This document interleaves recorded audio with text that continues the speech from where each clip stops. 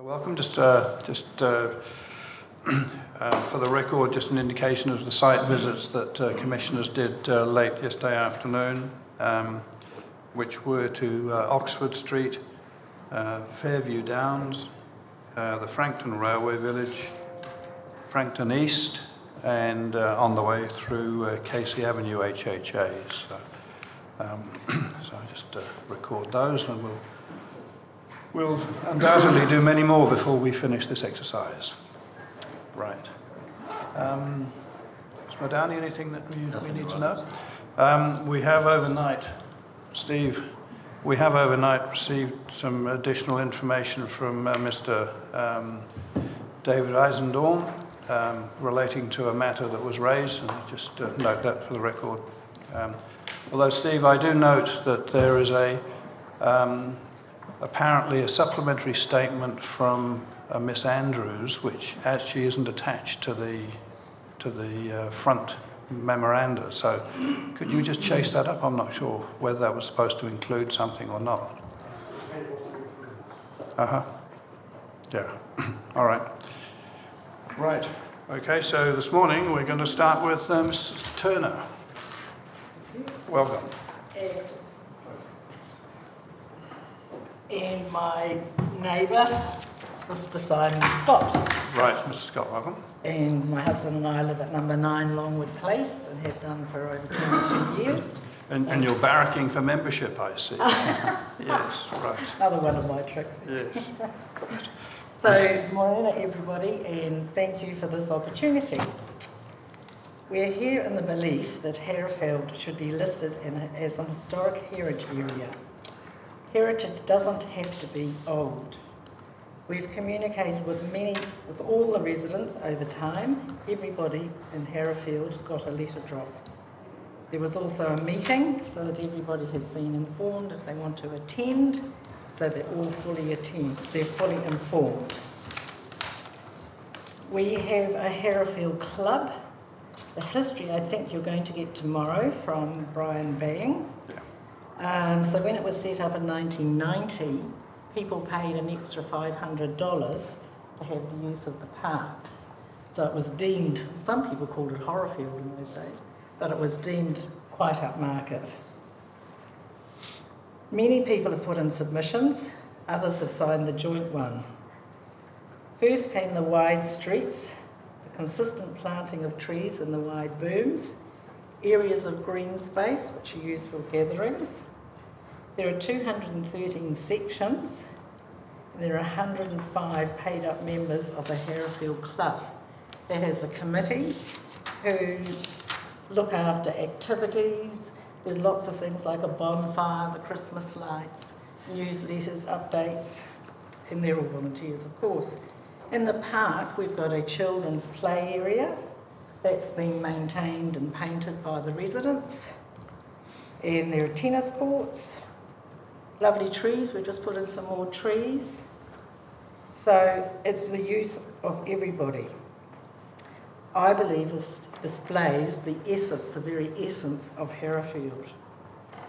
The similar physical and visual quality of the houses built on the very large sections with consistent intensification, we believe deems it to fit in the historic heritage area. Also the wonderful gullies.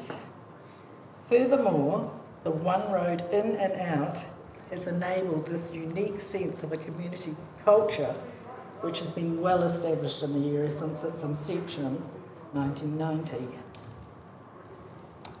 A great example of community with many differing cultures, a mix of ages that I know of from 94 down to 1, makes Herefeld a very sought after suburb. We believe it needs to be protected for now and future generations. We believe Herefeld contributes to the understanding and appreciation of New Zealand's history and cultures. Furthermore, we believe further development could erode this, which in turn could have a flow-on effect into our wonderful Tauhara Park in SNA, which borders the Herefeld area. The landscape of Tauhara Park, together with its wildlife, is so proudly cherished by locals and visitors alike. Our sense of identity and belonging all adding, combined with Harrowfield itself. This makes Harrowfield, and obviously its name, Harrow and Field, an unique area, not just in the Waikato, but also nationally. It is the only one. An area developed from a traditional working farm, which is so Waikato, as we all know, which warrants recognition and protection, making further subdivision, we believe, inappropriate in this lovely, spacious area. We disagree with the peer review defining HHA only by time frames. We believe time is ever moving and it is actually history in the making. Rather than using time frames, people's perceptions, which are so very well represented in the number of submissions that have been put forward. It all contributes to Harrowfield's identity, sense of place and belonging, and contributes to Hamilton's historic heritage. In summary, we believe Harrowfield warrants inclusion and thus some protection afforded by the HHA from further subdivision.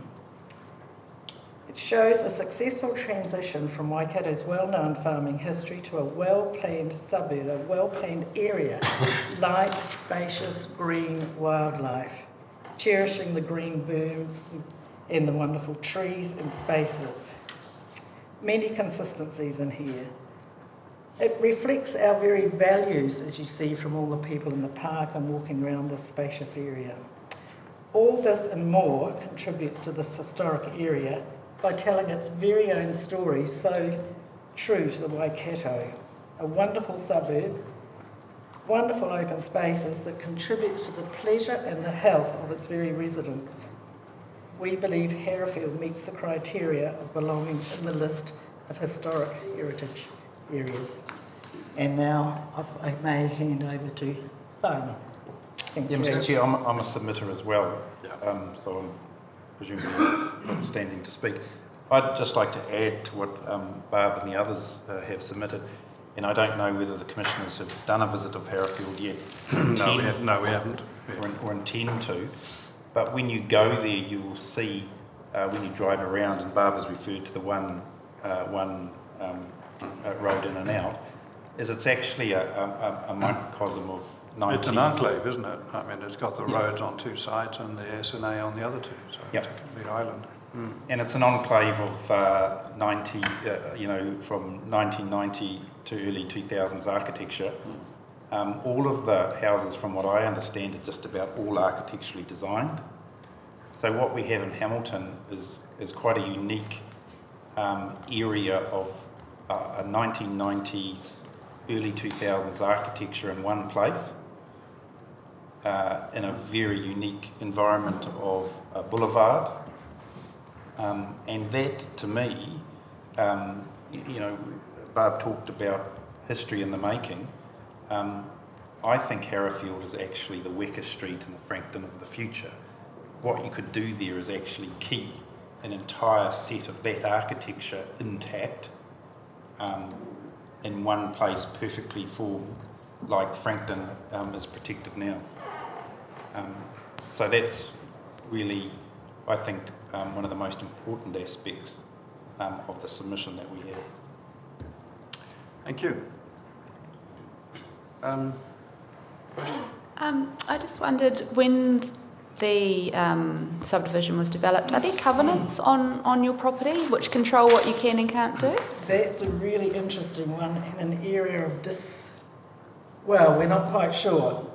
We believed there were, and then I think they got lost in translation. Yeah, there's, I describe myself now as a retired lawyer, but there's some urban myths, and I've never got to the bottom of what actually happened. There are some stories that suggest that there should have been covenants and they weren't placed on them. There are some covenants on some titles, and that some of the older lawyers in town who are now retired and or dead would be able to answer that, what happened in the past. But no, there's not, but there is a general belief that there should have been, and it was a mistake by the law firm acting. That's it, yes. And they would have been covenants on subdivision or further subdivision? Correct. Yeah, right. And further subdivision and things like, materials and things for the houses, what you can and can't use, that was the sort of intention or not, or was it just further I haven't got that detail. I've certainly got the stories about subdivision Yeah. and that, as to the detail of, those sort of things, and whether you're allowed to put a caravan on the front, I don't know. They're just very common tools used in subdivisions now. They are. But just wondered if that was the case back On then. my title, it has got the fencing covenant has been removed. Okay. So that's one, but Yeah. You? Thank you both for your submission. Just, are you fully aware of the rules that are associated with HHAs in their entirety? They place a lot of restrictions, and I just want to test that you're mindful of what you're asking for. we Yep. believe so. And we also, if I might say, have held, I've got all the minutes from the meetings of all the residents were invited to. And so if they wanted to, there are all the letters that they got, just saying you may have received a letter from the council. If you want to talk further and learn more, we will have a meeting in the park. Whoever wants to attend, and we got a really good attendance. We've got notes here from the meetings. So yes, we shared all those things, and there was some good discussion, as you can imagine. But my view is clearly the benefits of having that outweigh anything you'd have to, get consent for and whatever in the future for this, that and the other. Can I ask one more question? I mean, when you turn your mind, I was taking notes when you were both speaking, and the one point I got from both of you was the concern about intensification. If the MDRS hadn't raised its head as a potential, would have you, as a community, had been wanting this? Is this a way of trying to mitigate your concerns about intensification? Another. Oh, yes. Okay. I mean, you take every opportunity you can Yeah. to safeguard and whatever levers you can pull to do that. Why not, frankly? All right. Thank you. Thanks. Any questions? Mr. Knott, can you just remind us, I know you looked at this issue, and I know it's post the 1980, pre-1980 sort of script that you had. Yeah, just to... Yeah, that was one of the main issues, and I've sort of heard today in terms of the comments made regarding the architecture and the fact there were local architects involved with many of the buildings. But I think really from my perspective, it just didn't seem to hold together fully as an area, because there is some quite a significant variation in terms of materials and building design, and also sort of the front boundary design. I accept that's also reflective of the period, so it's a bit of a dichotomy really in terms of that, but I'm more than happy to have a further think about it and come back to you with some further comments if that's okay. Okay. All right. Yes. Thank you both. Appreciate your time. Thank you.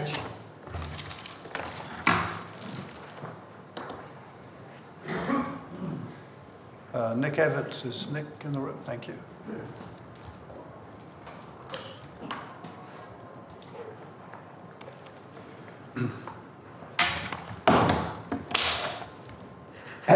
Morning, Mr. Everts.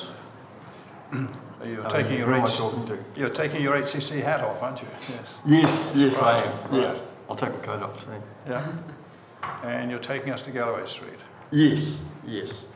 Now, you're talking about a specific building rather than HHA, I think, weren't you? Yeah, it's yeah. So just to let you know, the built heritage stuff we're actually dealing with in September, but that's fine. A number of submitters are coming into this sort of set, but just so that you're aware that it's an outlier, if you like, in terms of this hearing, but we'll take it forward. Okay? Yeah. Okay. Look,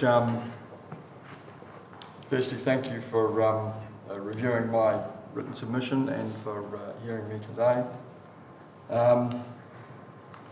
Yeah, I live at 195 Galloway Street in Hamilton East.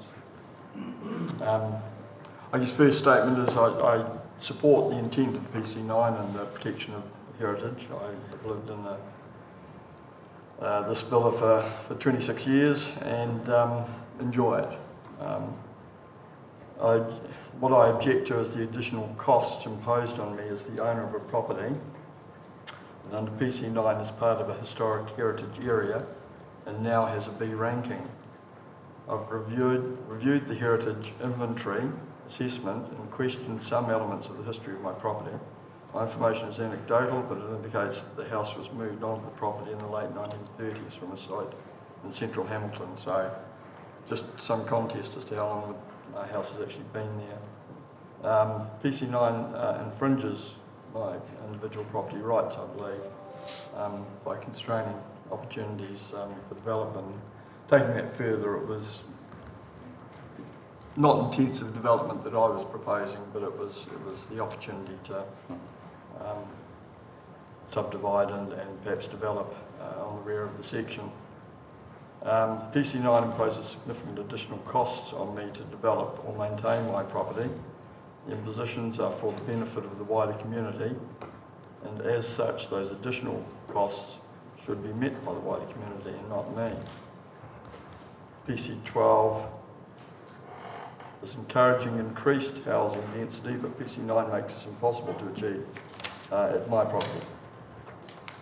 I request review of my B ranking and consideration of compensation by council of my planning application costs and consenting fees. And there may be other options that could be considered. But yeah, I guess I'm simply objecting to the fact that there are impositions on my rights as a And of course, property owner. I mean, even if the heritage classification of your building was removed, you're still within an HHA. HHA. Yeah, right. Okay, and that's understood. Dave, any questions? No, that's very clear. Thank you. Okay. Anything? No, very clear. Thank you. Thank you, Ms. Evans. Okay, thank you. Warren Gumley.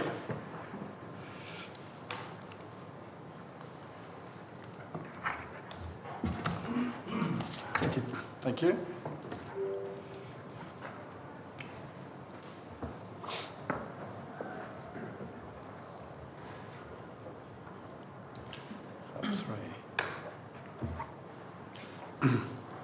Unusual position for you to be in, isn't it? It is, yes, yes.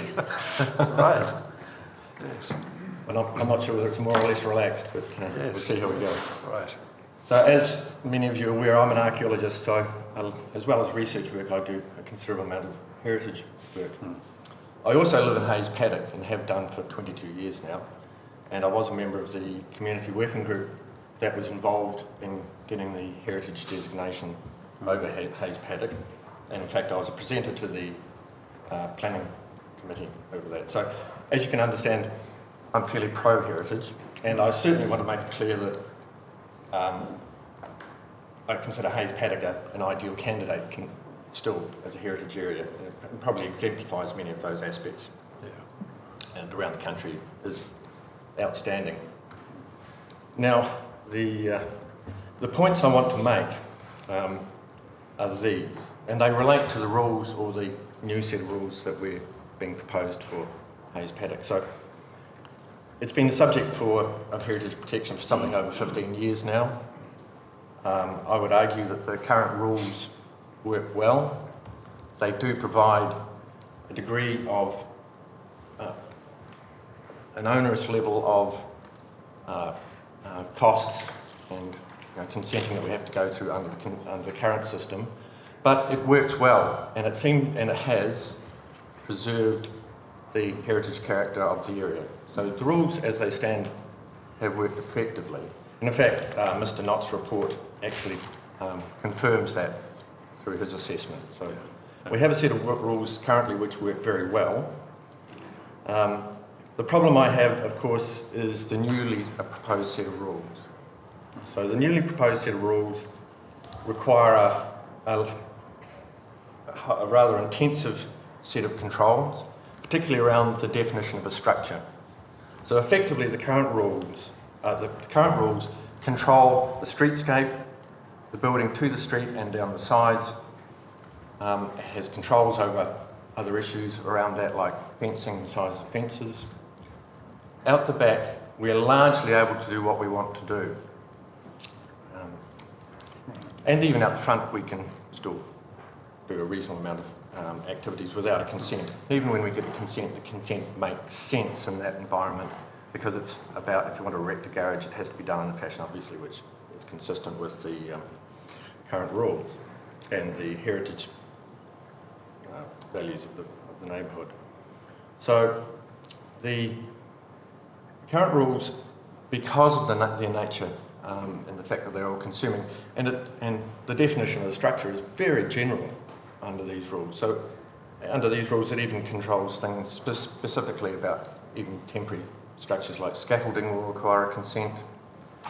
Even a garden shed you might buy from Mitre 10 and put in your backyard will require a consent. So these additions are quite onerous, considering the effectiveness of the current rules. I would suggest that these rules and the nature of these rules will actually mean there will be a high level of non-compliance. There have been some amendments proposed to us with respect. Unfortunately, I haven't got any of that material because... No, that's fine, but there have been because, some amendments, I think, to the definition of structure or exemptions from that proposal. I just wonder if somebody would just... If I could. Unfortunately, I only found out about the hearing yesterday. No, that's fine, that's fine. Yeah, there has been. Sorry, I don't have it immediately in front of me at the moment, but in effect... Scaffolding came out, I think. Scaffolding is now a permitted activity, and I'm desperately trying to think. I think there was a 6-month time limit on it. It may not have come through the time limit. But certainly scaffolding is... Oh, we've got it here. Great, thank you. That's it, yeah. Just to see whether in actual fact this satisfies that element of it all. I would like to read the whole of those. Yeah. Go any further, but- So we've got scaffolding or force work erected for a period of not exceeding 6 months for maintenance and construction purposes is permitted. And the erection of a garden centre for no greater than 7 square metres located to the rear of the dwelling and no more than 2.2 metres high is permitted. So those changes have been made, picking up sort of submissions like yourself. I would argue that any rule that is more excessive and more controlling than it is at the moment would be unfair. So I think currently we can make additions to the back of the house.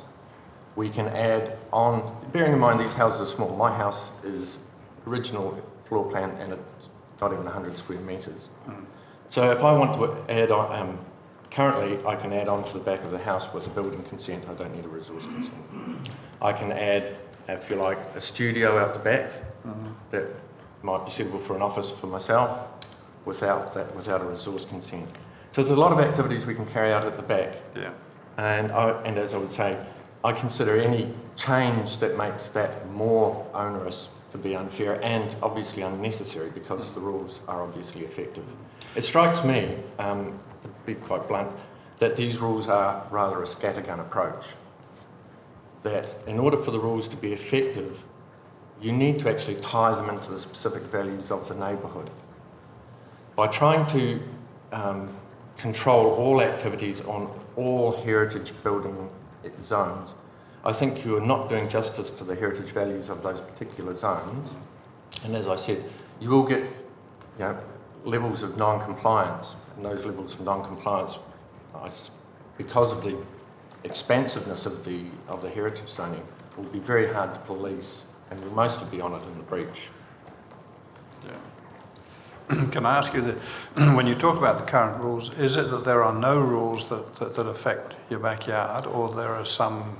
I mean, presumably there'll be some height sort of standards. Yes, there are things around about. But in terms of backyard, activity, it's the standard planning rules that affect Yeah. So, Right.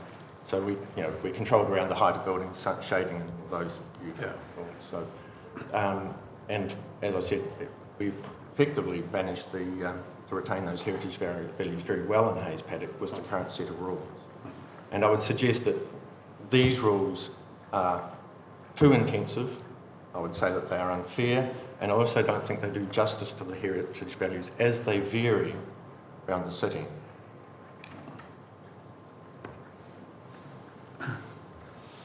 So I don't see there's any particular justification or any apparent justification for these rules as they apply to Hayes Paddock, quite simply. So, and as I said, I think the one-size-fits-all approach is inappropriate. This is both my personal opinion as a homeowner and also as a professional in the heritage area. I think these rules are actually... So can I just ask you, so are you going a step further by implication there that, that if there are any HHAs, they should basically have bespoke rules? I think that to be the most effective, they really should be, and I think they should be well considered. To be honest, I've had a look at, obviously, I have a professional interest, so I've looked more widely in this, and I think the rules are let's put it this way, we have a series of heritage zoned areas currently. Hayes Paddock's one of them, parts of Hamilton East are part of them, the Railway Village is part of it, Temple View is another one. They all have very clear heritage values. Those values are outstanding, both in some cases nationally, in the case of Hayes Paddock and the Railway Zone and Temple View. They're unique. I have issues with, it strikes me that there is rather a scattergun approach, just to repeat my analogy, to the way these have been applied. I've looked at the matrices. I think matrices are a very weak form of justification, and I see them used a lot by planners and planning. In my area, in archaeology, that would represent a lack of rigour, to be honest. And I think a lot of the heritage areas proposed for heritage zoning are weakly justified, and I think that there is an attempt to try and spread a lot of this around the city, and there's a lack of integrity in the, and I mean integrity in the sense of there isn't a really well thought through argument with this that ties all this together and coherently places it in a thematic framework. And I don't see that well argued, especially for the highly expansive nature of how these heritage zones have been produced. So it strikes me that there's a lack of justification for a number of these. And I think that's led on to this really quite expansive set of controls that are being tied into this. And I think that reflects the lack of clarity in some of this heritage zoning. So from my perspective, both as owner and someone with some professional experience, I've worked in heritage one way or another for 30 years, as well as being a research archaeologist. So it does strike me that with this level of argument, it's really lacks rigour that we would be required to produce as archaeologists within the heritage museum framework, for example. Let me just take you off script for a second. Is it your view nonetheless that those particular 4 or 5 that have been identified merit HHA status, including your own? I have absolutely support the heritage status of the areas that exist currently. So I see there's really good argument. They've been put together with focus on each of those areas, and they work their way into the district plan on that basis. So it hasn't been an attempt to spread it over the whole city. So certainly I'm familiar with 3 of those. I'm not so familiar with the process for Hamilton East, but I was to some extent involved in some of the other ones. And they all went through a very rigorous process where each of those neighbourhoods was assessed in detail, and they were assessed as single entities, if you know what I mean. They weren't bundled together with a whole city-wide approach. They were assessed as single entities and quite rigorously done through a process of intensive consultation, and in fact in our case of area proposed by the local community, and as I understand that was the case for Frankton as well. So I think those 4 areas, Frankton, ourselves, Templeview and parts of Hamilton East, merit heritage zoning. I'm a little bit less convinced about some of the other areas that are being proposed for zoning. Yeah, okay. All right. I have nothing else to say, really. Just a sec. Yeah. Thank you, Dr. Gumley. Just in your in your submission, you talk about the site-specific heritage impact statement and saying that they're unnecessary for, at the moment it would require it for trivial modifications. I was just wanting to know, are you objecting to a heritage impact statement full stop, or is it just certain activities you don't think they're required for? Just wanting the scope of the, at present, do you have to have a heritage No. impact assessment to We undertake don't any have to have a works? heritage assessment. No. So the level of controls is lower than that. I would be concerned that you would have to get a heritage statement for low-level work. In my current work as an archaeologist, I'm sometimes involved in requests for what I would consider to be a very low-level assessment. I consider that when I'm involved in those situations, I think that's largely a waste of my time and clients' money, because it doesn't actually have any tangible or intangible benefit to heritage. So often the impacts are going to be so minor they have no real impact on the scientific or heritage values of the site. But nonetheless, they are requested by regulatory authorities. So I think this having to have a heritage assessment is an extra layer on top of getting a resource consent. So then you don't have to pay, well, probably have to pay for a planner effectively for a resource consent. But now you're also having to pay for a heritage assessment, and I have to ask who is going to do that heritage assessment.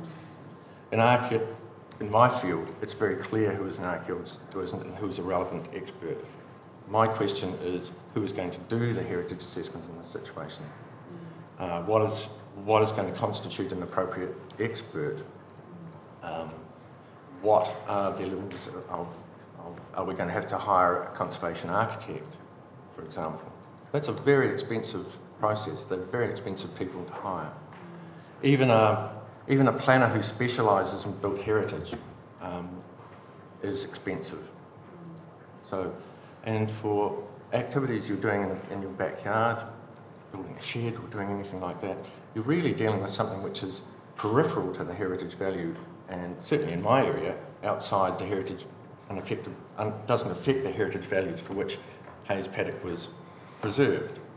You have to bear in mind that all of these places, particularly if it's an older suburb, have already undergone significant changes. Some buildings have been removed, some buildings have been altered, and that is part of the natural progression and development of any area.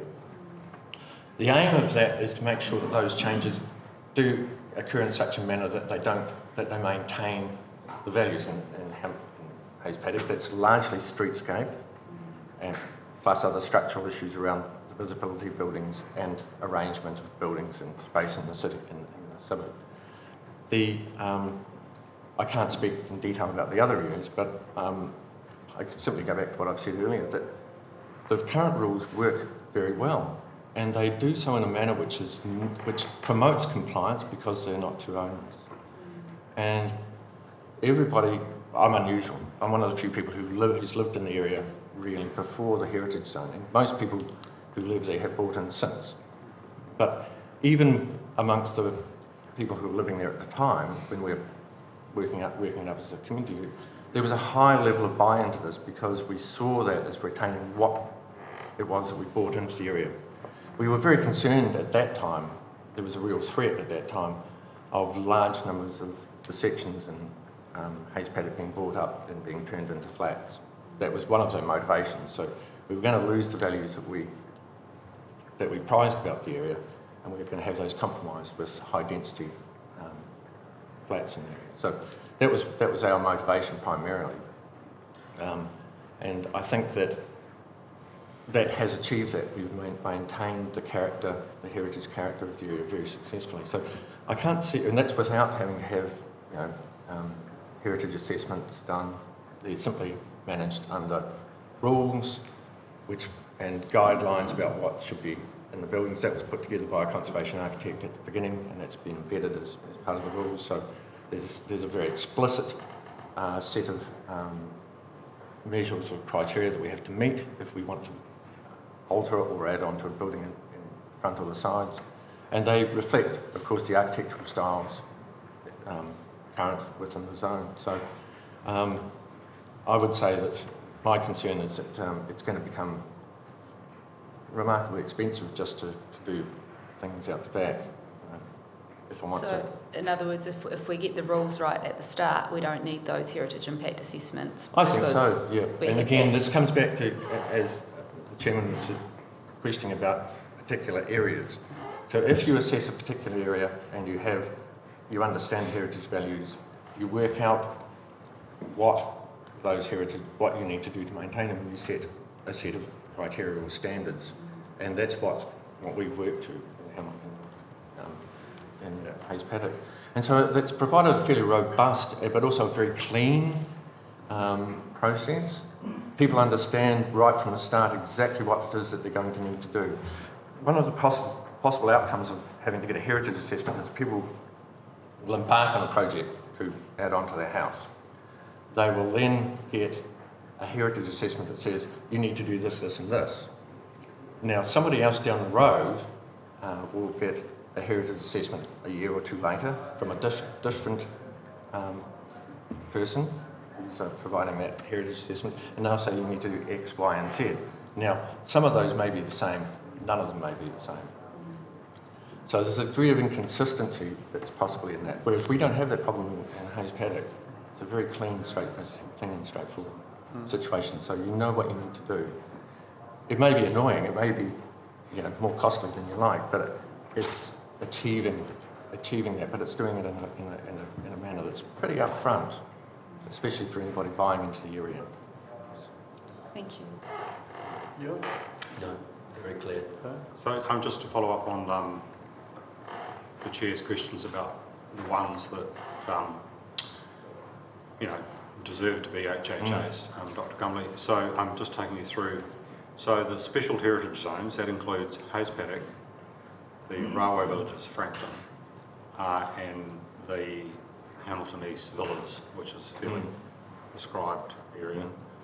And then the special residential zones includes Hamilton East, Claudelands, and the development control area, also in Hamilton East. So there's sort of like the double coverage there. And Templeview. They are the special character zones that have some relationship or bearing on heritage values. Is there anything in that list that I've just gone through that you wouldn't automatically in your experience in? I think Templeview very definitely, and I think there's arguments for both of those areas. Claudelands, I would note, is a special character zone currently, and so it's currently not recognised. It's recognised, semi-recognised for its heritage values. One of the issues I think with Claudelands it's prevented it being a full heritage zone in the past is because of the high level of concrete block flats that have been developed there during the 1960s, which has perhaps taken the edge off the character value of the area. You can make an argument perhaps at this date now that those blocks of flats themselves have some character value, but I'd hate people to be sentenced to living in them for the rest of their lives just on that basis. So yeah, I think Claudelands has aspects of merit for heritage, but I think it's also a very compromised place. So compromised because of those concrete block flats. So that would be more marginal in my view. And these are my thoughts as an archaeologist who's worked in heritage areas. So But it's useful to know where you think the threshold is. So Claudelands is right on the cusp. I would say, yeah. Claudelands is kind of, I can see you can make an argument for it, but I can also see how that would be compromised by the, sort of the post-1960 developments. And if we, in terms of the heritage impact statement, if we landed in a position that said you need an HIA for demolition, relocation off-site, major additions and alterations on the street face of the building. So if we picked on those things, which are obviously made at the high end, would that be an appropriate place to have an HIA? Or I think you're looking in the right direction, and this comes back to what you were saying about heritage rules that work for each of those different areas, because they all have different values. And I've described, like the Claudelands, the sort of issues you have that separate Claudelands out from Hayes Paddock or the railway village, for example. So I think, yes, you need to be thinking in terms of levels of protection that are commensurate with the heritage values in those areas. And the type of rules you're talking about with around moving buildings, taking off and replacing them is potentially an appropriate level, for example, for chlorine. Right. And it's that commensurate with which you say is unclear. Yes, I think so, and I think, as I said, I think this is the rules are blanket they cover all of the heritage areas, and I don't think that's appropriate or fair. And I think you can achieve the same outcome by showing more discretion in the areas that are included, and also understanding values and writing guidelines and rules that work for each of those areas. It may well be you have more than one area that can be serviced by the same set of rules, but nonetheless I think that's a really important distinction to bear in mind. You simply can't dump all the same rules and the same controls, I think, and be effective and fair. Thank you. All right. Thank you, Dr. Gumley. Very helpful. Thank you.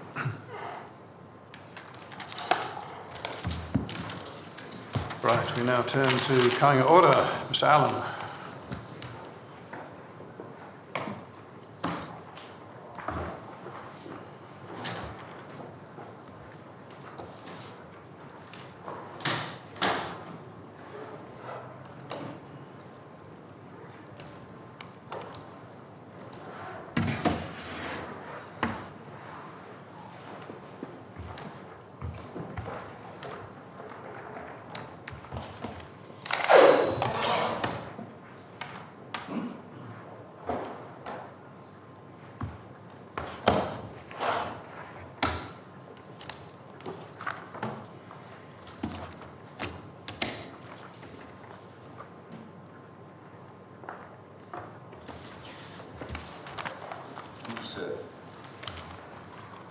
That mic works as well as that? Yes, apparently. Second.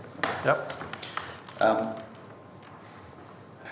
Morena all, we've been watching you on the screen, and I have to say that the technology works very well. Have you got nothing better to do, Mr. Allen? I've had other things that are just as good to do, but happily you can go back and re-watch things you missed. So Right. it has worked, and I'm very grateful Good. to you and Mr. Rice and his team for what they've done.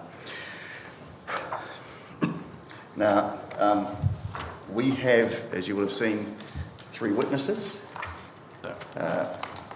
Mr. Liggett, who's at my right, Mr. Brown, who's there, and Mark Thode is with us. Michael Right, Campbell yes. was hoping to join us by screen. I'm not sure if he is doing so.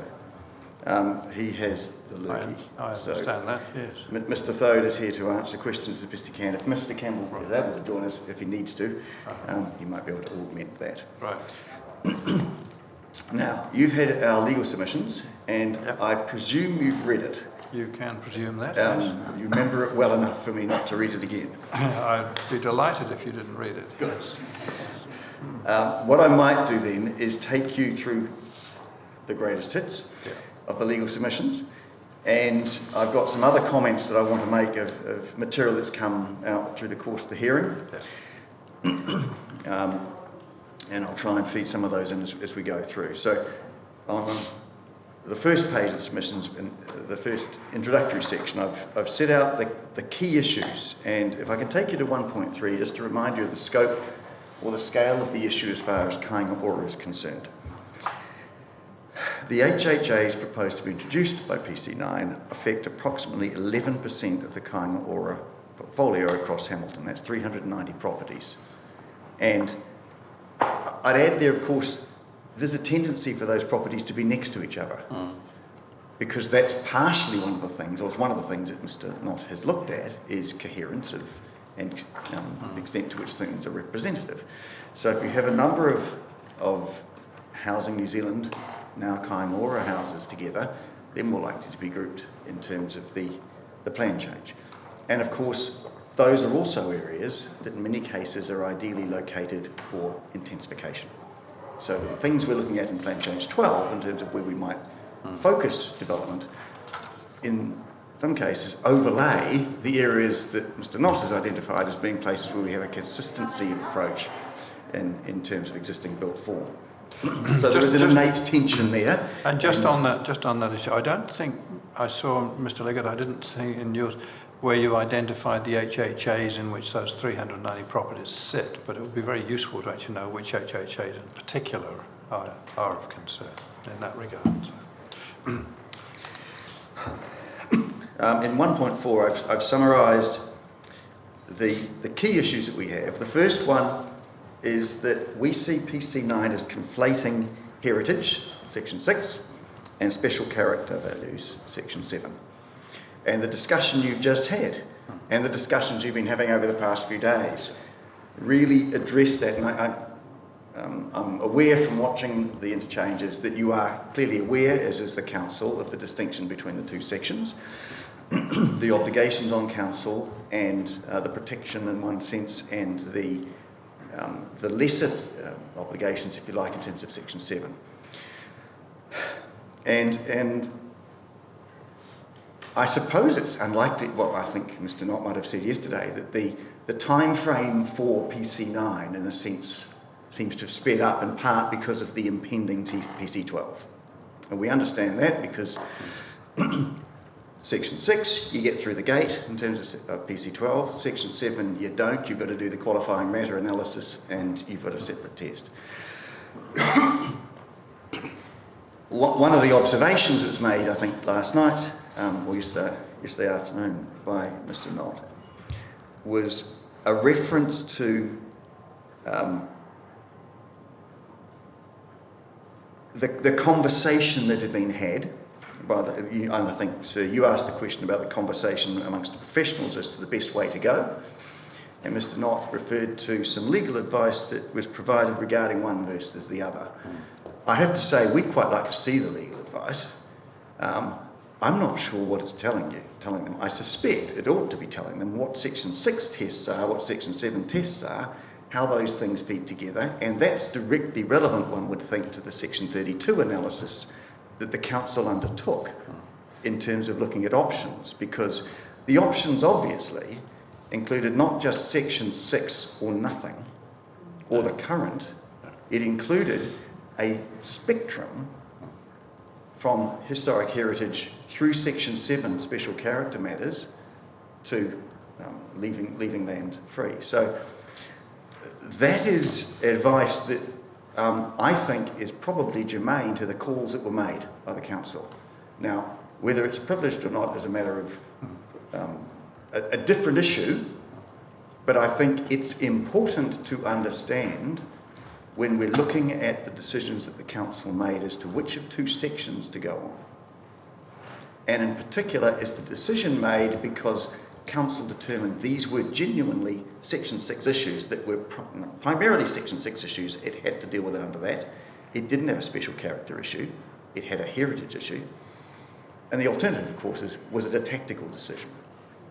And I would understand if it's a tactical decision. Well, I would hope it was a Section 6 versus Section 7, but I suspect, given where we're at, and the pressure that's coming from Parliament in terms of these issues, that those broader issues may have come into it. But the consequence of that, I think, is we end up in a position where we do have this conflating of the two, although, to be fair, Council's been quite clear about recognising the differences of the tests. But we end up in a position where we say, these areas, if they are anything, and we'll leave aside the ones that are existing, the Hayes Paddock and the like, but the other additional areas, if they're anything, they are special character, and as you've heard from, or you would have read from the Kāinga Ora witnesses, they've got a concern as to whether they're anything, really, in many cases. So that's the first issue that we have. Yep. The second is the bespoke assessment methodology. And there's material in the evidence, there's material in these submissions on that matter.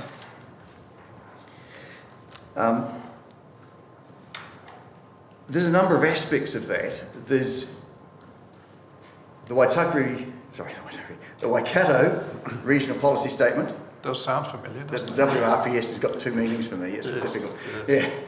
The Waikato Regional Policy Statement has a series of criteria. They feed into some of the provisions in the Operative District Plan. The question then becomes, have they actually informed the decisions that have been made by the council in terms of PC9? And the evidence that we say is they don't seem to have. There's a whole range of other factors that have come into it. So there's that question about that part of the methodology. The other bit that's particularly challenging for me is the use of the word or the test of moderate. If it's moderate, you get through. And I'm going to, in my submissions, I address what I think the RMA is dealing with in terms of historic heritage. It's not moderate. It is a degree of specialness. And we don't think that the test that's been applied by the council in terms of identifying these areas deals with specialness. It deals with whether it's typical, whether it's representative, and whether it gets past that moderate threshold. And the consequences, we have areas that if you pass through them, you may not recognise them as being particularly either special character or particularly historic heritage.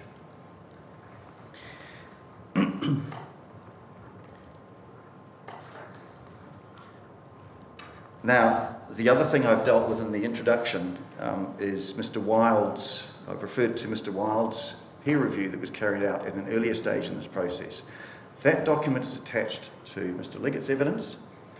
What we have noted is that in the course of the submissions is we approached Mr. Wild to say, well, did the council's response deal with the issues you had?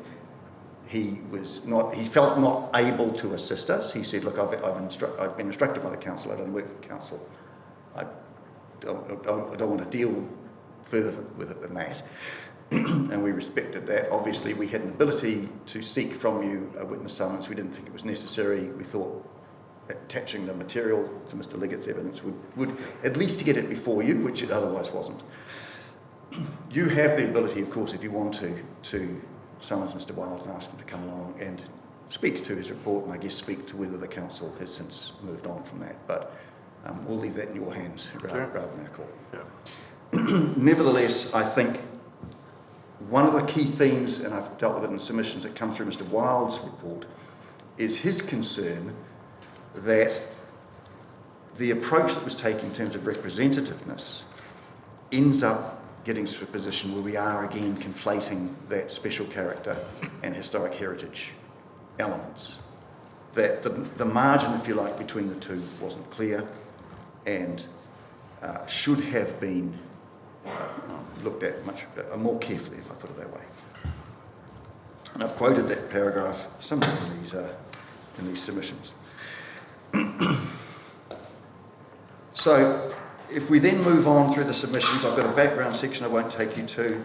I've got the part 3 refers to the Kāinga Ora submission. Again, I won't take you to that. We then have the approach, or the issues with the council approach, and in 4.1 I start talking about the basis for the control of section 6 and section 7. I think having listened to you, you're familiar with these issues, and you've read the submission, so you've got our thoughts on it in any event. The one thing I would say is I've referred to case law. I've referred in 4.3 to King Salmon and quoted from it. Oddly, the footnote disappeared from that, so I don't have the reference, but I know that my friend Mr. Muldowney put it to you, and it's a case we're all fairly familiar with anyway. That's the little comment it has on 6 and 7. We then have a series of cases we referred to, the Housing New Zealand Corporation Auckland City cases, heavy haulage cases. Those, in the footnotes, are given references to relevant paragraphs. We've got copies of them if you like them, and I can hand them out, but it's worth a little look through, only, I think, if you've got a degree of uncertainty about the division between the two sections. And I suspect that having got to the stage in the hearing, you're very clear on those issues. So I won't read that material to you, but I think it's an important part of the base understanding in terms of this plan change. The next section deals with the departure from the Waikato RPS and the ODP, the district plan provisions. And again, I've summarised a bit of that. In D on page 8, we referred to the criteria, and the wording used in the criteria in Table 29 of the RPS, and the reference to wording such as significant, distinctive, special, unique, uncommon, innovative, notable. And that wording, I think, is an important element of a consideration of historic heritage. I appreciate that when we go to the definition in the Act, as Dr. McEwen said yesterday, it doesn't have the word significant. But if you just left it at that, as she said, everything's got some degree of significance or some degree of relevance. And if we're to have these provisions, which are, after all, in Section 6, matters of national importance, have any meaning at all, we have to ascribe a bit of care to the way that we identify matters that get across the threshold or don't. The Waikato Regional Council has done that in terms of its RPS, and the district plan, in a sense, does that when it refers to that kind of wording in a more general way, So as I referred to in 14. your submission there to us is that those words, significant, distinctive, special, etc., is a level up from moderate. Definitely, and it might be two. It is quite a different analysis than just finding whether something's moderate. Yeah. And you may have, since you've been watching online, you may have heard that we had a bit of a discussion with some of the witnesses about the issues that are posed in the heritage area by not having a set of guidelines, what the landscape architects have in a nice little table that translates what moderate means in a landscape sense in terms of RMA speak. And I guess that's one of the issues we have in terms of not having that guidance. But your submission to us is that moderate is much less than the significant. Yeah, I don't think you need a carefully written summary of moderate, significant, whatever goes beyond that, notable, to have a really clear sense that whatever the test is in my submission, it's not moderate. Yes. It's got to be more than that to qualify. And I don't know whether when you've been travelling around on your site visits, you look at areas and think, well, it might be moderate, but it probably isn't. It isn't impressing me that it's special in any way. And one of my, I guess, thoughts on this is, in terms of historic heritage, I think there's a real difference between significance, which in a sense is something special, and representativeness, which is something typical. And my reading of Section 6 has always been, well, for historic heritage, it's not just somebody lived there in 1860 or 1920. Let's take a less, if it's 1860, it might be historically important. Is that old? 1920, it's who was the person living it then? Who was the person who designed it? Those kinds of factors, but also, is it special? Is it an unusual, is it a house of particular architectural quality? Is it a house of particular age? Is it a street where there are a number of houses of particular ages if you're going to go from just the individual dwellings to the area? And I think one of the aspects of historic heritage to me is that it can be, and often is, unrelated to context, physical context. A building of particular importance has historic heritage and might be preserved in terms of Section 6, even if all the buildings around it have none of the qualities and no real relationship to them. So we have buildings in the CBD of Auckland that are listed and are protected, and they have modern buildings of varying quality immediately adjacent to them because the building itself has that value. Whereas when we come to Section 7, it's how do these buildings fit together? What's the character that you're creating? What's the amenity you're creating, to go back to that word? And that's often a function of the sorts of issues that Mr. Knott has been looking at with respect to representativeness and whether it's typical and whether it's giving you a sense of a particular character in an area. I think Of course. No, I was going to say, I think the term Dr. McEwen used was bestness. Yes, I heard that. I confess I've never used that. Linguistically challenged. So I haven't just used get it one yet. there. I was going to say, whilst Mr. Knott might have used the threshold of moderateness, That doesn't mean that in actual fact the particular HHA rested on that laurel, if you like. It could still have been significant. Correct. And what we need to understand is why the Correct. significance. Correct. So some of them may be just over the threshold, and some of them may be up here. And obviously Hayes Paddock, I think we'd all agree, is up here. But there's quite a difference between that and some of the ones that Mr. Liggett will identify for you in terms of being areas where Kāinga Ora has particular investments. I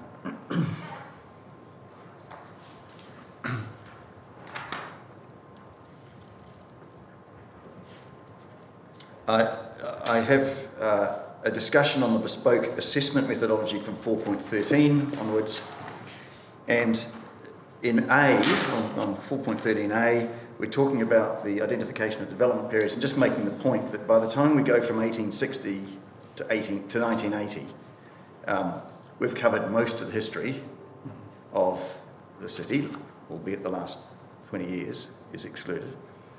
And anything in that period is going to get a tick in terms of that element. And then we come to the consistency criteria, and again, that's the representativeness, those factors I've just been talking about that I see as being more akin to the Section 7 amenity character matters than the Section 6 special, if you like, characteristics that run to historic heritage. I then quote on page 12 from Mr. Wild's report.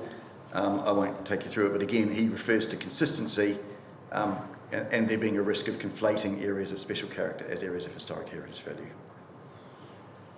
I then talk about the use of moderate, which we've discussed, and summarise that position in 4.15, but I don't need to say that again.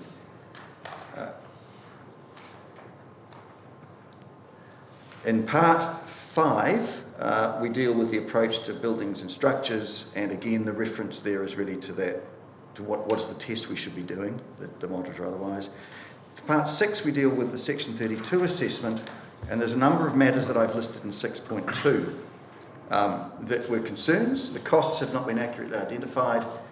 The assessment, we say, does not assess the opportunity cost of severely restricting housing delivery on these sites. I think importantly, and this is the one I touched upon earlier in D, the assessment only assesses, as we see it, effectively two options, being the status quo and the PC9 proposal. So there's been no consideration of a more nuanced approach of including some special character areas in historic heritage. And I think, and one of the questions or a number of you have raised through the exercise, or possibly answered yourselves, is where does that leave you when you get to a point where an area qualifies, you would think, as special character, but doesn't qualify as historic heritage? And the answer is you can't do anything with that at that point. You've got to make a decision on PC9 as it is before you.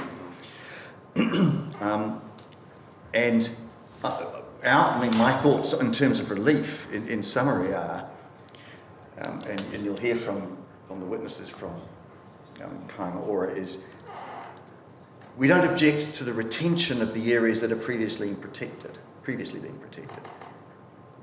Keep those areas. There will be some rules that may adjust for them, but focus on those areas and make the appropriate structural changes to fit them. But So just to clarify, that's all of the ones that Commissioner Sargent spoke about before, which is Hayes Paddock, Temple View, Claudelands, Hamilton East, Frankton. the ones that exist. Yeah. So there's no attempt to turn back time on those. We recognise that the plan change effectively elevates, but there's an exercise for you to go through to make sure you get the right provisions, we would say, in terms of those areas, and that's perfectly fine. Beyond that, though, we would say it's in our submission appropriate to delete the rest of the plan change, if you put it crudely. So the methodology, we think, has problems with it, and it's not needed at that point. The other provisions, any general provisions about what you might do in the future, and of course the other areas we say are not historic heritage. I don't know anybody's in a position to tell you whether they're special character or not, but in any event, that's not what the plan change is dealing with. the council in that circumstance would have to come back with a new plan change.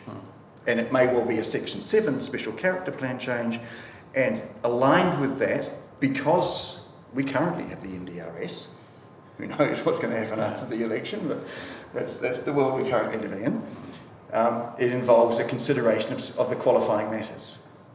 And my reading of the qualifying matters is that even if you're protecting an area, you do need to do a site-by-site analysis to understand how the components of that area all interrelate, and how many of them qualify with a tick, and how many of them qualify with a dash, and how many of them don't qualify with an X. There's a whole range of ways of doing that, I'm sure, and they're all crude to some extent, but at least they involve consideration on a site-by-site basis. And I think if that happens, then there may well be areas, some of these areas may well come in as special character. There may be qualifying matters that need to be worked through, but that's, unfortunately for council, where it has to go in terms of these areas. And yeah, Parliament keeps changing the rules, and it hasn't stopped, has it? We've got a promise of a new legislation, which won't make it easier. Mr. Allen, I had a question on section 32. If in terms of the cost-benefit analysis, if the objective criteria that we could agree on identifies the areas, and say it's just the chosen few at the moment. Yes. They get recognised. Does the cost of doing that actually come into it? Because they've already qualified, if you like, you know. So is it appropriate then to look at the cost of that, or is it implicit that in the identification of them that I think in the identification process, in a sense, you are saying everything's got some degree of historic relevance, whether it's 3 years old or 130 years old. There's a judgment call. There's a whole range of factors that go into the call saying that this is a Section 6 historic heritage matter. And there's then, innate in that is I guess a consideration of the cost of protecting too much, because it's not necessary. But the second part of it, and I think the really critical part of it once you've got to that point, is what then are the rules that apply to that, and that was the discussion you were having this morning, in terms of are the rules overly restrictive? Are they requiring, in practice, and I think, again, Dr. McEwen talked about this, in practice, when you go to the front desk of the council and you ask for a consent to do something to your house, notwithstanding the fact that it doesn't say, and you must get a historic heritage expert on it and write a report on it, are you likely to get asked by the planner involved, can you write me a report, please? And the answer almost inevitably is yes, because under the regime that was built up under the RMA through changes, more information is always something that council can ask. And the way that Parliament's changed the Act, it almost incentivises process over judgment. And you, instead of making a judgment call early, the tendency and the incentivisation for officers is to wait until you've got a truckload of information and you can't possibly be wanting any more, and then you make your decision. So I think in practice the position will be, if the rules enable it, council officers who are administering, who are not people involved in this room of course, will be wanting more information rather than less, up to whatever the margin will be. And I think at that point there's a real cost-benefit analysis that you go through in terms of the rules that you apply once you've decided this does qualify in terms of Section 6. But from Kāinga Ora's perspective, that we're not at that stage yet. We haven't reached the point where we all agree that these are genuinely Section 6 matters, or Section 6 sites, if I can put it that way. So, I mean, your cost benefit, it's broad. you can look at individual of the HHAs and say the costs outweigh the benefits. Yeah. What degree of historic heritage do we have here? If it's way up here, then we're prepared to live with the fact that we lose, crudely, the ability to redevelop that site or that area, and put in maybe 3 times or 4 times as many people in warm, dry accommodation, not housing that was built 70 years ago and isn't necessarily very good in the first place and is worse now. So that's an analysis, and if it's really good, Okay, that's a judgment call that collectively as society we live with, and the people who have to live in those houses have to find a way to make themselves warm and dry. But when you're further down, you've still got this cost that you're losing the ability to intensify in potentially the right location with public transport and give warmth and comfort to people. And at that point, that's a cost-benefit analysis too. And for us, that's the one that's actually applying, because Kāinga Ora's areas raise those issues in part because of the collective because of the ownership, which enables it to be redeveloped, which means the cost of the rules is greater in that land than it might be where ownership is fractured. In part because those houses aren't necessarily the same quality as in some of the more wealthy areas of the city where people may have spent a lot of money doing them up over time. Sorry, so let me just I'm just wondering to what extent you're saying that we need to take account of the MDRS in the section, in the PC9 process. I don't think you need to take account of the... So why would we be anticipating what Kāinga Ora might want to do in these areas? Well, a lot of the stuff is subject to other zones anyway. Kāinga Ora's ability to intensify development is not dependent upon the MDRS. And it hasn't been to date. So when you look around parts of Auckland or anywhere around the country where they are undertaking quite significant schemes, of the sort that Mr. Liggett, I think, has talked about at various hearings we've been at, perhaps not you, Commissioner Wilson, but the others, they are things that have happened anyway in terms of the current zoning, and they involve consolidating, moving houses sometimes, putting them close together, creating space for new houses to come in, and sometimes apartments. I think that's behind my request that in actual fact we understand which HHAs you're directly interested in. Okay. And if we can't do that in a nice, convenient form... No, that's fine. Just float it in with.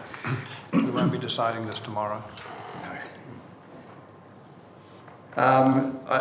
In part 7, I've talked about the relationship with PC12, and I think we've probably, in a sense, covered that. I have noted in 7.4 the timing of the public notification of PC9 and PC12 respectively suggests the relationship between them is not accidental. I think, to be fair, Mr. Knott has indicated, yes, the time frame changed because we do have this train coming at us, and that has implications, and I fully accept that. And then I've got the conclusion. Now, if I can just jump to the notes that I had in addition to that and see if there's anything that I have, or see the ones that I haven't covered. I think it is important, Mr. Muldowney referred to Mr. Wild's report in his submissions, which is the first time I think that it became apparent in terms of the documents before you that it exists, well, apart obviously from the Kāinga Ora evidence.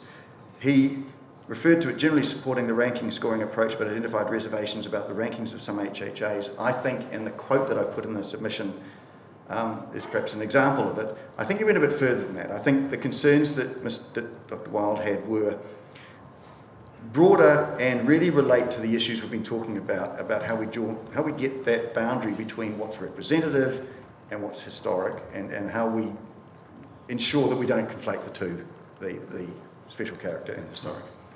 But I think it's worthwhile going back, reading his report, obviously, unless he comes and talks to the revised version, if we can't get any evidence in terms of where things are. And I mean, we'll have a conversation about that, but we've had plenty of technical witnesses before us who've made the same points. And that's essentially the judgment call we made. We have Don Brown here, so you can speak to that. I think I've talked about the definition of historic heritage.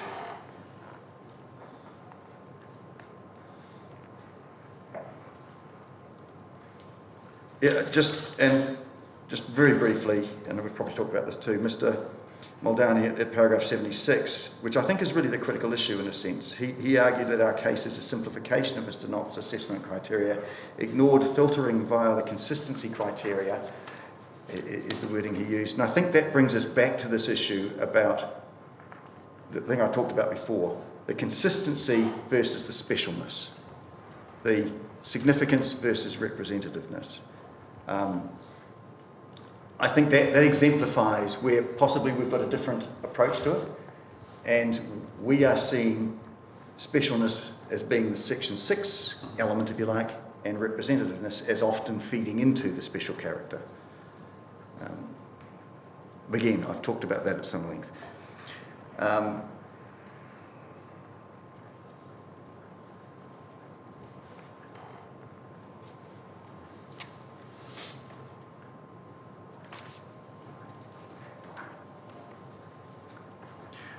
And I've covered the relief that we're suggesting, I suppose, at a high level.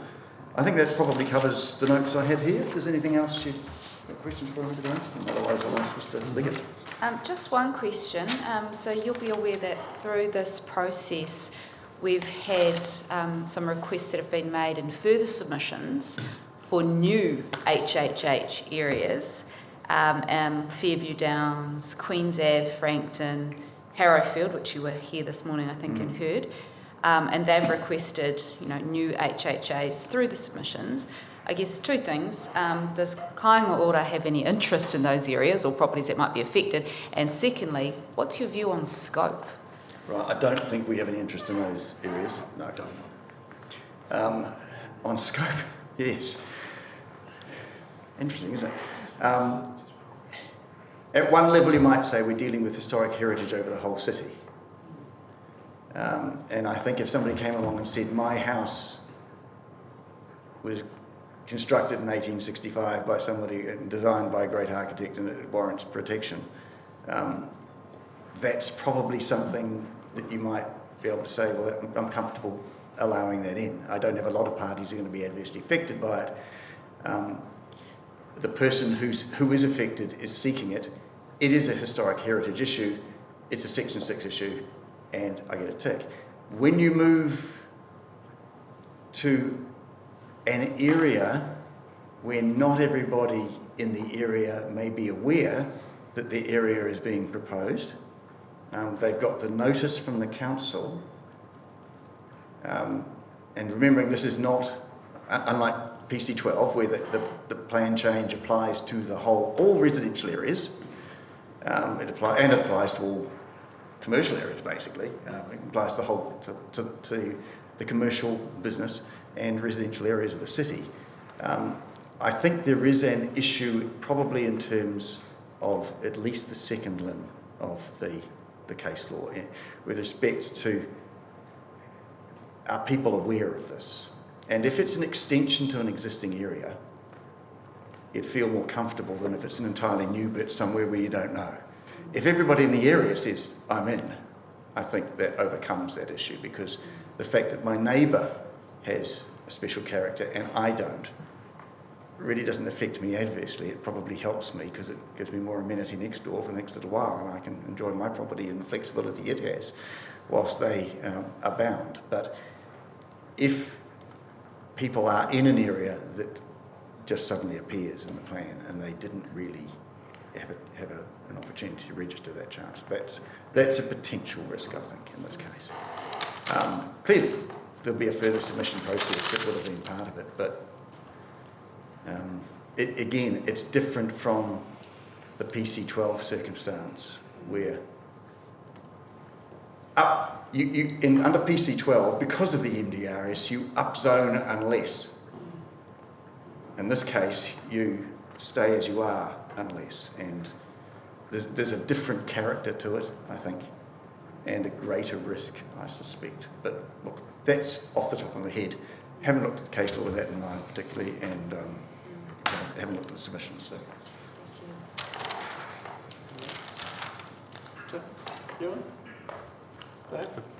All right.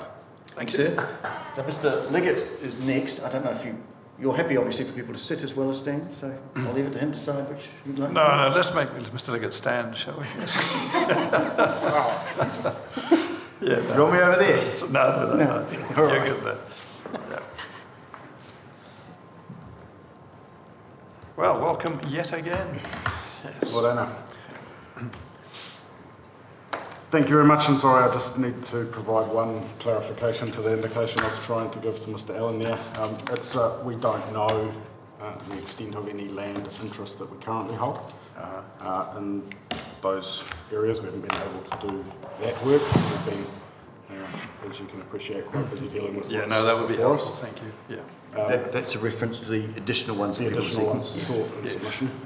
The other comment I would make is that the interests that we have, in terms of the submission that we've made in respect of this process, goes beyond just the 390 properties that we currently own and have identified, because obviously the work that we need to do means that land is not permanently static for us, it moves in and out of the portfolio. And the fact that we may not have a presence in a current HHA doesn't mean that there isn't necessarily a need at some future time to be in that location for a particular purpose. Acknowledge that. It's just when we do the the individual assessments on each one, it'd be useful to know what the implication specifically at this time for KO actually is. So, yeah. Do you want me to start there with the long list before I go through the rest of the evidence? Over to you. Given it's already been asked, I'll probably just give you that list because we do have that information. There is a couple of ways that's phrased up. Obviously, we've identified 10 of the council proposed HHAs that have derived themselves from the fact that they are predominantly a construction of state housing post-war. So there's 10 of those, but in terms of actual land or actual HHAs where we have land interests, they extend beyond that. So the full list would be Casey Avenue, Chamberlain Place, Claudelands, Fairfield Road, Frankton East, Hamilton East, including the Graham Street, Hayes Paddock, Matai, Hanau and Rata Street, Oxford Street East and Marshall Street, Rero Street, Save Crescent, Te Araha Place, and Wilson Street and Pinfold Avenue. Sorry, what was that last one again? Wilson Street and Pinfold. Thank you.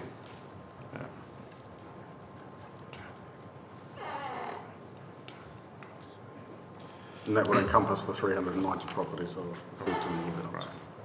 Okay, thank you.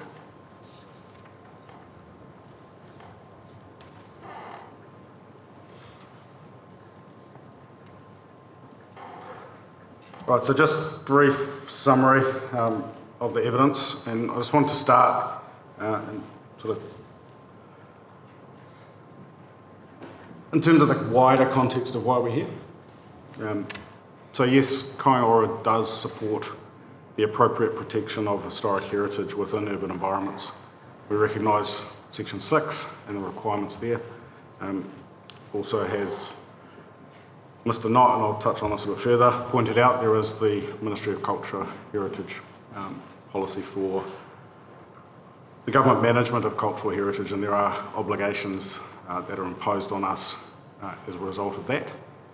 One of those, as Mr. Knott has highlighted, is to support efforts to protect historic heritage across the country when it sits within the land or assets that we control. But that support is where it is clearly evident that the area either has regional or national significance. Where there is an appropriate evidential basis for that, which justifies the protection.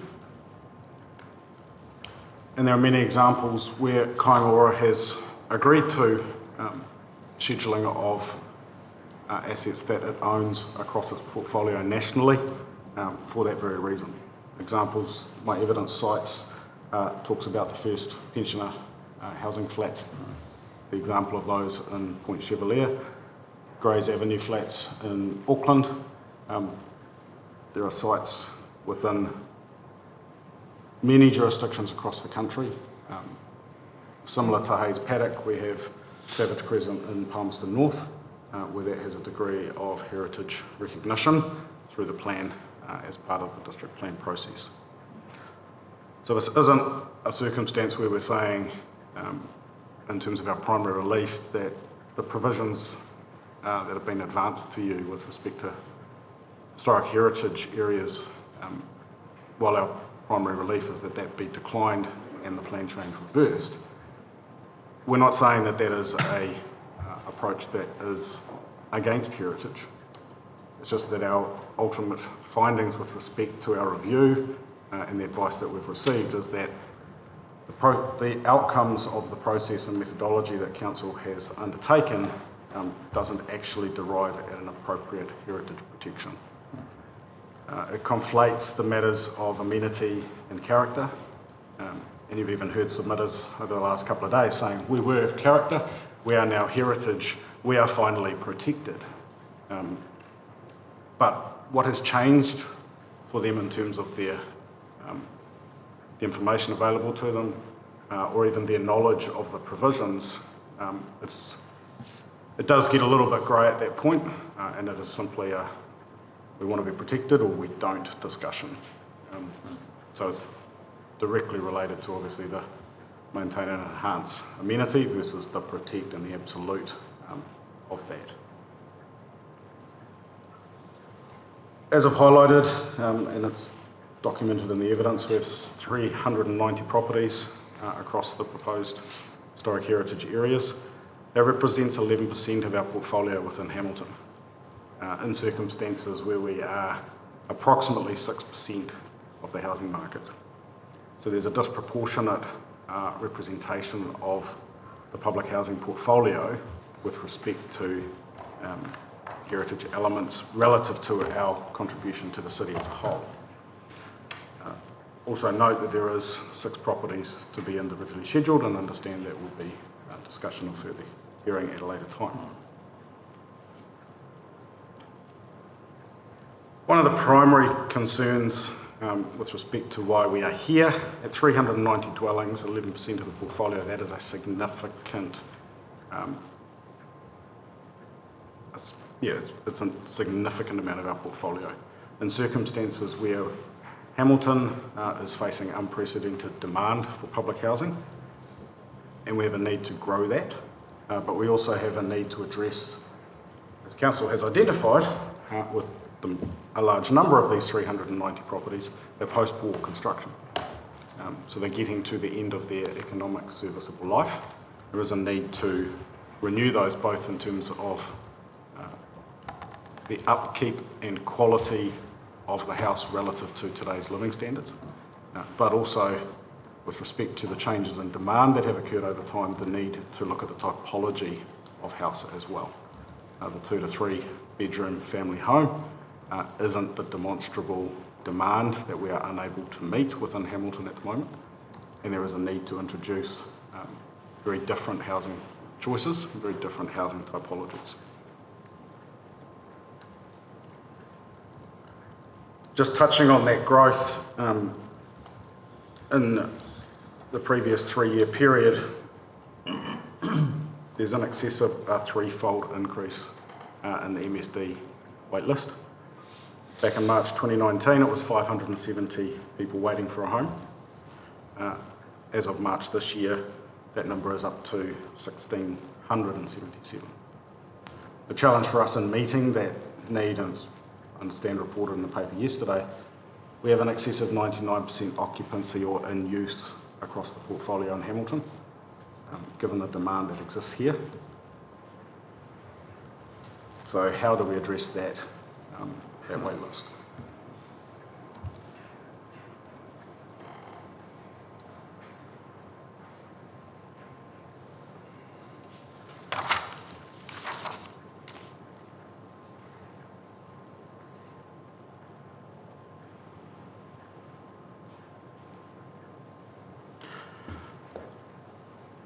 Probably described at length in this introduction so far the implications in terms of what that means in terms of 390 properties locked up. I can't give you accurate figures for what that means at a portfolio level. Just haven't been able to get to all of that data. Have been able to review some of the HHA's correlate that back to our own asset database, about a quarter of those represent nearly $55 million worth of Crown investment in the city.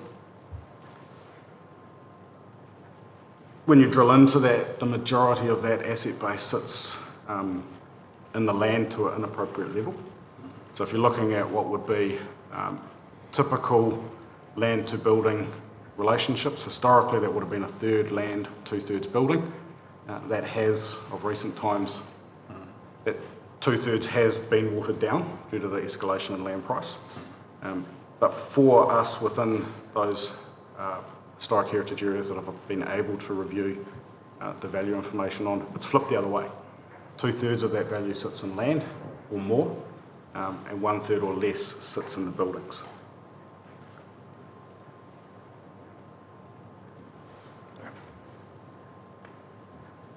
If we are to have heritage areas in the manner prescribed by council, we still have to address the need to reconfigure and upgrade that portfolio.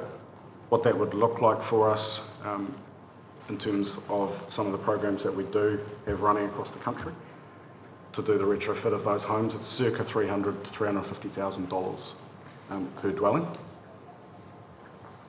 So limiting the option for redevelopment on sites inappropriately would mean that we're left with one option, which is the refurbishment outcome.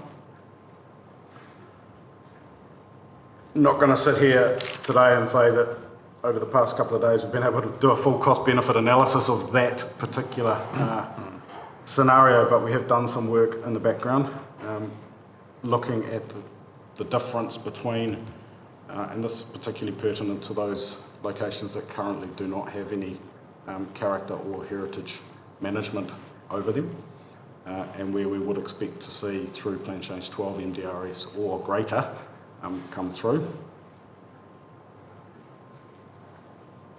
Across the 390 properties, if we just applied MDRS blanket permitted rules, we could expect to see an additional 770 homes built on that land.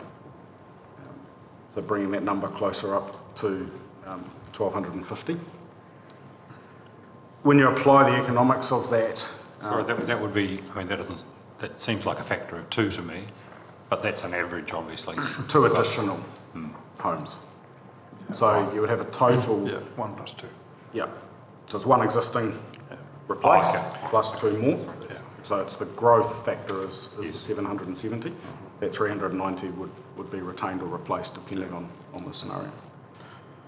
But if you walk that exercise or the auctioneering between retaining an existing building in situ protected and retrofitted, those values I was describing, on average they range as an asset class from circa $630,000 to $750,000, depending on where they're located within the city. Broad average approaching $700,000 of house and land. So if we retrofit that, we have a sunk cost of just over $1 million per dwelling. If we were to undertake redevelopment of that land to create the 3 houses permitted by MDRS, respecting that there's a different process to come, but as a model,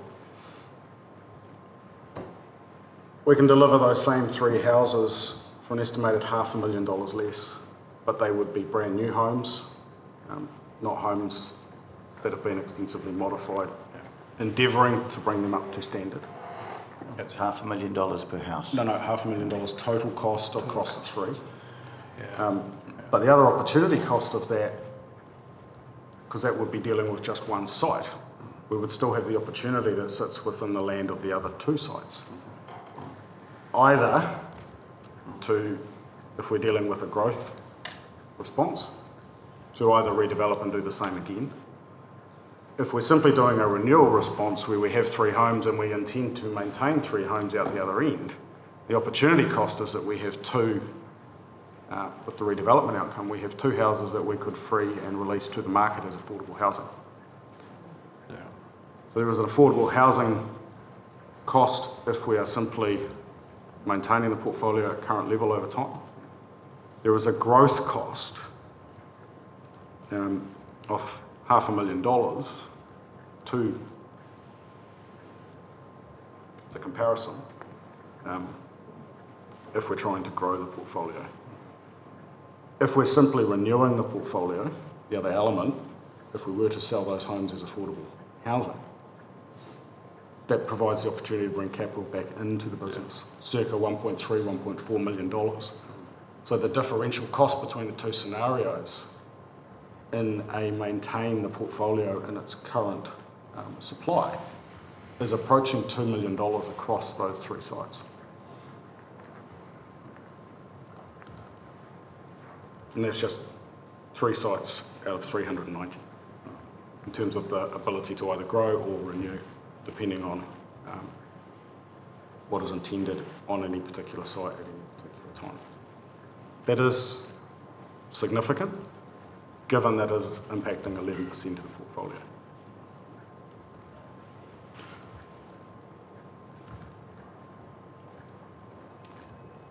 A couple of the other issues that we've identified in terms of the identification and going to the methodology.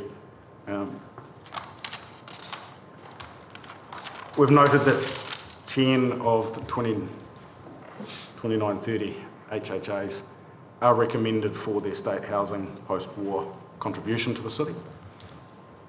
You know, we're dealing with over a third of the HHAs shooting straight back to the portfolio and its growth and development over time. Is that disproportionate? Is that appropriate? Are all questions that come to us. And more particularly, if we're thinking about protecting all of that, do we need to protect all 10, or should we use various words that have been bandied around, protect the best? Examples of that to give them a degree of primacy, as opposed to where we've ended up with some of them where the heritage values, while they're post-war construction, the heritage values aren't necessarily as evident or as strong as some of the other examples that exist. And if we look at the existing ones... And that obviously loops us back, because I mean, the submissions that we've received from council indicate that if it meets the threshold of a 6F matter, then we don't have an option. We simply have to recognise and provide. So we're not playing around with the best examples at that point, we're playing around with everything. And yes, you do need to do the assessment of everything. The challenge we face is that when we deal with the level of significance that council has determined as its threshold, that threshold appears to be very low. Yeah, no, I accept the argument that, well, don't accept the argument, but I recognise the argument you're making in terms of that. And that if in actual fact we determine that some or all of those 10 in actual fact are Section 7 matters, not Section 6 matters, then that opens up the options that you're talking about. Yeah, and that is, as an issue, goes straight to the heart of our concern, is that this is a direct conflation of amenity values promoted as heritage. And then we have end up, as a result, blanket heritage protection across the city. Yeah, yeah. But I mean, I guess the question, it's a question for you, Mr. Allen, I think, really. Do we need to take into consideration the negative cost of protection if in actual fact we determine they're Section 6 matters?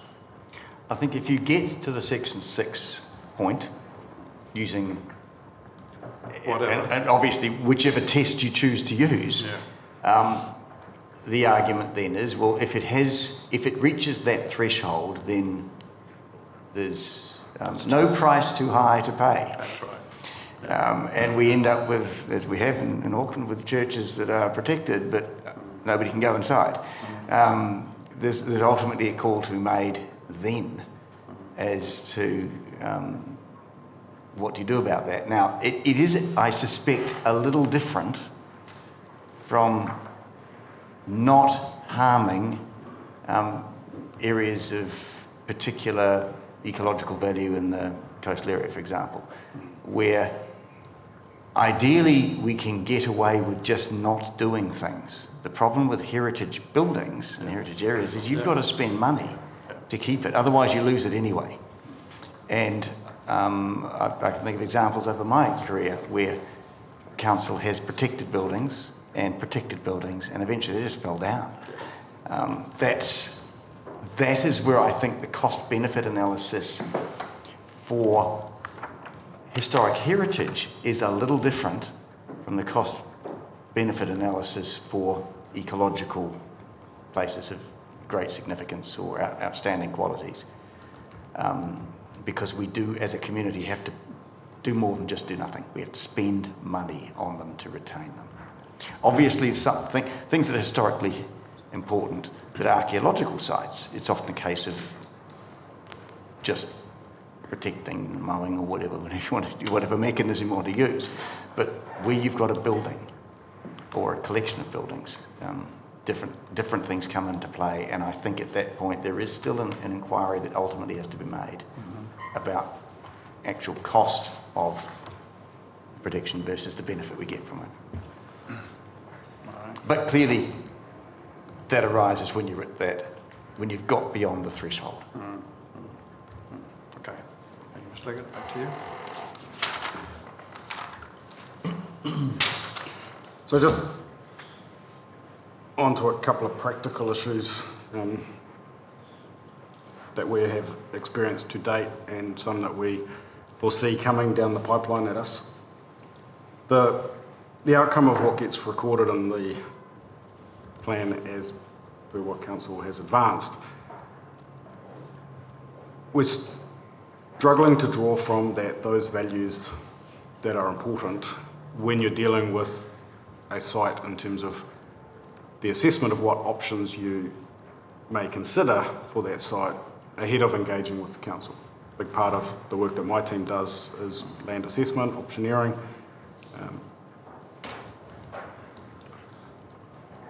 It's virtually impossible under the content of what is being proposed to go into the plan to actually identify the values that we need to be considering without expert advice. There is no way we can do that. What we find when we go and turn to the heritage statements that are proposed is simply a record of the past, predominantly, with a few sentences at the bottom end of that outlining a couple of common themes or common features that exist within the subdivision. There's a lot of history there documenting how the subdivision came to be, how the buildings came to be, but doesn't actually tell us what is valuable about that, other than that there was a history. And by theory, you could do that for every part of Hamilton and make those statements and record those in the plan. It doesn't mean we have heritage, it means we have a past. That issue is, when you put that across, the extensive nature of this is, a lot of work in heritage investigation. We've found when we go to the council, there is very little guidance on what they're expecting to receive. So we have to take, if we commission a heritage impact assessment, we're then pretty much guided by the expert as to what they consider they need to assess, including, in one case, demolition, where that demolition is already permitted, because we've secured consents for that. But they need to retrospectively go back and look at that, because when they turn up to the site, the building is still present, so they see what they see. That potentially puts us in a very awkward position about a whole lot of commentary about heritage values ascribed to a building that we have approved consent from council to demolish. How do we then integrate that into the consenting process? Similarly, if we glance at the matters for assessment as now redefined, or additional matters introduced, there is a lot of new content sitting in the general section. And all of that has been ascribed to apply to areas including those under Appendix 8D.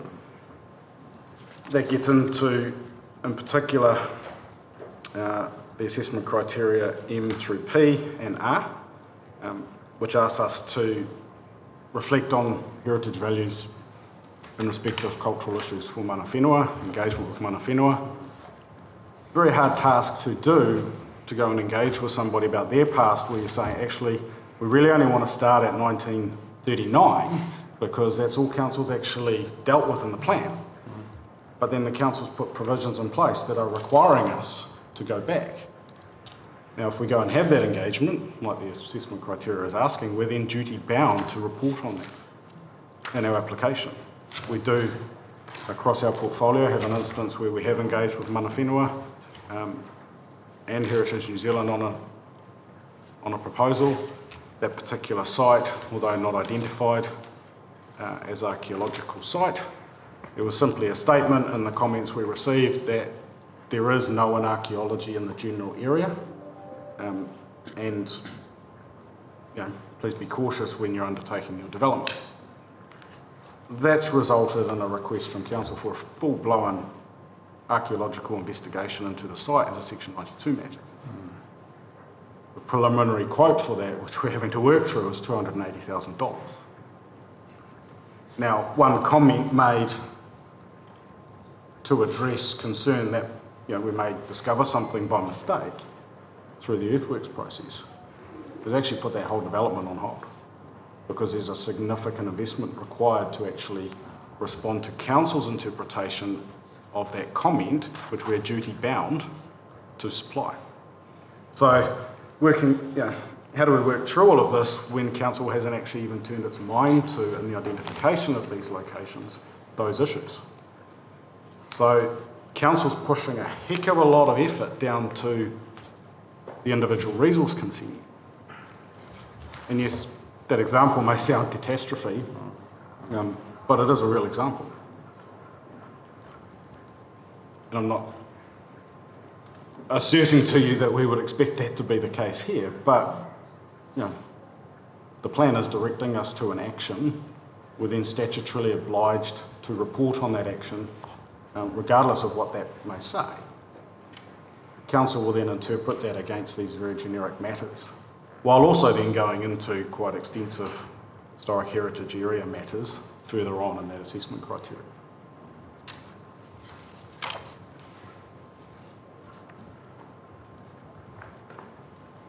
The other real practical implication for us, and it is a little bit unique to us, well, not only to us, but as a Crown entity that has obligations under the Ministry of Culture and Heritage guidance, as Mr. Knott has highlighted, is that we need to, once something is identified in a plan,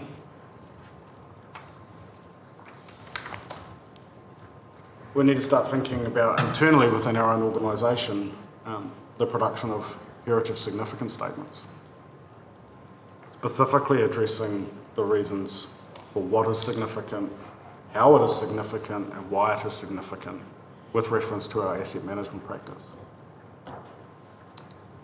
Again, 390 properties turn to the district plan to try and identify that information and draw it out. It's not available to us. We now have to seek specialist advice to comply with the other obligations that we have, simply because, in our view, council hasn't done the full depth of work necessary to identify the values for which it is seeking to protect.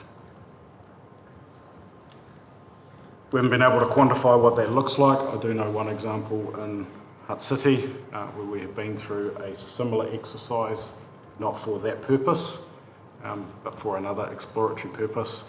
The individual cost for that one report on that, dealing with that particular property, was about $8,500.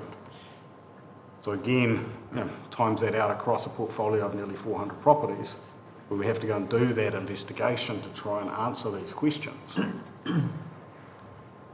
Where it would be simpler if I can just turn to the district plan and say, as a general statement, our heritage significance statements for heritage found in Hamilton is recorded in Appendix 8D if it is to exist.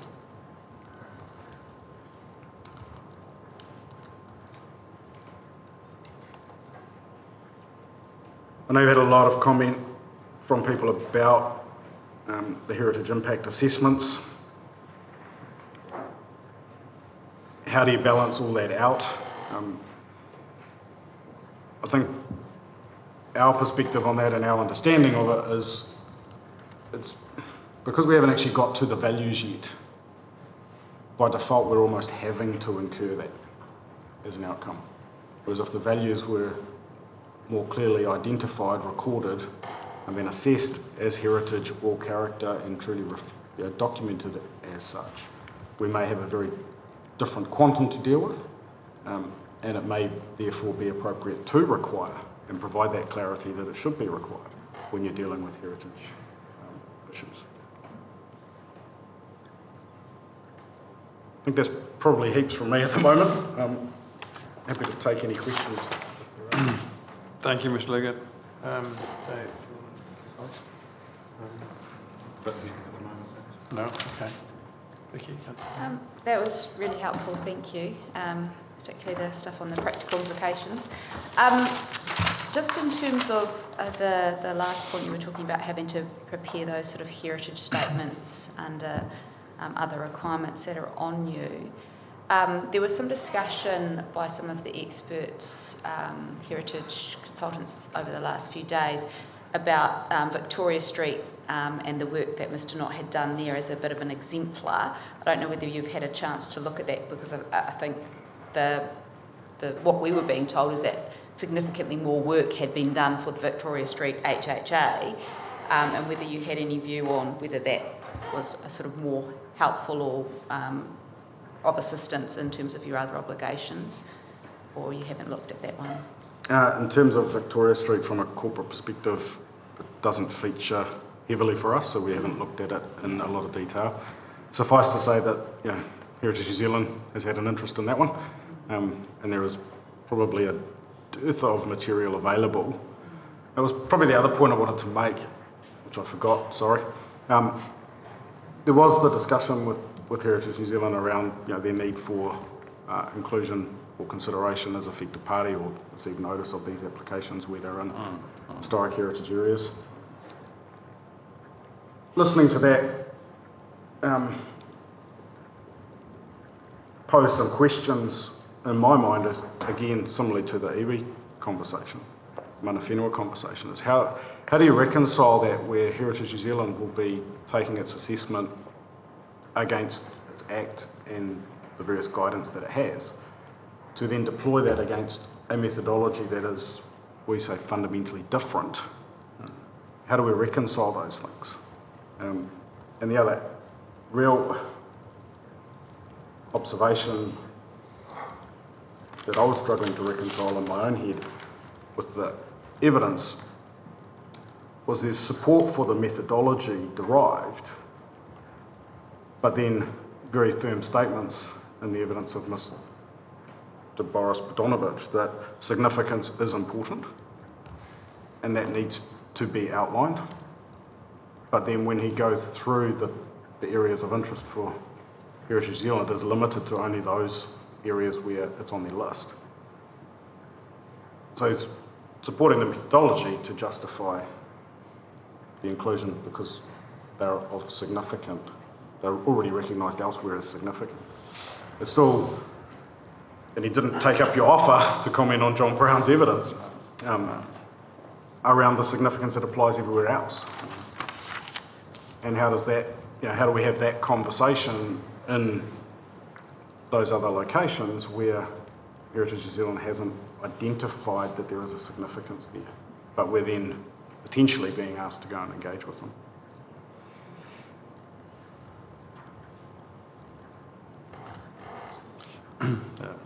I'll treat that as rhetorical at this point in time, I think.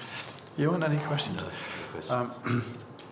No, I mean, I understand the point you're making, but I'm just looking here at that government policy on the management of cultural heritage places, and its definition under cultural heritage values is even broader even than the Act's definition, so that's another issue.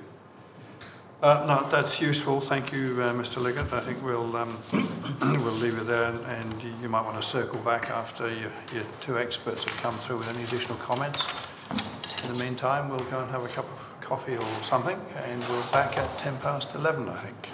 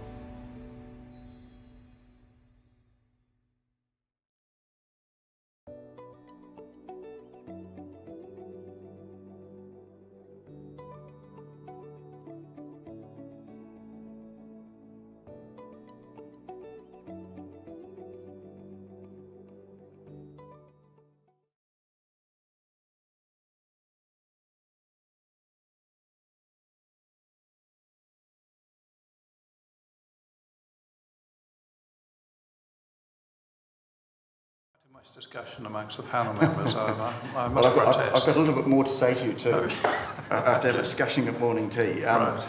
The relief discussion came up again as to which areas are a tick and which areas are a problem. So what we got to is that the 4 areas currently in the district plan that are identified as having heritage elements, which I think is special heritage zone, could go, if you don't decline the whole plan change, to the heritage chapter, and they're Hayes Paddock, as I understand it, Frankton Railway Village, Hamilton East Villas, and Temple View, heritage parts of it, which I think is a different notation, but they could go to the heritage chapter. The thought is that everything else then requires more consideration, so things like Clauldons, as you talked about this morning, do need to be thought about, and more work on them if anything is to go into that chapter. And obviously, in the case of Clauldons, for example, work as to whether it's a special character or heritage or whatever. So hopefully that's clearer than what I had said earlier. Right, so it's narrower than your original. Yep, Okay, that's thank you. fine. In that case, Thank you for that. John Brown. Mr. Brown. Thank you. Welcome. Mr. Chair. Commissioners. Yeah. Is that better? There we go. Excellent. Thank you. I'm just going to, you've got the evidence that I prepared dated 22nd of April 2023, and I believe you'll have already read through that. Yeah. So I'm just going to sort of recap on the summary points that are raised there, and then I think just there might be some elaboration based on the following the process as I have done over the last week, and some of the matters sort of raised by the other experts that you've heard. But what I see is that there is quite a strong alignment from the information provided by, for example, Dr. McEwen and Lynn Williams and Laura Kellaway, and also I think the notion around the significance and the sort of thresholds, I think, seem to me to be particularly important as part of this discussion, and that kind of division between the Section 7 and Section 6 is obviously a key aspect. My name is John Brown. I'm a Director of Plan Heritage Limited. I have been engaged by Kāinga Ora Homes and Communities, or Kāinga Ora, to provide evidence in relation to its submissions on PC9. And note that I have read the 2023 Code of Conduct, and I am complying with that Code of Conduct, and I'm presenting my evidence as a professional expert opinion. The key conclusions in my evidence are that I agree in principle with the use of historic heritage areas within the structure of the Waikato Regional Policy Statement and the Hamilton City District Plan as it relates to the evaluation of heritage values. So I have no issue with the idea of heritage areas. It is, in fact, things that we've proposed in other plans, and they're also prevalent in other jurisdictions. So it's a common tool. I don't have any issue with that. I do have concerns around the identification of HHAs in this particular process and the way that they've been sort of justified through the method. And that's largely due because I found it difficult to find the why, if you like. And I think that goes to the heart of what we've been talking about in relation to what might be seen as an amenity matter. When we think about Section 7, the definition of amenity is quite useful to have in your mind because it talks about visual coherence, amenity and experience. And then we've heard a lot about the definition of what Section 6 is, historic heritage. I think if you look at the two definitions together, that will be helpful for you because the amenity definition is drawing a clear distinction as to what that is. And it maybe helps you separate out from the broader definition of historic heritage. Around that, I think in terms of the method, while I agree that there's merit in looking at things like development period, I think that's been very broad, and I haven't been able to really tie it strongly through the material that was originally presented to what tells me is important to Hamilton. I think the local experts have actually expressed that far better than I could. So, you know, I defer to that view, but it's been a clear expression. And part of that is to do with this sort of lack of comparative analysis. We heard about the notion of bestness. We understand that there's a gate, a threshold. That I think, Mr. Chair, you just mentioned that previously. You know, if they meet the bar, they're in. But I also think that in terms of when you're dealing with themes that clearly have a national cast to them, as does, for example, state housing, or to some extent the railway villages, or the prevalence of the bungalow in New Zealand in a given period, these places are quite clearly visible elsewhere across the country. They're part of the common law, if you like. And you could go to any given city and see a street of Californian bungalows or a street of Victorian villas, and you'd recognise them from one city to another. So I think that regional and in particular for state housing, where that's a sort of a nationally kind of historic movement, there is a need to think about how that relates in that broader spectrum. So, notwithstanding all of that, when I did my site visits, and I'd just like to clarify in my evidence that I hadn't visited Hayes Paddock at the time, and I hadn't visited Frankton. I have visited those areas now.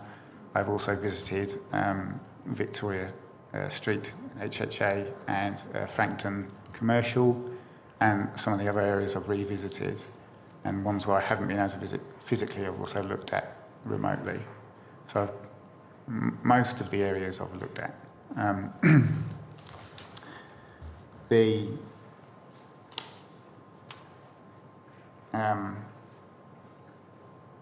feeling that I got when I went, for example, through Hayes Paddock was a kind of an instant hit, if you like, or something that clearly felt palpable, valuable, from the combination of its topography, its design, its architectural qualities, its streetscape components, and you can tie that directly to key historical figures in that state housing programme.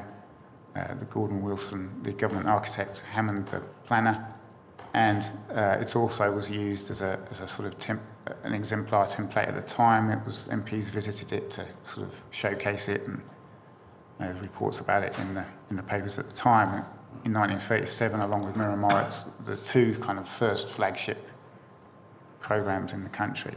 So clearly, you can assign that kind of value to that place. Where I've struggled with some of the other ones is that, yes, there's a development process, but what makes this street any more important than the street that isn't in? I found it difficult to ascertain on the ground, and I also found it difficult to ascertain through the written material. And that's where I'm thinking that there is a potential element for this conflation of what you can certainly see in terms of a consistency of character. You can see that there's a street and its state houses. But beyond that, what's special about it? That it should be Section 6. And I've found that quite hard to determine on the basis of the material in front of me. And I think that sentiment's been reflected several times. So I think the other part of my evidence talks about the application of the rules, and the threshold in particular that is to be considered. And I note that the policies don't talk about the notion of moderate places, but they talk about including places of high significance and of high significance to the community. And that's in policy 19, that section there.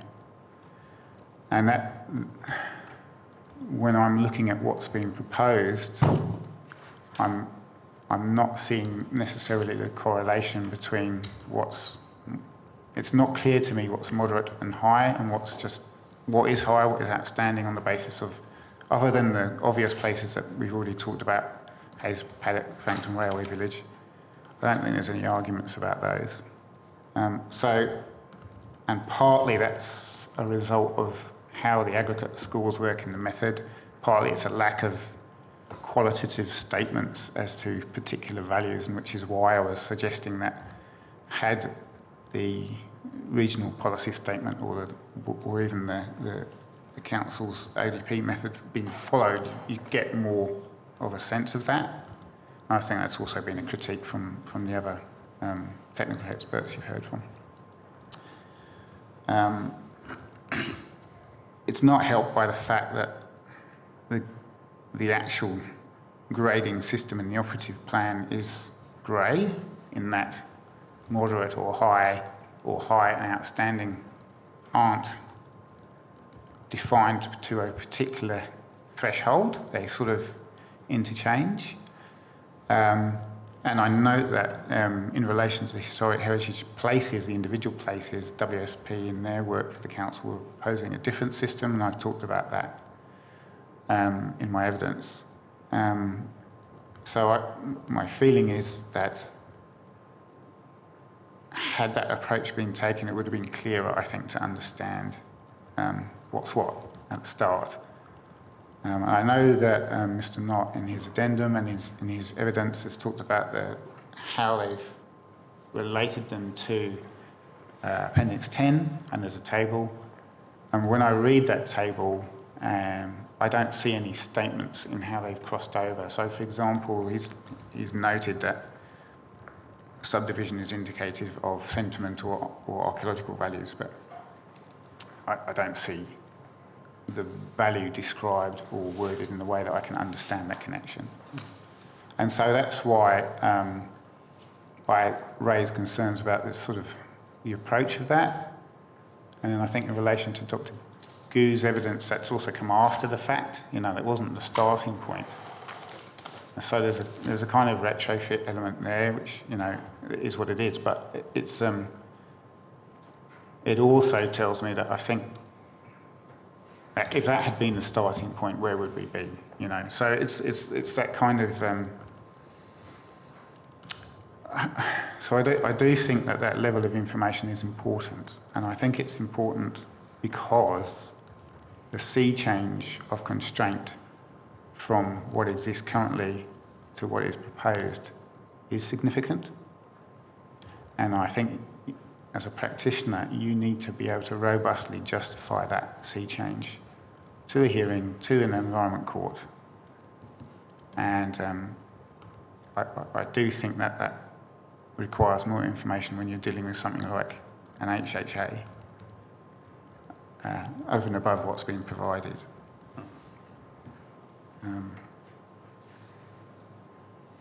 Moving on from that, the application of the rules then talked about the need for an HIA and so on, and I note that Heritage New Zealand weren't supportive of the notion that there could be something level with the proportionate to the request. I think Mr. Knott and I are very much aligned on that, because I think there are cases where, and there's been a lot of talk of fences, but for example, if a property with an existing high fence applies for a lower fence, it's clearly evident that there's going to be no adverse effect from that. So why would you need an HIA? So it's depending on the nature of things, and I appreciate that since some of that discussion, things like the garden shed's been put in as a permitted activity, but I think there's still I think it was well put by your speaker this morning, actually. He said if you look at the way the provisions are drawn up, everything's hit with a stick and there's no carrot. And it's actually, in my experience, the carrot that drives positive change. And I think when we compare those provisions to how they're structured in the operative district plan for those areas, your man was quite right. It's still streamlined as one table, but they are specific to those areas. And so I think there is scope to look at that as well, how that's applied. And one way of doing that is if you've done a site-by-site analysis of a historic heritage area, and as they do in Auckland, you have excluded sites or excluded features that you can, if they're freestanding, you can demolish them as a permitted activity, because you want to take away the things that aren't contributing to encourage positive change. And there's a lack of that here, which I think doesn't help the overall. I suppose you need, therefore, what I'm trying to say is because there's a lack of that, because there's not quite so much balance around that, it becomes even more imperative that you justify those actions through robust and defensible research. And that's kind of where I'm at. So if there's any questions, feel free. Mr. Brown? Dave? Yes, just on the matter right up the front in your executive summary, you talk about the need for a comparative analysis, local, regional, national. Yeah. Were you saying there that if the best examples of a particular heritage style or period exist somewhere else, that Hamilton should, and Hamilton doesn't have that level of bestness, we would ignore it because it's somewhere else? No, Hamilton does have that level of bestness, Hayes Paddock. So that's one, for example. And Frankton Railway. But what about, we agree on that one, so what about some of the other ones? Yeah. So I think the value of that is it then allows you to look at that grading and that threshold in a much more interrogative way, so that you can, and it is typically, there's two things there. One is it's a typical process to do, in my experience, in different jurisdictions, in particular in Auckland. It's an important part of that process, that method. It's not written down in the statutory aspect, but it is clearly defined in the published method produced by Auckland Council. So,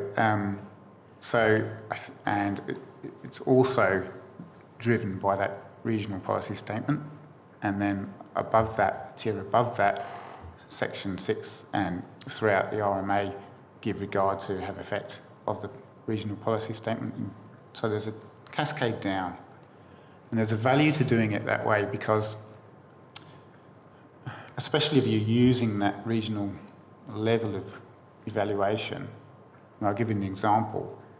In the far north, and it was mentioned earlier actually, sites that are in mean high water don't fall under the jurisdiction of your landward district plan. They fall under the regional plan. And we were looking at historic heritage areas in the far north district plan, and there's one that's been defined by Heritage New Zealand. It's a very important area, Rangihaua. Half of it's in the sea, half of it's on land. But in using that level of evaluation and at that regional level, using that same method, you're able to integrate those two components into one management regime. So I think the notion of looking across regionally and in some cases nationally is important, because it helps you establish what's important as well locally. And then it might be that some of these areas shake out as being locally very important, or it might not be. But I think the key there is to be able to benchmark against known and understood places of significance at that level.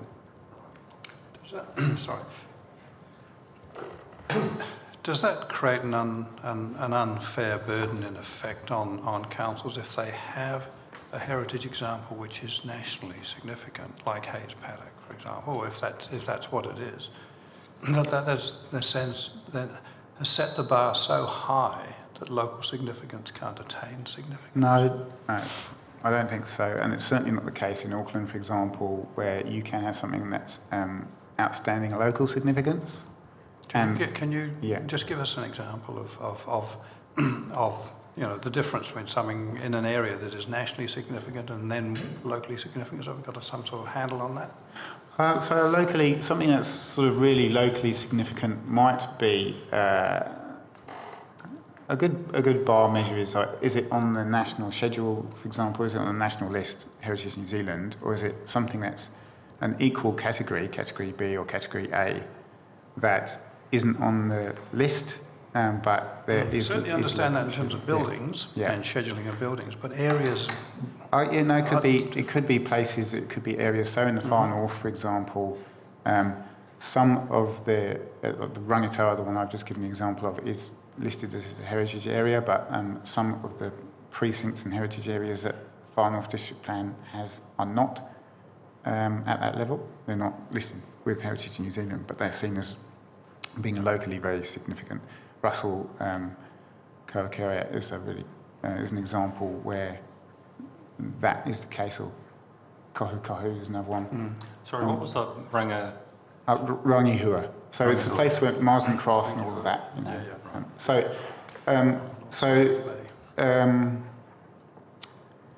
Another one is Arrowtown. We have the Arrowtown residential zone, and then within that is there's a particular street or group of miners' cottages that has a heritage kind of grouping significance. So I think still having trouble grasping yeah. what might be local, what might justifiably be a locally significant Section 6F matter, but which is not a nationally significant. And I think this is the scaling and the grading. I think, if you're saying something's moderate, I don't think it equates to being, but you could say it's of high local value. You could say that, and that you could justify that if you had the right information. And that is very much the case in the Auckland context. There's many examples of that. Perhaps I could try it this way, as if you identified the very best example, the single best example in your urban area, and it didn't rate on a sort of nationally significant scale, but it was the best you had, you wouldn't knock it out simply because it wasn't as good as somewhere else in several other towns. You would keep it because it was the best you had? You wouldn't knock it out if it meant the grade for being Section 6. Right. So I think that the issue is, where does that grade sit, and how do you get there on the basis of things being moderate? Because to me, moderate doesn't get there. Because it's got to be an objective criteria. That's what I understand from the Man of War decision. Right. It's got to be an objective criteria. Yeah. But I guess within that objectivity, you can put in that significance factor. The reason for the statements is because, let's face it, there's an element of subjectivity because you're getting different views from different experts with different backgrounds and different experiences, and we've already talked about the lack of a national standard. When it comes to using things like the criteria at the regional level, they're usually closely aligned to the Heritage New Zealand evaluation standard, or you're trying to get there. You're trying to get to that level where there is a kind of relatively comparable national standard, and that's why I think it's important to focus on that level of the criteria, because you can look across and say what we're doing here is equivalent. And yes, it might not be regionally or nationally significant as a place, but we can see that it's highly significant locally, and that's what the plan policies are asking. So does that matter hang on the associative value that the WRPS points to, because that's where the local significance? I think it's really important to look at those value criteria and say, because the approach really is, and we heard Mr. Miller talk about it, they've looked at the idea of something being representative, and they've looked at architectural qualities. There's sort of two of the raft of criteria, but there are other criteria in their community, you know, that sort of sentiment, that kind of sense of place, that aspect. And I think the issue that I've heard from the local submitters is that that isn't captured in this process, and it's not, it hasn't generated a clear distinction between what's really valuable in that local context and what is more of a kind of amenity thing. I think that's been a clear message that I've sort of picked up on. Just wonder if I might comment on one of the issues that you raised, which was examples of where there's that distinction between nationally significant and locally significant. And the examples that Mr. Brown gave were Northland, but I'm just looking at the map on the Auckland Unitary Plan, where there is, of course, the special character blue dot. So if we go to, in this case, it's Jervois Road. Oh yeah, that's right. Road. Yeah. There's also a heritage area place notation that sort of sits, you can't see it on my map, but there's a purple overlay on top of that, which elevates that special character to a heritage issue, without it being specific houses having heritage listings, for example. Yes, that's at Ardmore, and there's 3 streets in a row in that particular area. Yeah. Ponsonby, there's a few examples of that, where you've got those, and there's 2 also down, if you go down Burnley Terrace and King Edward Parade, as you go down toward Balmoral. Those are specific areas that are historic heritage areas, but they're not nationally or scheduled, you know, in that sense. But you go into those particular streets, and there's an expressed story and information and a particular specialness about them, which is the reason why they've got that uplift. And in fact, there are conservation areas under the old legacy plan, and they've been pulled over into historic heritage areas. Yeah. So I think those are good. Thank you for that. I think there are more Wanganui and Albany. Yeah. I mean, Auckland's been at it sort of longer. It has. And it seems to me in this process, the longer you're at it, sort of you continue refining. And thus Auckland ends up with retention of SCAs and the HHAs you're talking about, and then at the top end, if you like, you've got individual built heritage. There's a hierarchy, and I think, you know, I think we've heard a lot about the continuum. There is a continuum as to places that inform other places by having some value, or have character and are particularly valuable places within those. And I think Hamilton East is an example where there might be particular elements that might, in a similar way to Ardmore in Ponsonby, you might have a particular area that is historic heritage value because it has this particular cluster of places that give it that additional strength. And then there might be areas around that that have a character aspect. And the issue, obviously, I don't envy you, but the issue you have is that kind of continuum has fallen away because of the nature of the process. But from my point of view, it's not something that I have to give regard to in order to look at Section 6. And Mr. Knott's made the same point. Yeah. But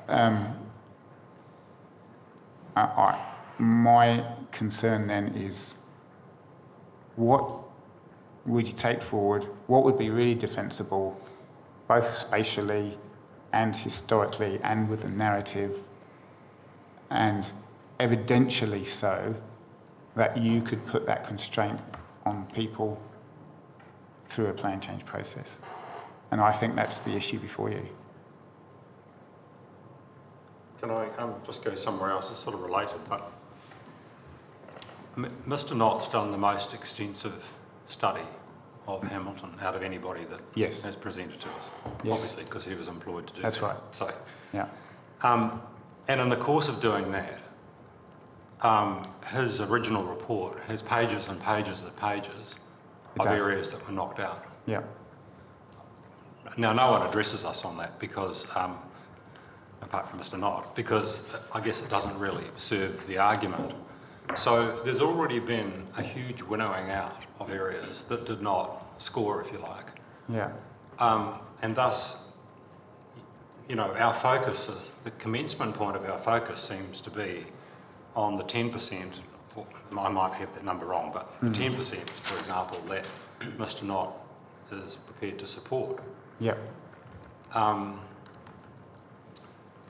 that might not be the right amount, but would you accept that there has been a huge winnowing out of areas, and many of the areas that have been winnowed out are probably areas in which Kāinga Ora have interests, and those areas simply don't stack up. I mean, they might have got close to the magic 5, but they didn't make the cut. So, I mean, well, I'm not particularly interested perhaps in... if I could just I'm not finish particularly off. interested in Kāinga Ora's property rights. Yes. What I'm looking at is a process by which a clearly defensible heritage area under Section 6 can be defined. Yes. So I've got no interest in Kāinga Ora's property rights, that's for them. No, I understand Yeah. that. Yeah. So, but what I would say, and it's probably an example where when I've gone through those tables, and I think this is part of my problem, is where I find there's consistency of language about things, but yet they've got different scores. And then I think, so there's just two here, for example, where we've got, it's Stanley Street, and then under that is Stanley Street north side, Stanley Street south side. So part of Claudelands, connected street block structure, narrow carriageway, large street trees, lot size relatively consistent, grid layout, arranged following topography, alongside the river, high proportion of newer developments, and so on. Frontages vary. And then below that, part of Claudelands, connected street block structure, narrow carriageways, large street trees, lot size relatively consistent, grid layout arranged following topography, alongside the river, lesser frequency of newer developments. And then he says less disruptive. But all of those other aspects are very similar. And when I was walking around, it was like, well, how... I couldn't necessarily understand the logic in the change of one environment to another. And it didn't also necessarily weight to me. So the example I've given in my evidence is I did some work at Fairfield looking at a resource consent. And I did quite a deep dive into the, which houses are here, which houses are there. And the description around Fairfield, for example, is, relatively, he uses the term relatively consistent, relatively good. And then it's in. But when you're looking at the actual morphology of it, I found that difficult to pull out because of the nature of the infill. And then you walk around the corner and it's kind of similar. So I couldn't really find the logic, if you understand what I'm saying. And what I would say is that if you decide the approach is defensible, then the other concern I have is that not every area has been peer reviewed by an independent expert, which is unusual. Because I think when you're talking about the Auckland situation, you've got teams working on that, and they're all giving their view, and they deliberately split them into different teams, and then they're cross-referring the opinions. Mr. Miller's only looked at 8. Mr. Wild said 16 should come out. Dr. McEwen says a bunch of them don't stack up. So I struggle to get a clear picture in my head as to why that grade is made for a number of reasons. And that's really my concern. I have no issue with the idea that there should be historic heritage areas.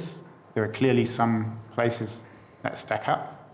And I think that you've heard very clearly throughout this session what those places are. and you could confidently take those places forward. I think the other areas need to be looked at again and tested robustly. And that's also, I think, the request that other submitters have put. Right. If you did look at those areas again, I actually did note that you rated Fairfield Road as being an amenity area. Would pass the test of being recognised under Section 7. It's kind of on to your rating. Yeah, sort of on the edge of it. It's like, and then again, you're looking at things like numbers and percentages. So in the Auckland context, there's a sort of 66 or above or 75 above high quality amenity area, and that's qualifying matter test that hasn't been applied here. So I think you might be potential, but again, I haven't done enough work to justify that. I was just looking at your table. And that's because the standard things that attract interest are, it's a state housing development approach, and that would be the same for any state housing development approach across the country anyway. And it's also of a period that they've talked about as being the period of development. And that's unequivocal. It's sort of 50s to 1960s. So, and then these are buildings that relate to that period in time. So there are those aspects of character that are present. It's just whether, under the qualifying matters which we're not dealing with, you then look at that. So I do think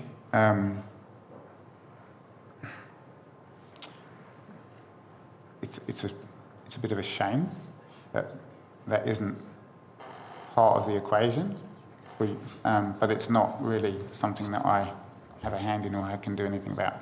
Sorry, what were you describing as a sham? A shame that there isn't the option to look at Section 7. Okay. Right. So that's, that's just a professional opinion comment. It's not germane to this hearing. Sham, that's a professional term, is it? Shame. Shame. Sorry. Shame, not sham. Sham. Sorry, not sham. That's my South East London accent. Passing of the night there, sham and shame. Yes. Right. I think I'm a bit of a geezer, so. And E makes a lot of difference on words sometimes. Yes. Right. with an E sound. Yeah, that one does. Yeah. Yes, I think I've had. Yeah, let's clarify that for the for the record. Right. I mean, I'm still struggling with the idea that no, not the idea as to where to place the bar between something of local significance and something of national significance. I mean, I'm having real difficulty as not just you but others have been presenting to us, working out. Yeah. Because the same standard cannot be applied to something of local significance as it is to something of national significance. By definition, I would have thought. No, I think you are talking about. I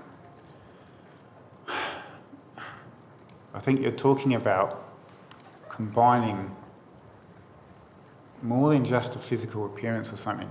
If we go back to that Section 7 definition of amenity. What I've struggled to find in the narrative is the why. And if you found the why and combined it with the integrity, then you would have a case to demonstrate high local value. And I've struggled to find it in the information. And that's my problem. So the why for you is more than simply the fact that some notable in the past subdivided a piece of land, for example. I think, which, I mean, a number of them sort of relate back to, or that it's an Ellison Barnard plan book. Plan book house, or I think you need to. Does that matter in the context of Hamilton? Does it not? Those are the questions I think that the historians that were here before were trying to point out. And why is it special to Hamilton? The key is the specialness. If you can find that, then there's an argument to be made. The Holy Grail. That's right. I suppose, sir, there's a bit of an analogy here with the landscape issue, where Yeah. the fact that the Southern Alps are glorious doesn't mean that the Auckland volcanoes are irrelevant, or whatever else. Well, I think they're of national significance. Yeah, well, indeed, and for different reasons than their scale. Yeah. But Yeah. I think there's a recognition that you have both acknowledgement that some things in this country, some elements of this country are particularly special to all of us, but then when you come down to regions, features that aren't necessarily spectacular in another landscape become particularly important in that landscape, and that involves both a human response to it and a cultural response to it, but also just an unusual quality to it in this area, or even in this case a representation or a representativeness. So the volcanoes in Auckland are important individually, but collectively they have a particular degree of interest as well. So I think if you then transfer that across to what you're grappling with, which is how do we deal with villas in Hamilton versus villas in Devonport, that's part of the equation that we do in Auckland, because people recognise that Devonport and certain other suburbs have particularly good collections of these buildings. Other areas don't have some, but not as much. And we've addressed that by identifying the best in the region, but that doesn't mean that when you come to Hamilton, if you had a street full of villas, you would ignore it, because in this context, it is the best of that. But that then becomes a locally important example as opposed to a nationally important example, which may well be Devonport. And that doesn't mean you don't make the Section 6 test. No, but I mean, in my mind, what I've been trying to think through is we have Hayes Paddock, which everybody seems to agree should be given an HHA status. That is an ex-state housing area. Does that mean in Hamilton that issue is covered off? That in actual fact no state housing areas then should be included, because we've already got the best of the best. I think the thing is that it is regional, it is national, but it is also local. So you are covering all the bases in that one. But does that then But I'd add to that from a legal perspective that, come back to what is the special quality about state housing. In some cases, it's the first street in this city.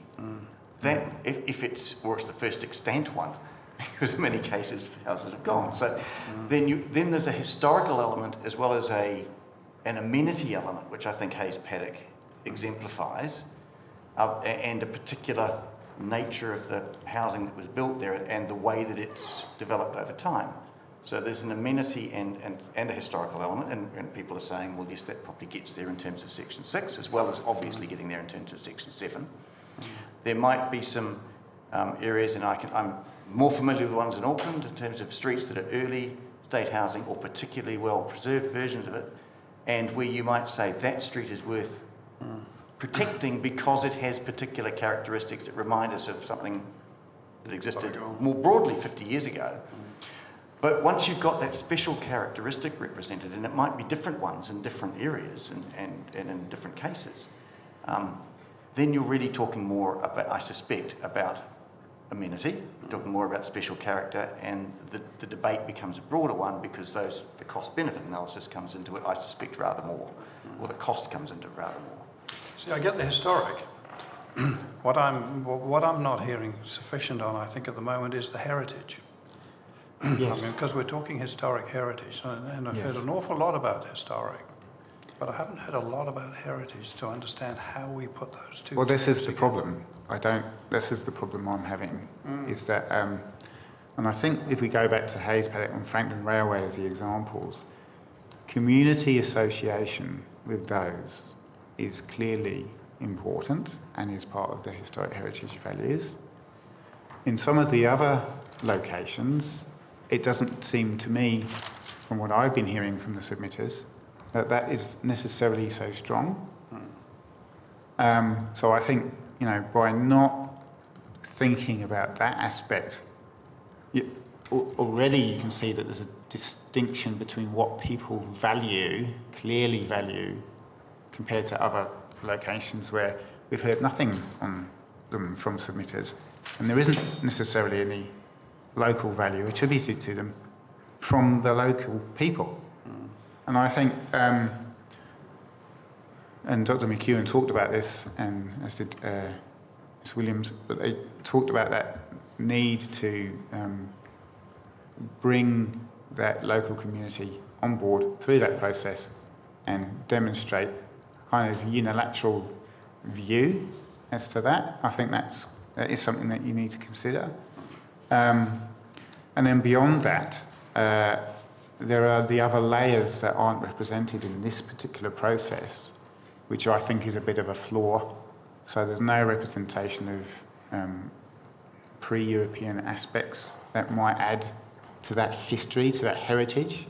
There's no recognition of any kind of traditional component in relation to that might add to that. We've had the archaeologist on this morning. You know, there are other values that aren't represented, and then that's why it's so difficult. So that's why I think I have some issues with the approach. I think if you took a more holistic view, it would fall out of the tree a bit clearer.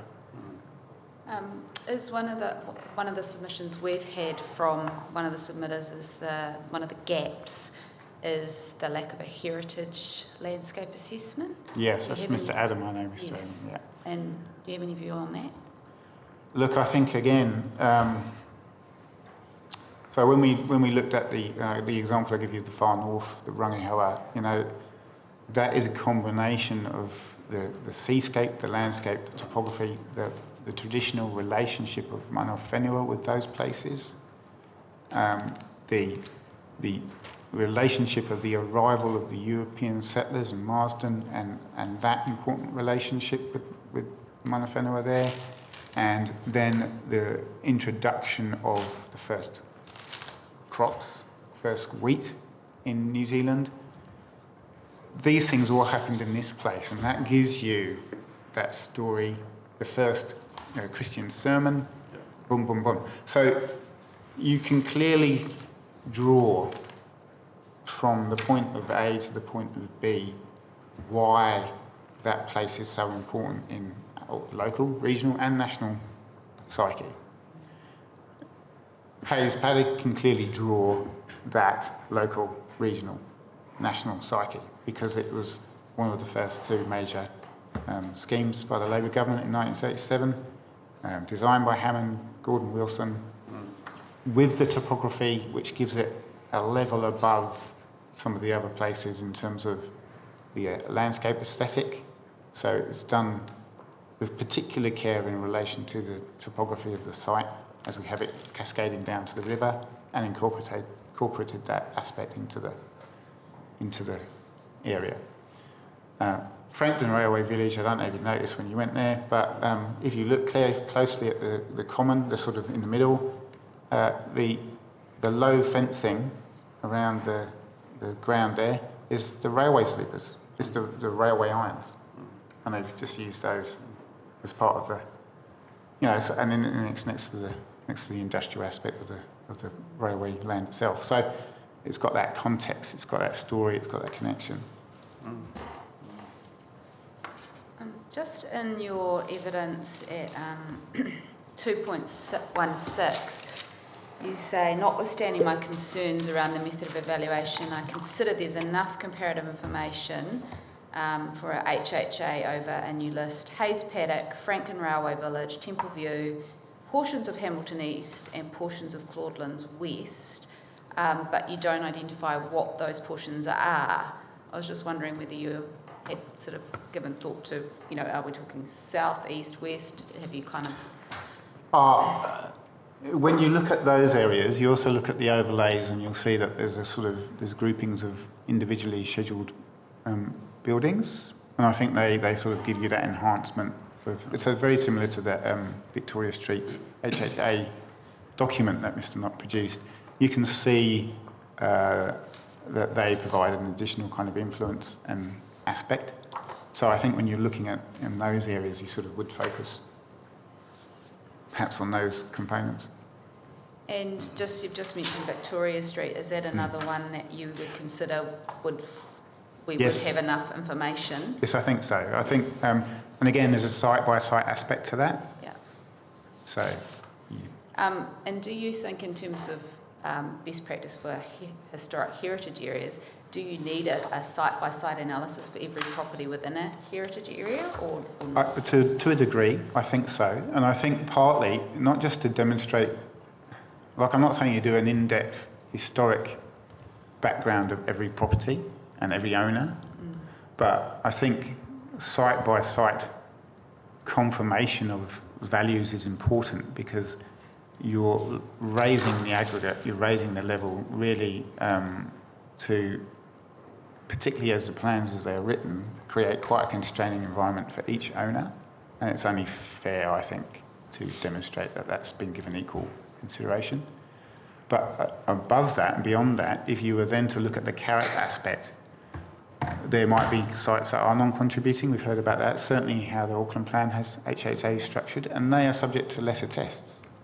And you can do things, as I say, like you can get permitted demolition of a freestanding detracting aspect that they call an exclusion, which is the purpose of that is to encourage change in the right direction to meet the enhanced objectives. And that's lacking for me in the provisions as they're put forward. So, so for those reasons, I think it's important. Thank you. Yeah? Yes, Mr. Brown, thank you for what you've provided. I'd like to explore a little bit further HHAs and special character zones, and whether it's your professional view that they can be quite complementary, or is it one or the other? Could you walk me through some examples where they work well together? Yep. And whether or not, in your view, that's an indication of best practice? I believe, as I said, there's a continuum on the heritage scale. There's a continuum that you think about conservation of what matters to people and where people find value. And quite some time ago, I produced a sort of a risk chart. And the more information you have, and the less you do about something, the more risk there is, and the less information you have, and the more you do about something, as in this case, the more risk there is. And conversely, it's the other way around. So it's all proportional as you go up and down. So to have that proportional opportunity, HHAs, character areas, individual places, that hierarchy, I think, is best practice. I think it's really important because you're always going to get to a point, and here we are now, where you guys have got to make a decision on one limb only, and that means, is it the baby or the bath? I don't envy that situation. I'm sorry. It's the water. It's the water. So, you know, so I think and it's been noted, you know, as you find out more about something, you might value it more or less. And a classic example is if you had a Georgian chair and a replica Georgian chair, what would you pay more money for? They look exactly the same. It's the story that you're paying money for. Thank you. Thank you, Mr. Brown. I think that's a fairly thorough exposition, so thank you for that. Thank you, sir. So, Mr. Thode, are we hearing from Mr. Thode or are we hearing I think from we're Mr. hearing Campbell? from Mr. Thode, and Mr. Campbell may Is well be online. appearing on a screen Uh-huh. to throw in words of wisdom, should there be a need to throw in a word of wisdom. Stereophonic planners don't do it for me. Well, It's nice to have a low chair for a change. I was going to say, Mr. Thode is the only person in this room who seems to be comfortable with the height of the table, because I'm certainly struggling. That's very good. Morning, questions. Yes, well, welcome, Mr. Thode, and if Mr. Campbell's there, welcome, and hope you're not too indisposed, Michael. Right, So who's going to lead off? Would you like, is he on there? Yep, no? Not yet. Somebody called Anyway, LP. he can join in. So we just kick off? Yeah. Cool. Isn't it the LP by the Stereophonics players? Oh, There morning, he is, Commissioners. coming through. There he is. I'm mindful that those before me have sort of covered most of the key aspects of our joint evidence, which Yeah. you've likely got Gosh, before you look really... I would turn your camera off, Michael, if I were you. That's a little uncomfortable. Thank you.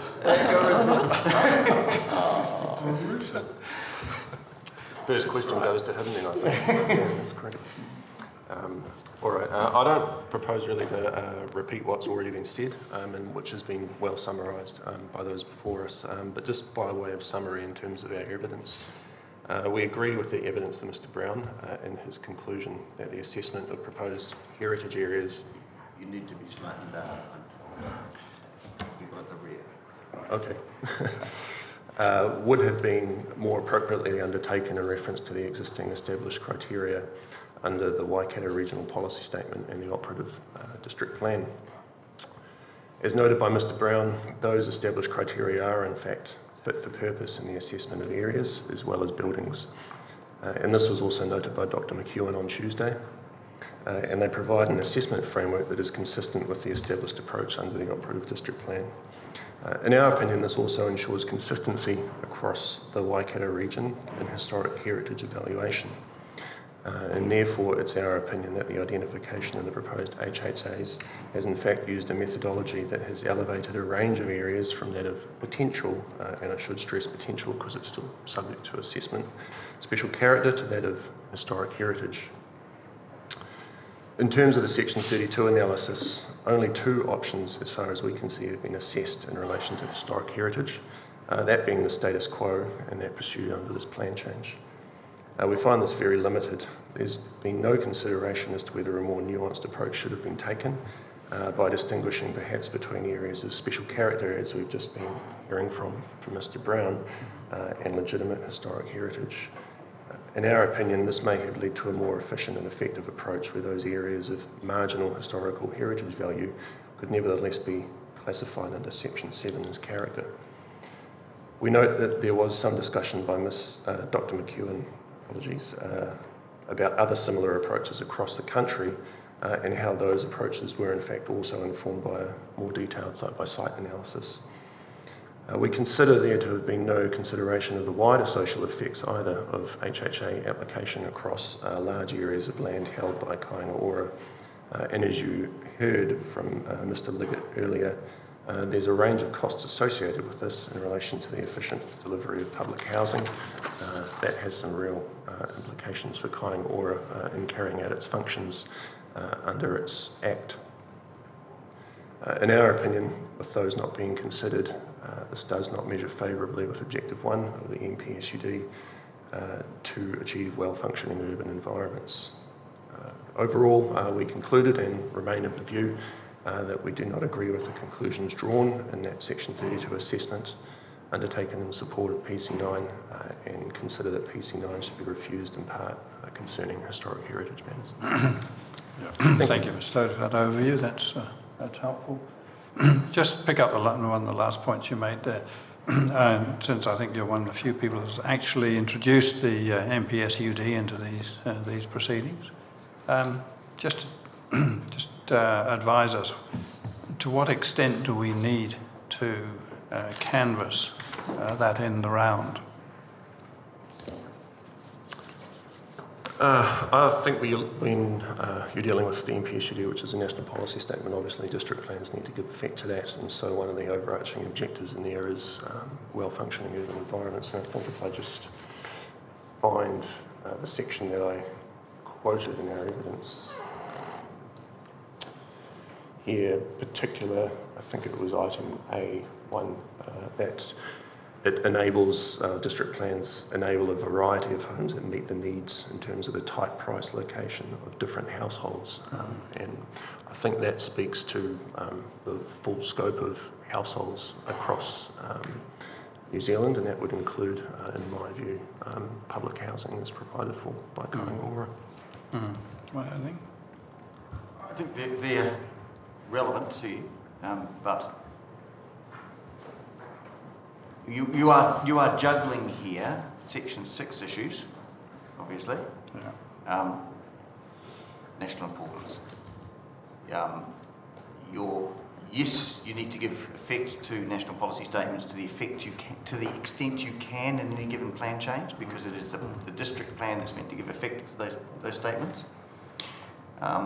Your ability to do so in this case is, as Mr. Thoda said more, it's really about the quality of the outcome that you get, as opposed to the provisions that deal with specific requirements in terms of density and intensity, because you're not dealing with that issue. Really, you're focusing on the interface between that form of development and the bits that Section 6 say we should be protecting. So it's part of the equation, but I would say your primary focus is on, do I get to that Section 6 threshold or not? And if I do, what do I do then? Yeah, I agree. Good. Agreed. Thank you. I just had a question in relation to the provisions, and obviously your evidence has given us some suggestions for provisions. So, I mean, at the moment, I think your position and the position of Kaingaora is that there are some that could be carried through, and if we end up in the same place, that we consider that there are some or all that need to be carried through, we're obviously going to need some provisions that go with them.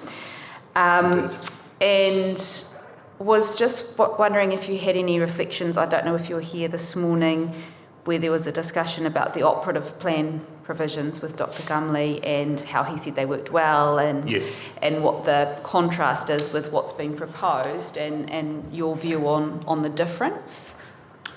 I haven't got the operative provisions fresh in my mind at this very minute. It's been a while since I've read them, but certainly I did agree with his comments that if you have an existing framework that works, is functioning well, and is clearly efficient in the opinion that he offered, then that would be appropriate. I think we've heard from Mr. Brown and Mr. Allen as well around some of the problems with the proposed provisions. I think that more stems from where we've got to in terms of the methodology, because they're obviously a reflection of protecting what we've identified. So in that regard, I think if we're looking at retaining certain areas that have been outlined earlier, particularly those in the existing special heritage zones, then absolutely those existing provisions would be fit for purpose. And what about the comments around that we should, and it would be best practice to have bespoke provisions for each particular historic heritage area? Is that your understanding from a planning perspective, that each historic heritage area, it would be better to have bespoke provisions speaking to those values? I guess from an implementation perspective, because I have been a consents planner for some 11 and a half years at Auckland Council, I would struggle with how that would look in practice, just from an efficiency perspective.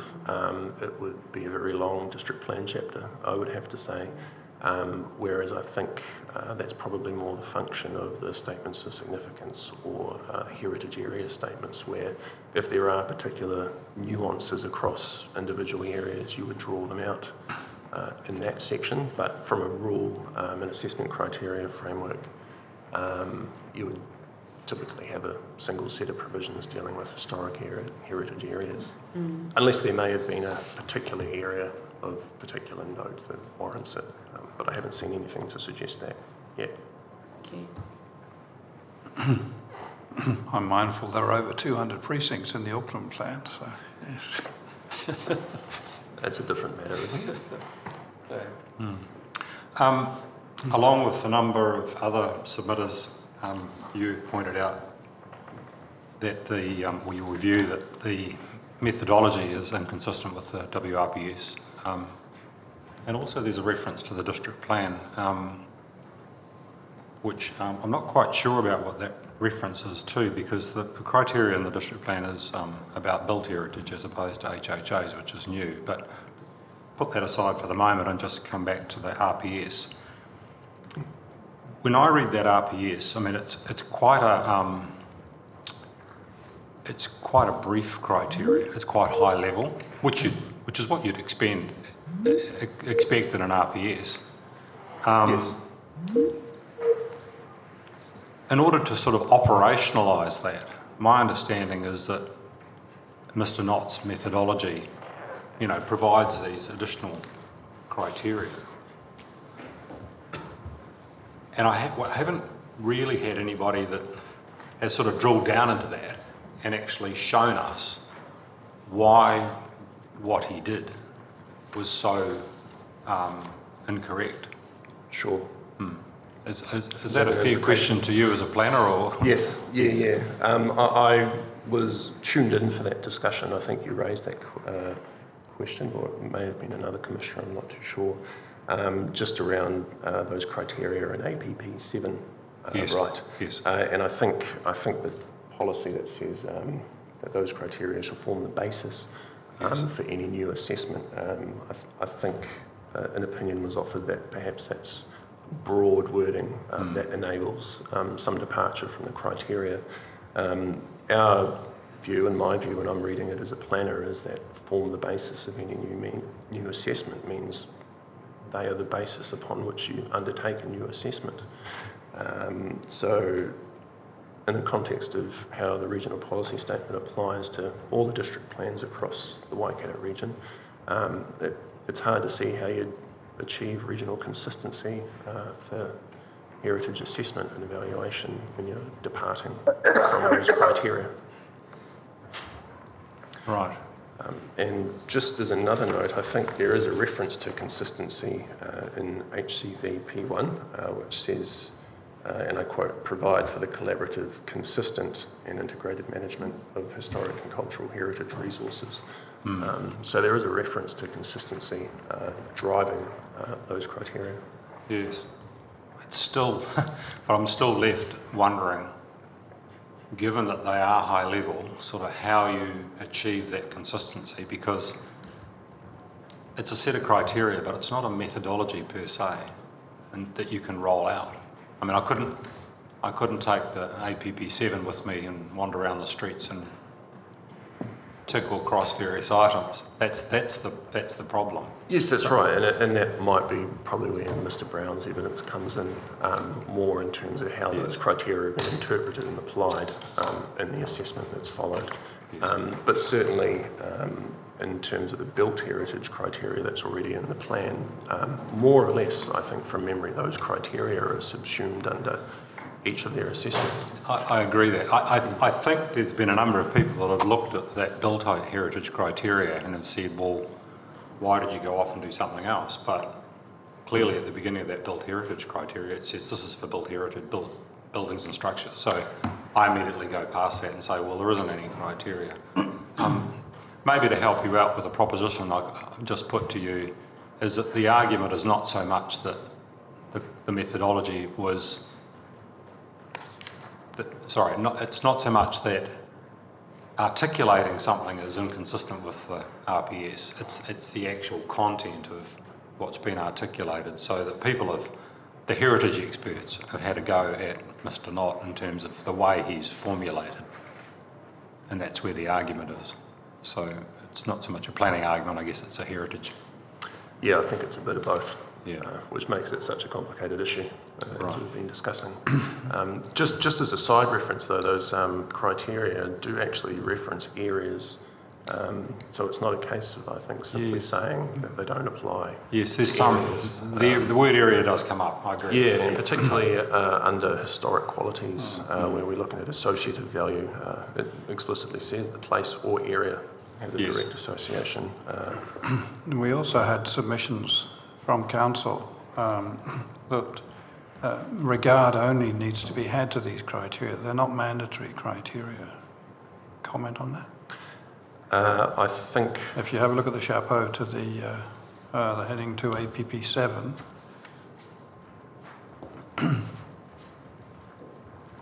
Well, so it are says, you reading it more directively, are you? It says regard shall be given to the Heritage New Zealand Register of Historic Places, Historic Heritage Areas and Wahitapu Areas, and the following. Yes, So I mean, it's not it's not a requirement to implement those criteria. Well, I guess that's the tension also with the policy which I quoted previously, which says form the basis of. So I think how that's reconciled, I'm not sure, flying off the cuff, but that's very much just an introduction to the criteria versus, I think, a very directive, in my view, policy. So it's still your view that in actual fact, Mr. Knott's work is not formed on the basis of these general criteria? Correct, yes. I just add, sir, I did deal with that issue at item D on page 8 of the submissions, where I just went through the wording that's used in that criterion, or the criteria. And I suppose the issue really, in a sense, is back to that one between specialness and representativeness. Because when I was reading through that, I saw a lot of words that are talking about things that are unusual or special or particularly notable. And the issue we had collectively really was that the criterion the council seemed to apply in practice often focused back on that representativeness or the consistency, which seemed to be from the other end of the spectrum. So whether you have to give effect to it, or whether you have to have regard to it, or whether this is simply giving us some advice as to where we think historic heritage is as opposed to amenity, we think there is a tension between where we ended up with and what Section 6 is really trying to direct us to do, I guess, and that's illustrative really of that. So.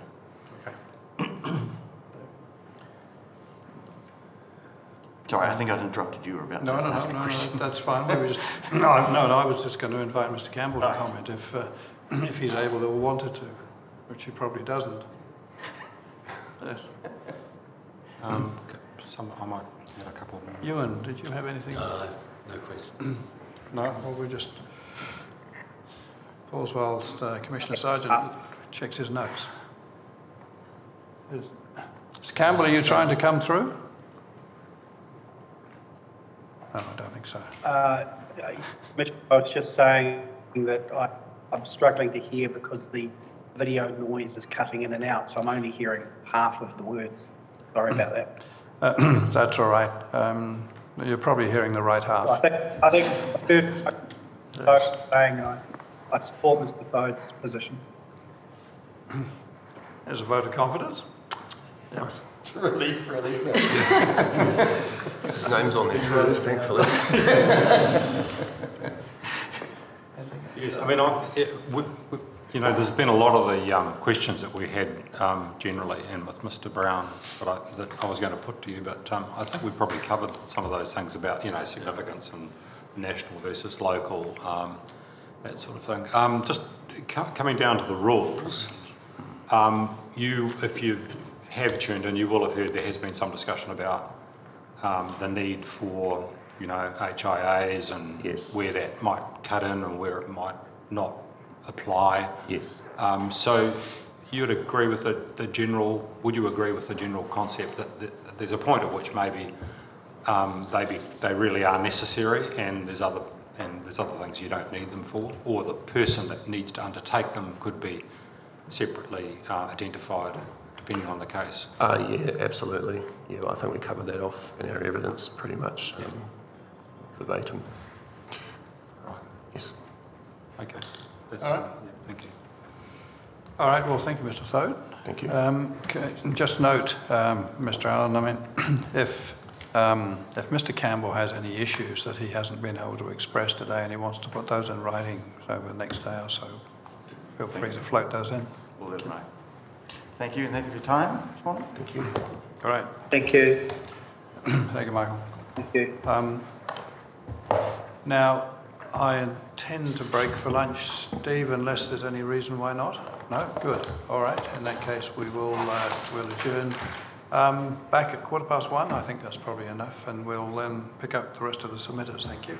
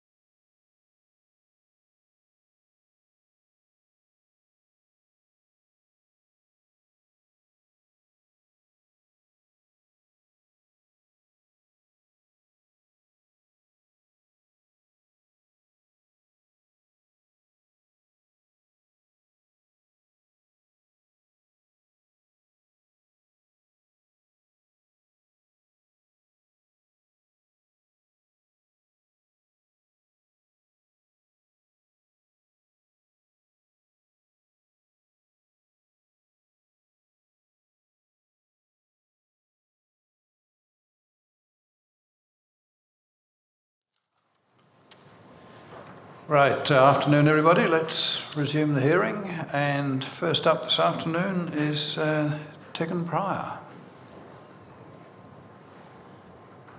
Good afternoon, and you're taking us to Hayes Paddock, I gather. I am. And I just make a correction. My name is Tegan McIntyre. McIntyre? Yeah. Well, that's quite a correction, isn't it? It is. This isn't something that's happened in the last week or two. No, my husband's Pryor. Right.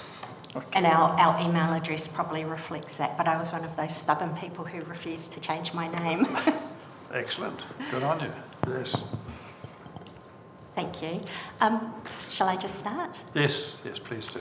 So I'll just preface my submission by saying that I've never actually submitted to formally to anything like this before, and certainly never spoken at a hearing, so I'm very nervous.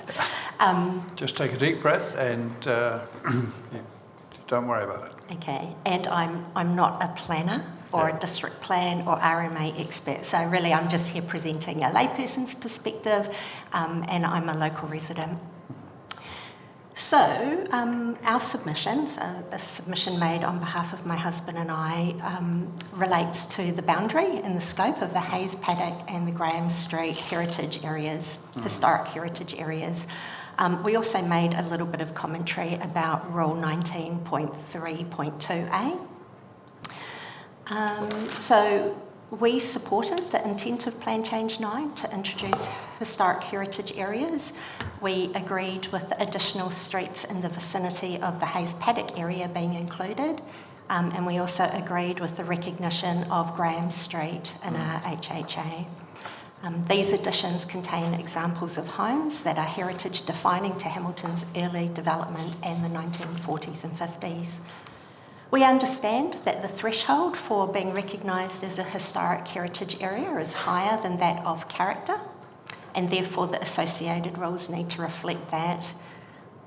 We felt in principle that the rules struck a right balance between supporting development and protecting the values, the character values of the area. The core of our submission was that the scope of the Graham Street HHA required some reconsideration. Specifically, we were advocating that both sides of Naylor Street, so the lower end from Graham Street down to McFarlane, and both sides of Brookfield Street, similarly between Graham Street and McFarlane, be included in that Graham Street HHA. Why? We felt that there were enough homes in these areas that were representative of a development period which has historic significance. Specifically, we thought there were homes that reflected early establishment of a service town and the comprehensive state housing schemes, the 1930s and 50s. So we put forward that there were a number of homes in the lower Naylor and Brookfield Street areas that had heritage defining character, and by way of example, I recorded in my submission that number 20 on Brookfield Street, which wasn't included in the HHA, is a historic workers' cottage, and nearby number 22 is a classic villa which was built in 1910 and still stands as original. There are also other homes in that area that have heritage supporting character. We just thought that it was quite illogical that the HHA boundary would stop partway down a street. It wouldn't reflect a whole street. So that was McFarlane. Equally, we thought some of the homes on the lower end of Naylor Street and into Woodamoo Street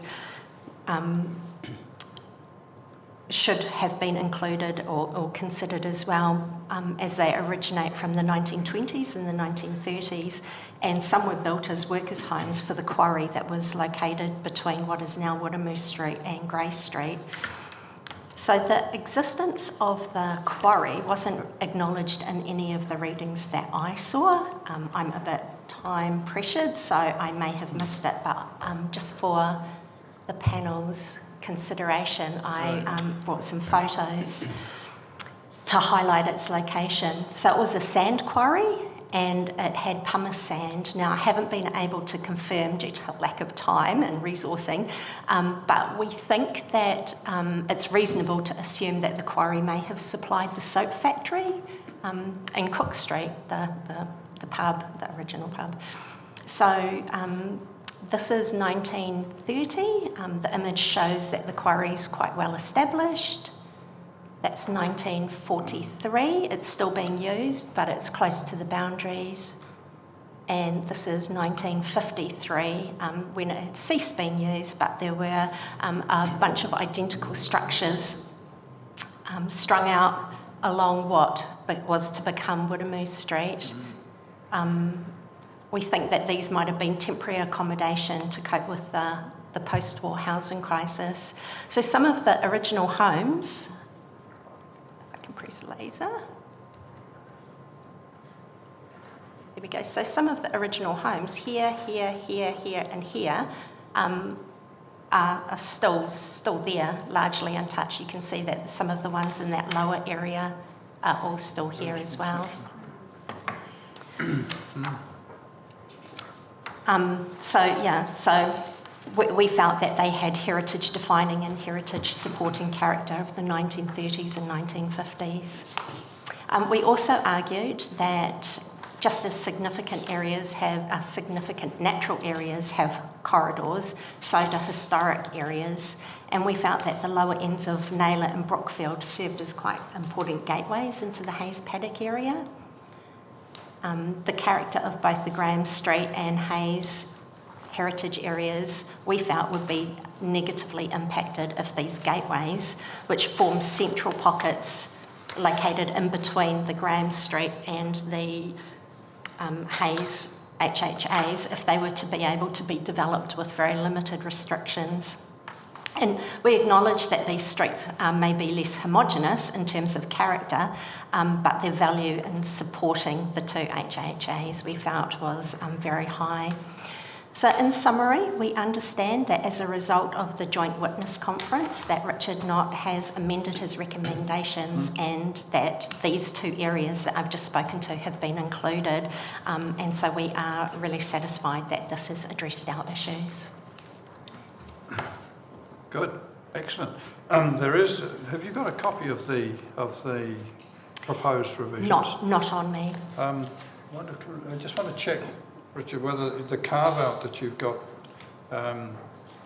sort of in mid-block on McFarlane Street to Naylor, whether that was intended, whether you intended that to be included or not. I just want to check that. You know what I mean, Richard? Yes. Yeah. Just to double check. Chair's talking about that piece of McFarlane that's not included, so you've included, that's new, and that's southern end of McFarlane on the side.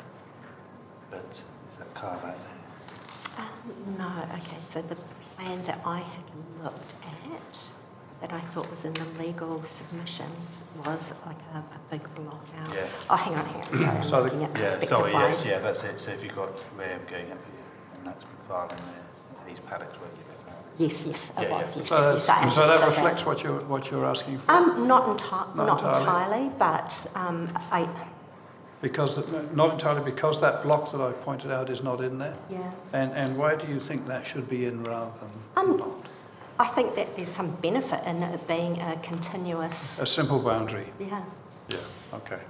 All right, thank you. Any questions? No questions. No, but I think we flatted together years ago. We did, didn't we? Hi, Vicky. 1995, 8, somewhere around there. Yep. Do you want a reunion? Right. That's all. Thank you very much. And well, now you've broken the ice, you'll have many more hearings you can attend. Right. Thank you. Carol Irving.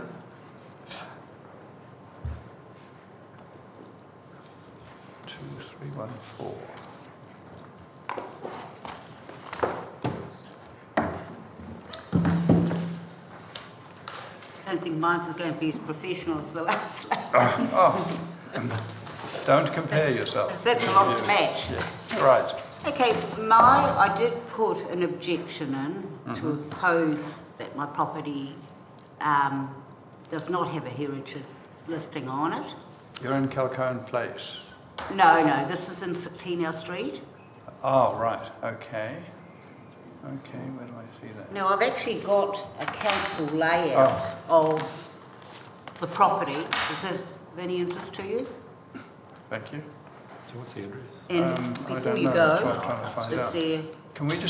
Can we just establish the address that we're talking about? What are we talking? What's the address? 16 Street. Any particular number or just a whole of? Number 6. Number 16. There's a photo of the All property. right, thank you.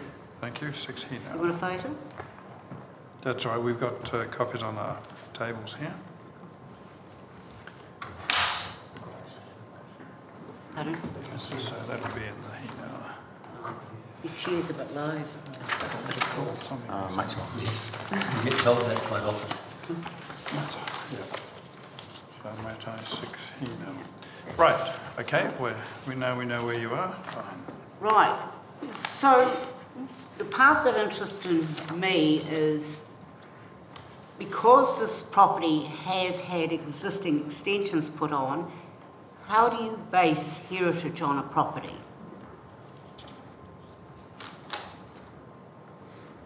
Yep. How do you come about calling it a heritage property?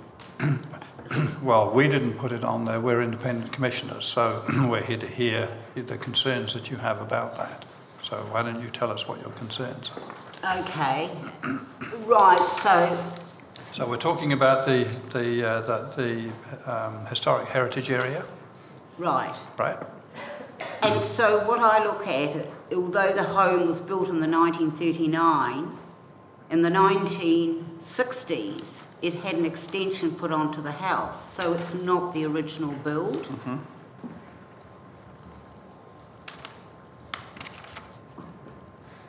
Yeah. Also, up that street, there's many properties that have been subdivided, and I wonder, does the infrastructure come into it now?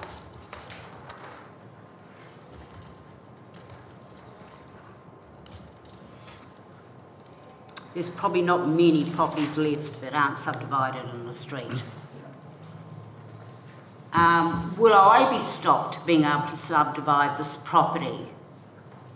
And how many buildings can I place on the property? Because the land is 870. That's if the heritage listing goes ahead. Do neighbours have any input into what happens if I add additional buildings on the property?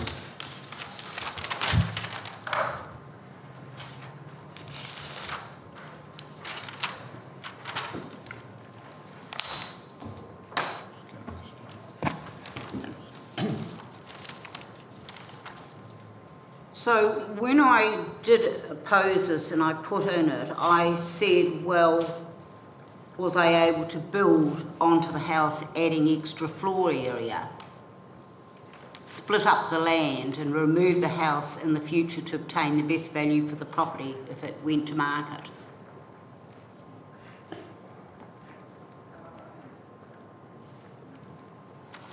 If the building has any existing damage, can they be repaired to the original state? Well, sometimes you just can't get the same material to do that.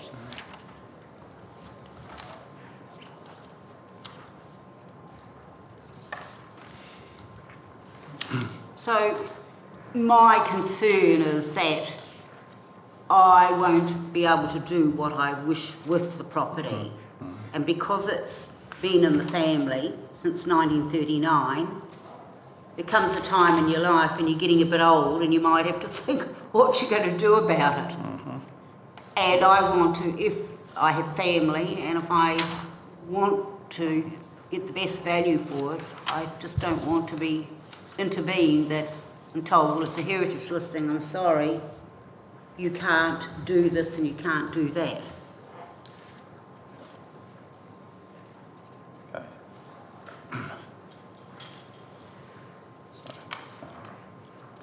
You mentioned that there was an extension put on in the 1960s. Was that at the, I'm just looking at a aerial at the moment of your property. Was that in the front or the back of your property? There was at the back, there was a bedroom, and then they extended the lounge, so that's when the French doors went in.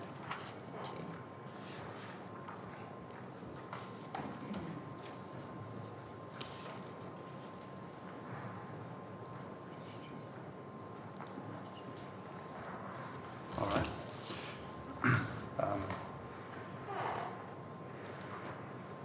Have you any questions? Ewan, any questions? Just one observation I would make is there's a difference in terms of what we're dealing with a historic heritage area being put on a place as opposed to listing of a particular building. As far as I can see, your building is not listed as such, so it's not going to appear as a special building in the schedule. But you will be subject, if that's approved, you will be subject to the general provisions of the heritage area. Okay? Yeah. And that's the thing, I mean, many of the places around that area, knowing it very well all my life, have been all changed. And I wonder, they're not the original, so how does this heritage come into all this? Yeah. The criteria that have been proposed by council that's one of the things that we're having to make a decision about as to whether we think they've gone about it the right way and put it in the right places. So we will be looking at that issue with respect to the Matai Street Hinau and Rata Street HHA, which is where you're in. So. And there is lots of alterations to properties, Alterations in themselves don't prevent an HHA because there might be some other issues that they're actually looking at, and the ones that we've been told is things like lot size and so on, and the way the streets go. So there are a number of things that we'll be looking at to decide whether or not it's appropriate to have an HHA in your area. So that's what we're going to do.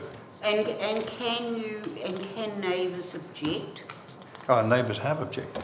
Pardon? Oh, you mean if you make an application to do something with your property? Yeah, can they object? Normal rights of objection, almost certainly, yeah. But that will also depend upon the rules and how the rule structure works. Yeah. But if I'm not sure what the current rules are that you're under and whether or not neighbours have a right to be involved presently, probably. So that might not change. Yeah. So, when do they actually make a decision? Or we will be making a decision on this. It's a very good question. Later in the year, I think it would be safest to say. Yeah. Because we have hearings yet on particular built heritage items, and we don't hear those until later in the year. So, yeah. So yes, it's sort of you hanging in mid-air and thinking, well, what am I going to do with the property? Yeah. And of course, it's unoccupied. I've had very bad tenants, and I'm just tired of, repairing it all the time. So, and that's the other danger when it's rented and you put a heritage listing. Well, the hot water cylinder was taken out because it's full of copper. Somebody took that. Yeah. Then they took the gas heater. So you're actually changing all the original state of the house when you start to rent it. So it's quite hard to deal with at times. Understand that? Yeah. All right. Well, thank you for hearing me, and we can only hope for the best. Thank you for coming in, Ms. Irvin. Thank you.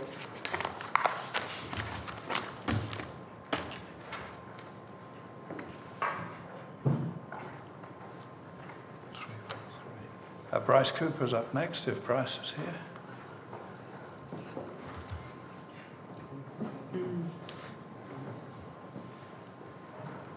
That's not a soapbox, is it? Box of tricks. It makes me nervous when people come so close with a black box. Yes. There's someone in there. Yes, all will be revealed, I take it. That's right. Get a birthday coming up there. Not one of those. Right, Mr. Cooper, welcome. Thank you. Firstly, thanks for the opportunity to talk to my submission, which is regarding 13 Nixon Street, which is in Hamilton East. Yep. We're talking height controls, I take it. And the surrounding areas. I'm not a planner, so I'll do the best I can. I did have a Lego version of the street. The street as it currently is, and I'm talking about Cotter Place, which is the street off Nixon, and as it would be, or potentially could be, under the proposed HHA. Unfortunately, my grandchildren dismantled it this morning. So there's a very poor substitute. And we haven't been in communication with your grandchildren, I assure you. So a very poor substitute, in an desperate attempt to show the scale of the issue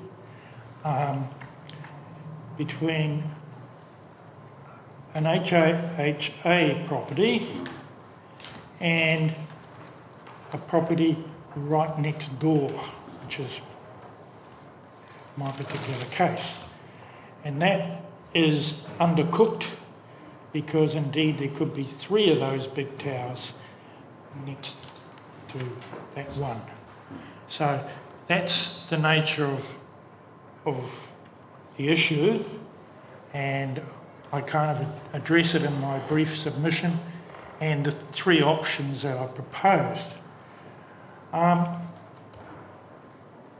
And those options were proposed in the context that in that area, that little sub-area of Nixon Street, the HHA criteria are just met. So it just scrapes into being an HHA under those criteria. If you chose to make a different subjective adjustment on any one of those criteria, it would not be an HHA. So it's the properties in that area are a mix. And I did have photos, again, grandchildren destroyed things, but I did have photos of the area which show that it is a mix and it's very difficult to discern any difference in actual properties between the Cotter Place enclave and that in the HHA of Nixon Street in that area. So with that, you could say, well, if you take the Knox criteria as a kind of coarse filter, and then apply some common sense to it around the raggedy edges, and you could switch Cotter Place to HHA, or you could switch 13 Nixon Street to non-HHA without destroying, if you like, the integrity of the process, but adjusting it in response to what I think is a logical argument.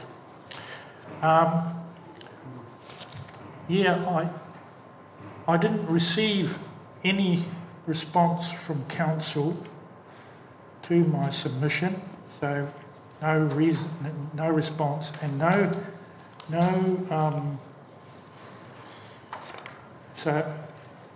explanation as to why nothing is going to be done about this boundary issue, which may well be wider than Nixon Street. In fact, it's almost certain to be wider than Nixon Street, or Nixon Street, Cotter Place, my specific instance. And a note when trawling through the information that I'm not alone in that concern about the edge issue. Mr. Knox, in his own report, notes this issue and says that consideration should be given to making some provision. He's supported in that by the peer reviewers of his report, and he's also supported by some of the submissions from Antanas Vakuta and the architects group.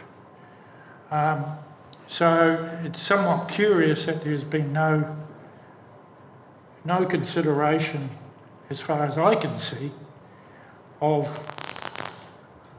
my submission in my specific case, and more generally the issue of a buffer zone or gradation between HHAs and non-HHAs. So do you have a hard boundary like that there, or do you have a more graduated boundary?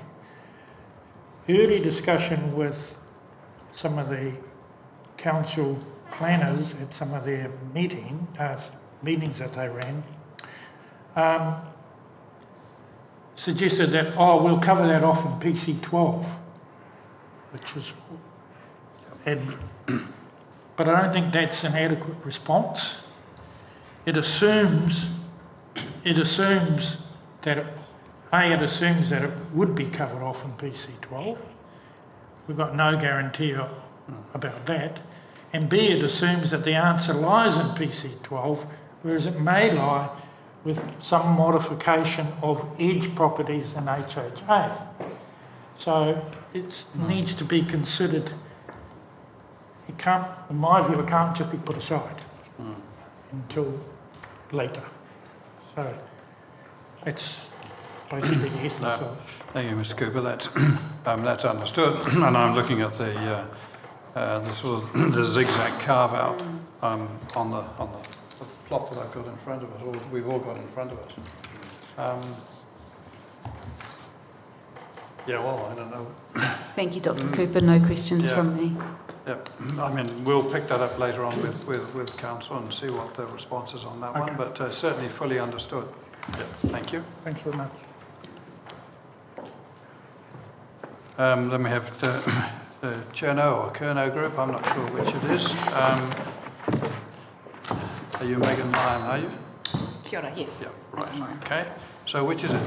Cerno, Cherno or Kerno? It's kind of irrelevant. It's mainly my husband and I, so I'm also one of those women that didn't change my name. So I'm Megan Lyon, my husband's Fraser Smith. He can't be here, he's actually on farm today.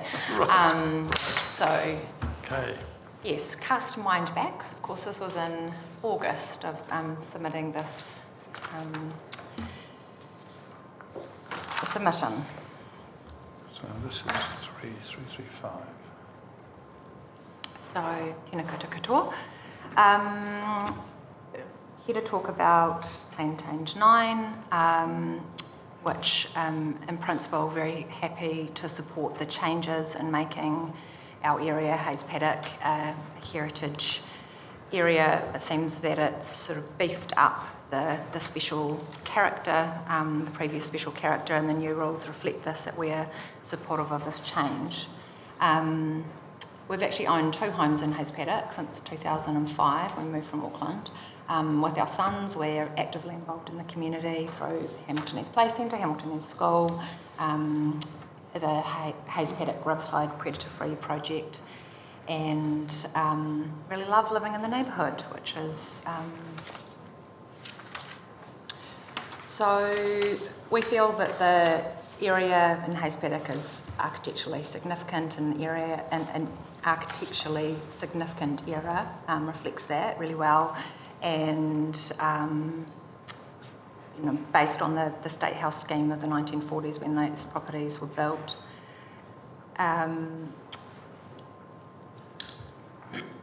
Looking at it in terms of a national context, I feel like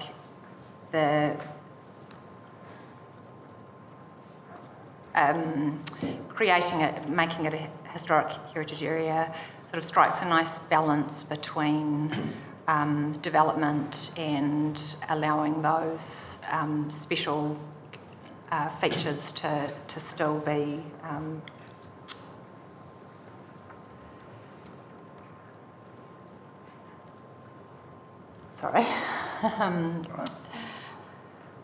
valued and treasured, really.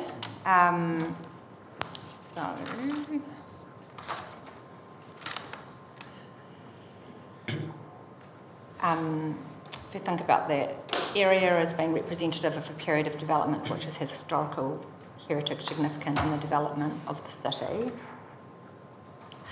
I do want to talk about 19.3.2a and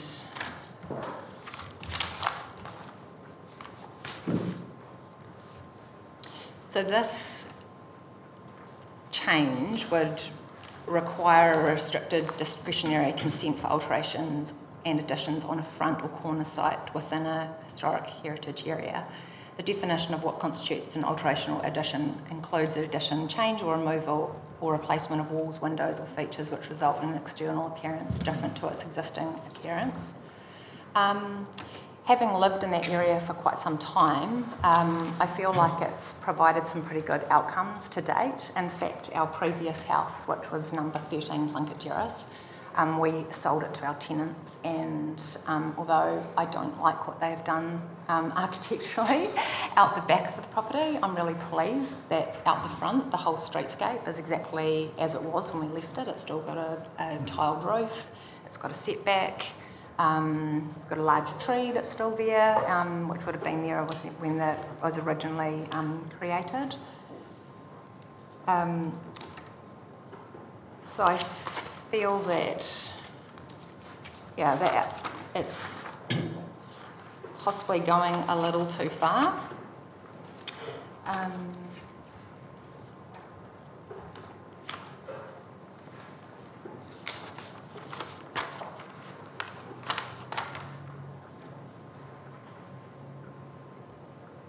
So I feel like the status quo has pretty much done a good job, this special character area here. And a large majority of the homes in terms of families are actually really small, and they do reflect a different era. They're often no longer fit for purpose for modern family life.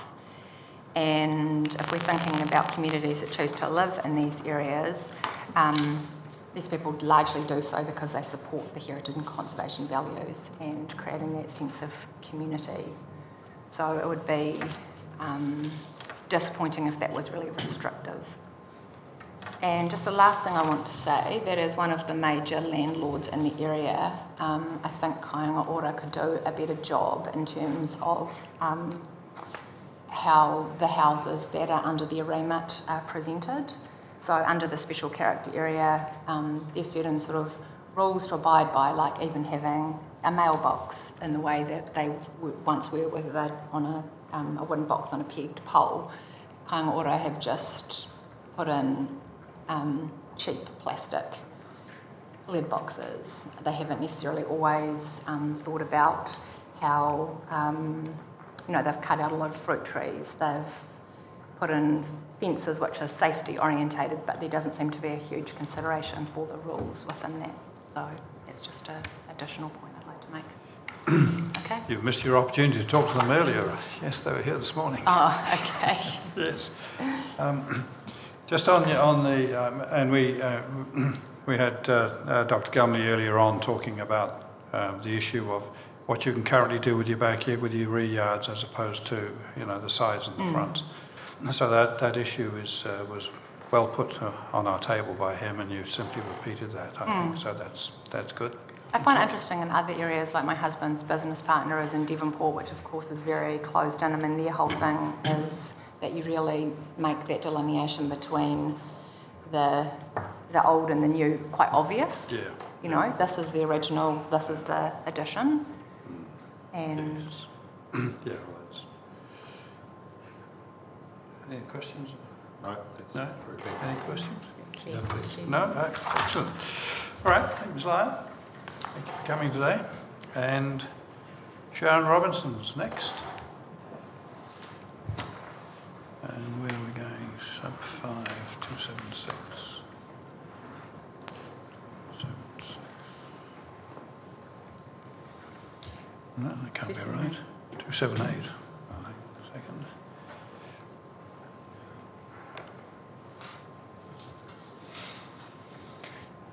Right. Welcome. Good afternoon. I reside at 37 Jellicoe Drive in Hayes Paddock, and I've owned this home for 10 years. I've also previously rented for just shy on 2 years on Plunkett Terrace. And I was lucky enough to purchase a home in this neighbourhood, drawn to the character of the area and great community feel that it has. Over the years, I've become a part of the stable community, which has members who have been in the area far longer than me, like Megan. And I have made some very good friends in this neighbourhood, and it's a great example of a thriving community environment. I'm an architectural designer with 23 years experience. I also am a certified passive house designer, homestyle designer and assessor, so healthy communities, good home design and layout and healthy homes are kind of part of my life's perspective and obviously career choice. So Hayes Paddock, as I think has been said many times, is one, if not the best example of garden city design in New Zealand. I have copied and pasted sort of all of the characteristics of it, but I don't think I need to go through them just yet. All these elements seem to have been protected to date by the special character zones for Hayes Paddock, and these houses were constructed, as we know, during World War II using a housing typology and way of living that today is 80 years old and is outdated as the social ideals and economic circumstances have changed since then. While I embrace the historic nature of the architecture, there are current day issues that any planning rules, in my opinion, should be mindful of and seek to mitigate, rather exaggerate, the differences between life then and life now. These homes are drafty spaces, they're small, segregated, there's often no insulation, and while ceiling and floor insulation is easily retrofitted, all insulation requires a building consent. This is usually undertaken whilst carrying out an alteration rather than as a separate build exercise, just due to the expense of the exercise and process. These homes are not energy efficient, and many have mould issues due to poor insulation, poor ventilation. I know this because just before my first alteration, which was installing a wood burner into my open fireplace, I sat in my living room with a beanie, scarf and gloves on quite regularly. I got sick, I missed work days, and I would go to bed at 7 o'clock because I had an electric blanket on my bed. Sadly, I think this is probably a reality for some of my neighbours. I was disappointed to the removal of the special character zone planning rules. They're quite adequate at preserving the character of the area since being implemented, obvious by the fact that the character of Hayes Paddock area is still remains and is celebrated by the people that call this place home. As private homeowners, we are coming into the time of expensive repairs and maintenance costs, such as re-roofs, which are limited in choice and therefore cost options. Due to the historic nature of the area and current planning rules, we receive no financial support in protecting the special character of this area. Below are my reasons for objecting to the resource consent requirements for building alterations and additions, fences and any auxiliary building structures. I'm asking that the special character zone rules that I'm referencing be implemented in some way or form into the HHA rules. So currently all the alterations and extensions require resource consent. Megan touched on what an alteration entailed. As New Zealand embraces its Building for Climate Change program and the New Zealand Green Building Council rolls out its retrofit ratings to existing buildings, adding the costly exercise of a resource consent to alterations will put most projects out of financial reach of many of my fellow homeowners in this area. In my professional experience, after paying council fees, architectural design fees and planners fees, this can add up to 20k onto a build project. We are the asthmatic capital of the world. It would be good to see the planning requirements for alterations in this area align with the healthy communities and build aspirations of the country by removing unnecessary financial barriers to improving the existing housing stock in this area and freeing up private funds to invest in healthy home systems and interior improvements and required repairs and maintenance to preserve the character of this area. Previously, under the special character rules, one was able to build and extend these homes behind the building line, as Warren Gumley would have alerted to you this morning. It currently now requires a resource consent. I live in 60 square metres. It's a small 2-bedroom house. I work from home, so my space is at a minimum for a single professional woman. A resource consent on top of rising build costs would likely mean that as my spatial requirements increase, I will have to leave this community I've become a part of, or hopefully find another home in the area that doesn't require alteration or renovation that I can afford. There are now barriers to improving my own home to suit my changing needs. These homes traditionally have small spaces, traditional layouts that are not supportive of our more modern day society and the way that we interact and live. They also have, as mine did, very dead, unusable space that can only be renovated out. And when you have a small home, it's not something you can afford to keep. I see this rule as being a barrier to retaining the already established community here as children come into the mix and spatial requirements change as life circumstances naturally evolve. So the rule reference I'd like to see reinstated in some way or form under the HHA is 5.3.1b, alterations and additions being a permitted activity, obviously behind the building line, with alterations permitted. Previously, under the special character rules, one could erect a fence of maximum 1.2 metres forward of the building line. This keeps the Garden City streetscape whilst providing security for young children and animals. The cost of a resource consent and engaging professionals to assist those not familiar with the process could outweigh the cost of a fence, deem it too expensive, and just mean that it's not safe for those who have children and have pets. We also have social housing, as Megan alluded to, with Kaingaora in this area. Gang members do walk the streets, and SWAT and police are present, especially during the summer months. I've been woken up in the wee hours of the morning with a loudspeaker with the words, "You are surrounded, come out slowly." It wasn't my house. It was on Plunkett Terrace, not far from me. When this happens, I go and check on my 93-year-old neighbour who lives behind me. She doesn't have a fence to the street, and this particular incident happened twice right outside her home. She was terrified. She's been there since 1946, and her words to me were, "It's just not the same as it used to be." We had a man stabbed in Jellicoe Drive last year with a fellow gang-affiliated resident convicted and jailed for the crime. So having a gate and a fence as separation between the front door and the street makes me feel safer. I wish the same for all the occupants in the area, especially for women living on their own as I do. We have quite a large number of single women living on their own in our area. And so those consent costs can be a barrier to safety. So I'm asking for the reinstatement in some way or form of Rule 5.4.8b, fences and walls, that they can have a maximum height of 1.2 metres for the front and boundary fences or walls located forward of the building line of dwelling.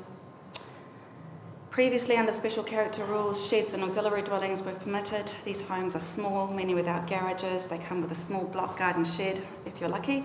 Storage is an issue, both inside and outside these homes. I no longer have a lawnmower because I would have to store it outside unsecured. There is not enough storage to support our modern day way of life with its obligations and responsibilities. As for the fence, a resource consent would far outweigh the cost of a garden shed. So I'm asking that the rule of 5.3.1h, auxiliary residential structures under the now superseded special heritage rules, become a permitted activity, obviously with caveats to stop swimming pools, because I believe that that's in that rule. At a time when affordability, not just of homes, but of living, is at an all-time high, we should be removing barriers to support healthy, thriving communities, not creating them. I would like to see the following rules reinstated in some form of nature, because by the nature of their existence, they've been proven to be effective at retaining the character of the area and preventing subdivision, modern duplex, we do have 1940s duplexes, or medium-density housing since their implementation. I'd like to see the planning approaches and rules that align with the aspirations of healthy functional homes and thriving communities whilst preserving the integrity of the area. There is a way we can do this without unnecessary cost to the private homeowner and unnecessary process on behalf of the Council's Planning Department. Thank you. Thank you. Comprehensive. Ms Robinson, thank you. No questions. I've just got one peripheral question, really. Do you, living there, do you experience what I'd call as some sort of heritage tourism? Heritage tourism. Explain that. That, i.e., people visiting the area and driving by and that sort of thing. Well, I live quite close to the cafe, so there's always quite a lot of traffic there. Yes, I saw that you live next door to the cafe. Right next door, yeah. So I'm not particularly, I don't sit and study the street, so I'm not sure why people would be in the area. I mean, we're right on the river path, so there's often people that are walking along there naturally because it is an area that's open to the public. And yeah. So And Ms. Lyon, you notice? I think there is, yeah. Definitely. I quite often, if I'm outside gardening, I see people there, or look at the houses and be commenting on their conversations, those Right. kinds of things. And do you think that the value of the housing in the area has a sort of a premium because it's in the heritage area? I think that depends on your preference. I think the people that want to be there, yes, certainly we've seen our values increase over the last 10 years. But you need to balance those values with the repairs and maintenance that are now coming into it, and also with the costs of needing to adapt those spaces. I think that puts a lot of people off when they, certainly people I talk to, when they're looking to purchase a house, and suddenly, what's it going to cost for me to change this? So, yeah, I mean, I bought 10 years ago, so I can't really answer that question from an experience point of view. Okay. Right, thank you. Just 1 minute, Mr. Robinson. I'm just thinking of the question.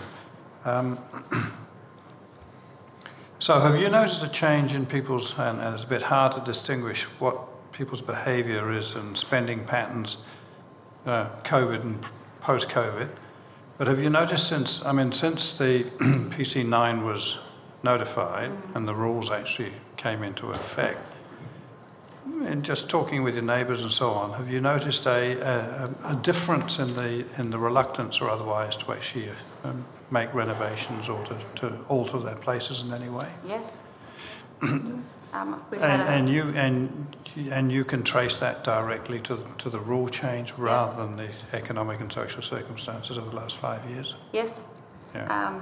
So because I'm an architectural designer, people obviously naturally seek me out to get some free advice.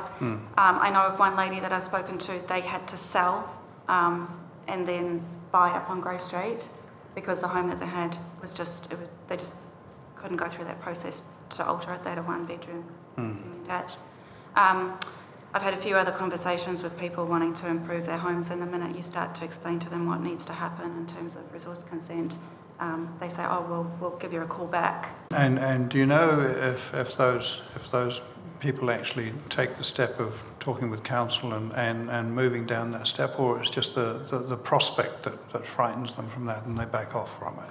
I think for many it's the prospect. I've been asked, that's where I get my 20k sort of figure from, that how much would this cost? That's off a project that I did on Plunket Terrace. So I've also done 4 other projects in the area and one currently underway apart from my own.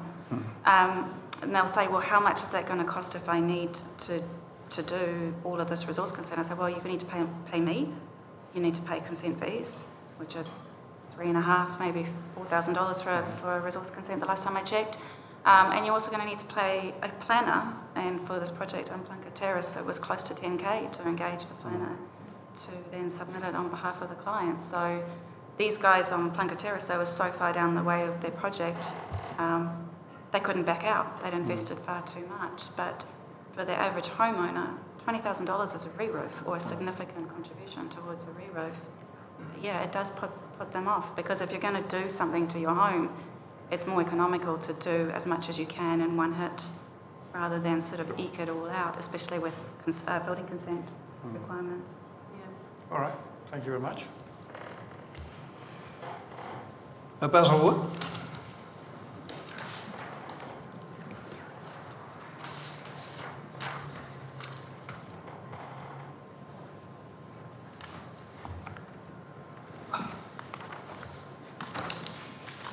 Thank you. So I'm here to speak to the about the Marama Street HHA. So the decision that I'm seeking from council is to reject the assessment, the Marama Street assessment, and exclude Marama Street as an HHA. You know that's recommended? I know that's recommended. Yeah. Yes, so I support that revised recommendation. I'll add a couple of points to that just to support that in case there are any second thoughts about it. And the other, because if you don't reject it, I also want my property on 17 Seddon Road to be excluded from that area. So that was the basis of my submission. The reasons I gave were that the assessment criteria I don't think were correctly applied. I don't think they were quite relevant. And I know so there were two criteria. There was the representativeness and also the consistency criteria. And I note that if an area is assessed as being not consistent, it cannot be considered to be representative. Now, Marama Street scored 5.5 on that consistency criteria, and I found 6 assertions that were made in justifying the scores that I think are no longer valid, or they were not valid and certainly are no longer valid. Now, I note that Mr. Knott has picked up on some of these things. For example, 2 of the houses had been demolished, and in fact, development has already commenced. So the one house is already significantly, it's a set of duplex apartments that have already gone up. So that you can't put the dung back in that horse. That's happened. That's already happened. So I can't see how you can support Marama Street being an HHA. The other point was there was an assertion made about picket fences being likely representative. So there was so the justification for a green score against the street frontage was that picket fences were likely representative, and that raises a couple of questions because the regulation or the 6F is about the protection of historic heritage. It's not about the protection of likely historic heritage. And I don't want it to be, the values to be someone's construct of what it might have been. And I want to draw your attention to a diagram or a picture that I took from the Hamilton City Archives, Hamilton City Library Archives. So it's in figure 2 of my submission. I found, just within 10 minutes of searching for it, an old photograph, circa 1924. It shows those houses on Marama Street. And if you look at the fence, you'll see that it's a single rail. There is a single rail right along the whole fence. Now, there's a reason for that, and I'll draw your attention to an article that I pulled down from Stuff this morning, in fact, and it's called When the Farm Comes to Town, inside Hamilton's Frankton Sale Yards. The sale yards opened in 1917, the same year that Frankton Borough Council merged with Hamilton. And there are plenty of stories of people walking their sale herds through the streets. This is the reason there were rails on the street frontage. It was to stop the cattle, obviously, being driven to and from the sale yards. That's our heritage. That's Hamilton's heritage.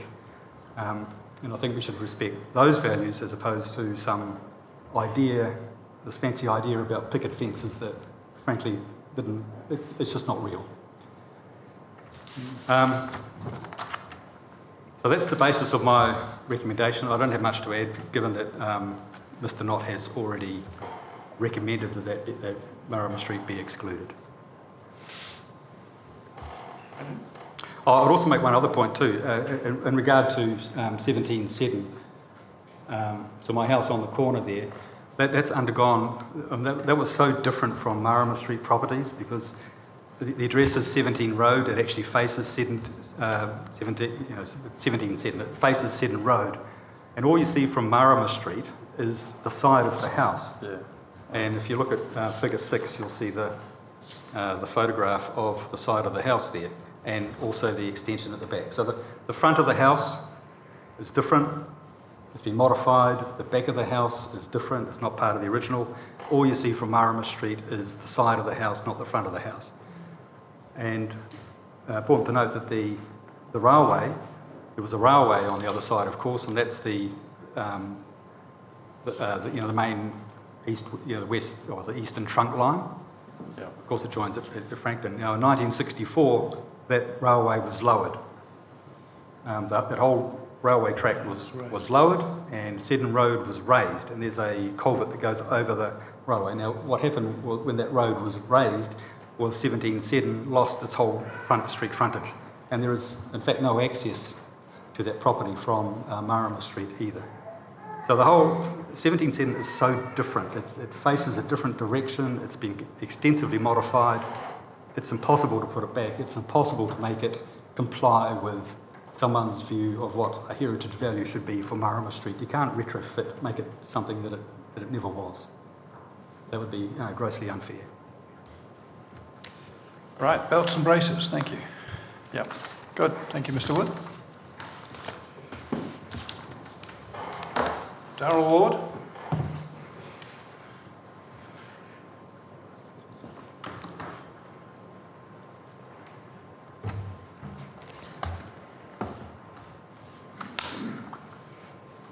I think I object to the chairs more than anything. You're not the only one. Right, so if you can see me. Just. Thank you. Good afternoon, Commissioners. Thank you for the opportunity to speak in support of my submission.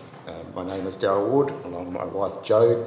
We own 2 properties in what is proposed to be the Claudelands HHA. These are located at 233 and 237 River Road. Our properties have struck the trifecta of SNA, HHA and Category B heritage building. Unfortunately, I'm yet to see a payout. Before speaking to the detail of my submission, I'd like to make some brief comments on the PC9 process.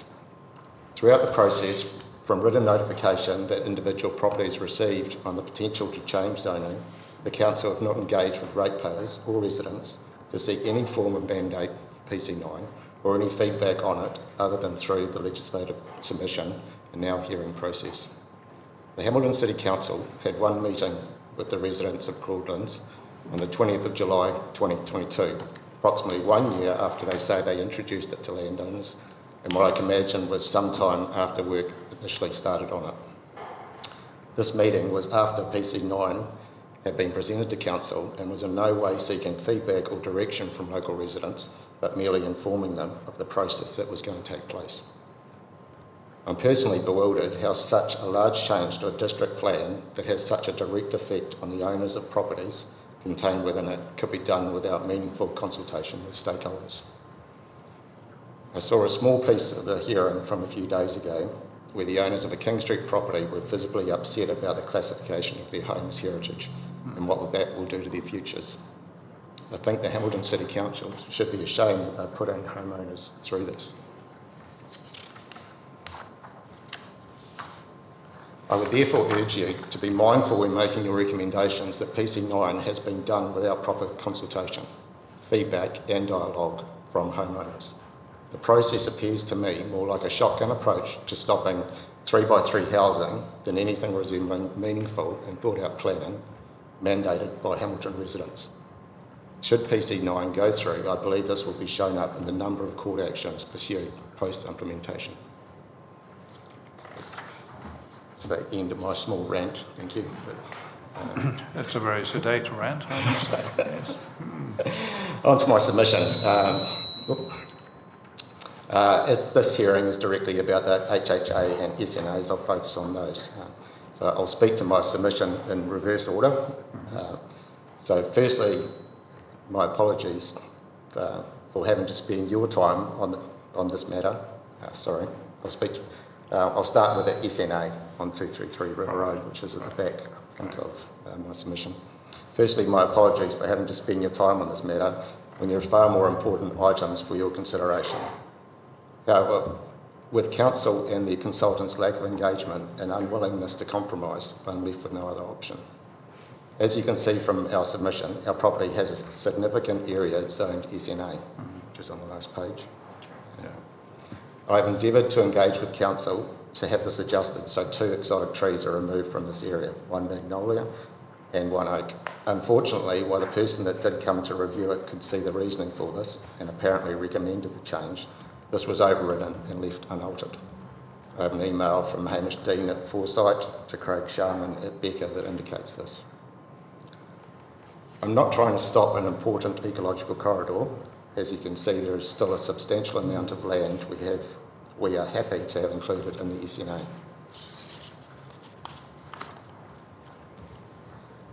I'm not trying to get rates relief for that area. I'm not asking for assistance in maintaining it, and I'm certainly not trying to develop it. I'm merely asking that 2 exotic trees that are outside the normal riverbank corridor are not effectively given notifiable tree status by default.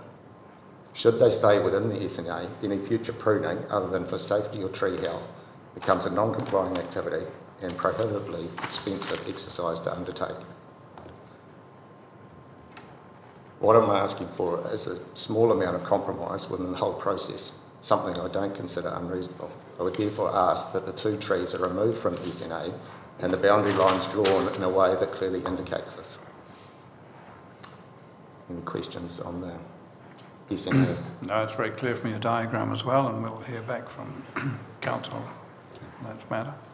It is a significant area that will still be included within it. Yes, no, that's evident. Yeah.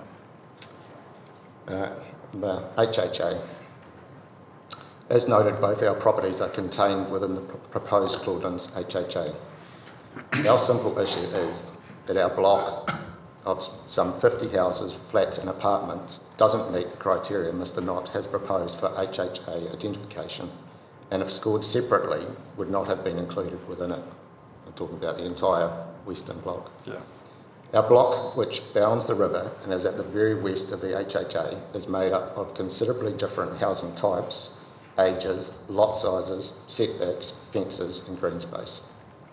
The council's own map of the Claudelands character area, contained in my submission, has only 8 of the approximately 50 properties identified as pre-1939. The map is slightly inaccurate, but does give an indication that it has a significantly different makeup to the other parts of the area. It's a lovely block, and I wouldn't like to see it infilled by badly designed 3x3 housing, but it simply doesn't fit the criteria for an HHA. I don't believe the block as a whole has historic heritage significance. I've heard that every street has been assessed, but I can't see where Mr. Knott has reviewed this block separately and scored it appropriately. He did make one small comment about the area, in that the west side of River Road is less consistent than the east, which I think logically leads it to needing to be assessed independently.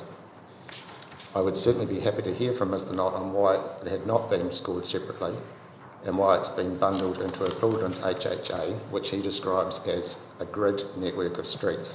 This block clearly does not have that characteristic. Mr. Knott describes the Claudelands area as having at least a moderate heritage value. This, in my opinion, is a low bar given the impact to the property owner's rights. If the western block is therefore less consistent than moderate, how does it qualify? I'm not sure if Section 6 was designed to offer that level of protection. While I know it's not possible to determine what our politicians are thinking, I wouldn't want to know sometimes. Section 6 is interesting in that other areas of it have words such as significant and outstanding. I'm not sure if moderate or below moderate heritage value was intended to be captured. Being included in an HHA comes with significant limitations and potentially high economic impacts. The threshold to be added should be far higher than just because you're across the street from character homes or in the same postcode. There is, of course, one property that has been excluded from the HHA in our block. The council owns Zonin Car Park, which, as you're probably aware, they're trying to flog off to anyone that will do high-density development. How ironic I find it. The Hamilton City Council clearly understands the economic impact that inclusion in an HHA will have on land. It's a shame that they don't have the same consideration for their ratepayers. So to be clear, our request is that our block be removed from the Claudelands HHA on the basis that it does not fit the assessment criteria. I would also invite you to take a leisurely stroll down River Road and make your own minds up. Feel free to drop in at ours and I'm happy to discuss our proposed Heritage B house and why we'd like it removed from that classification. I can also offer a decent gin and tonic, if that's more appealing. It's tantamount to a bribe.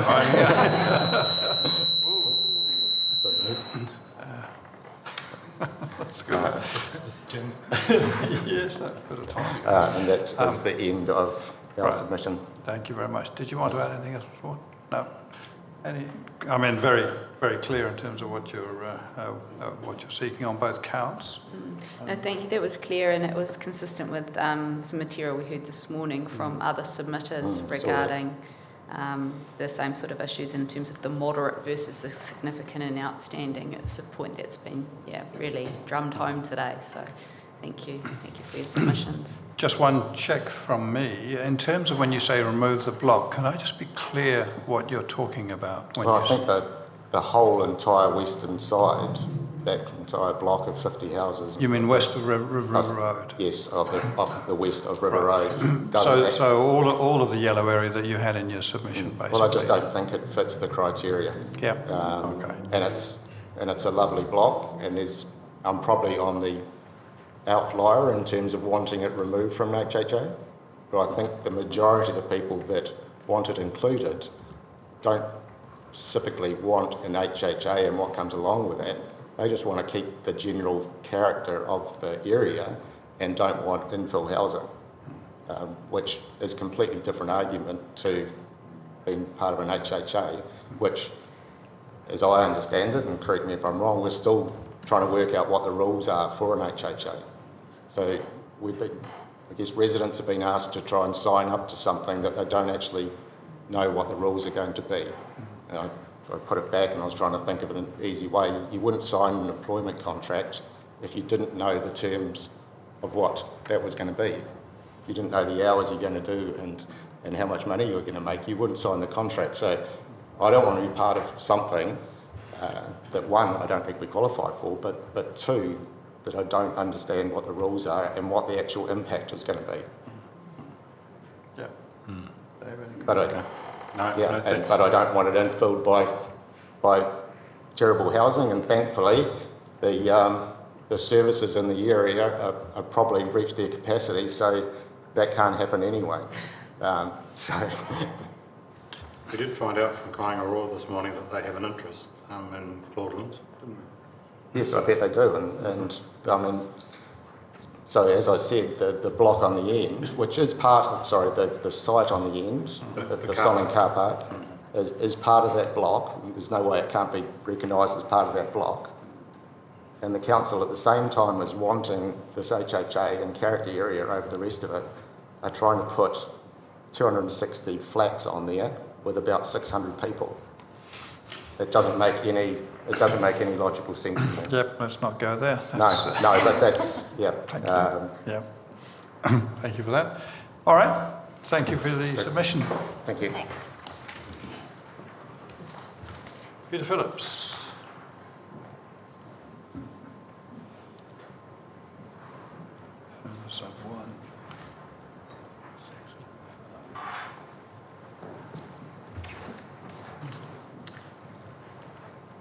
Tēnā koutou, tēnā koutou, tēnā koutou katoa. My name is Peter Phillips and my partner Gianna.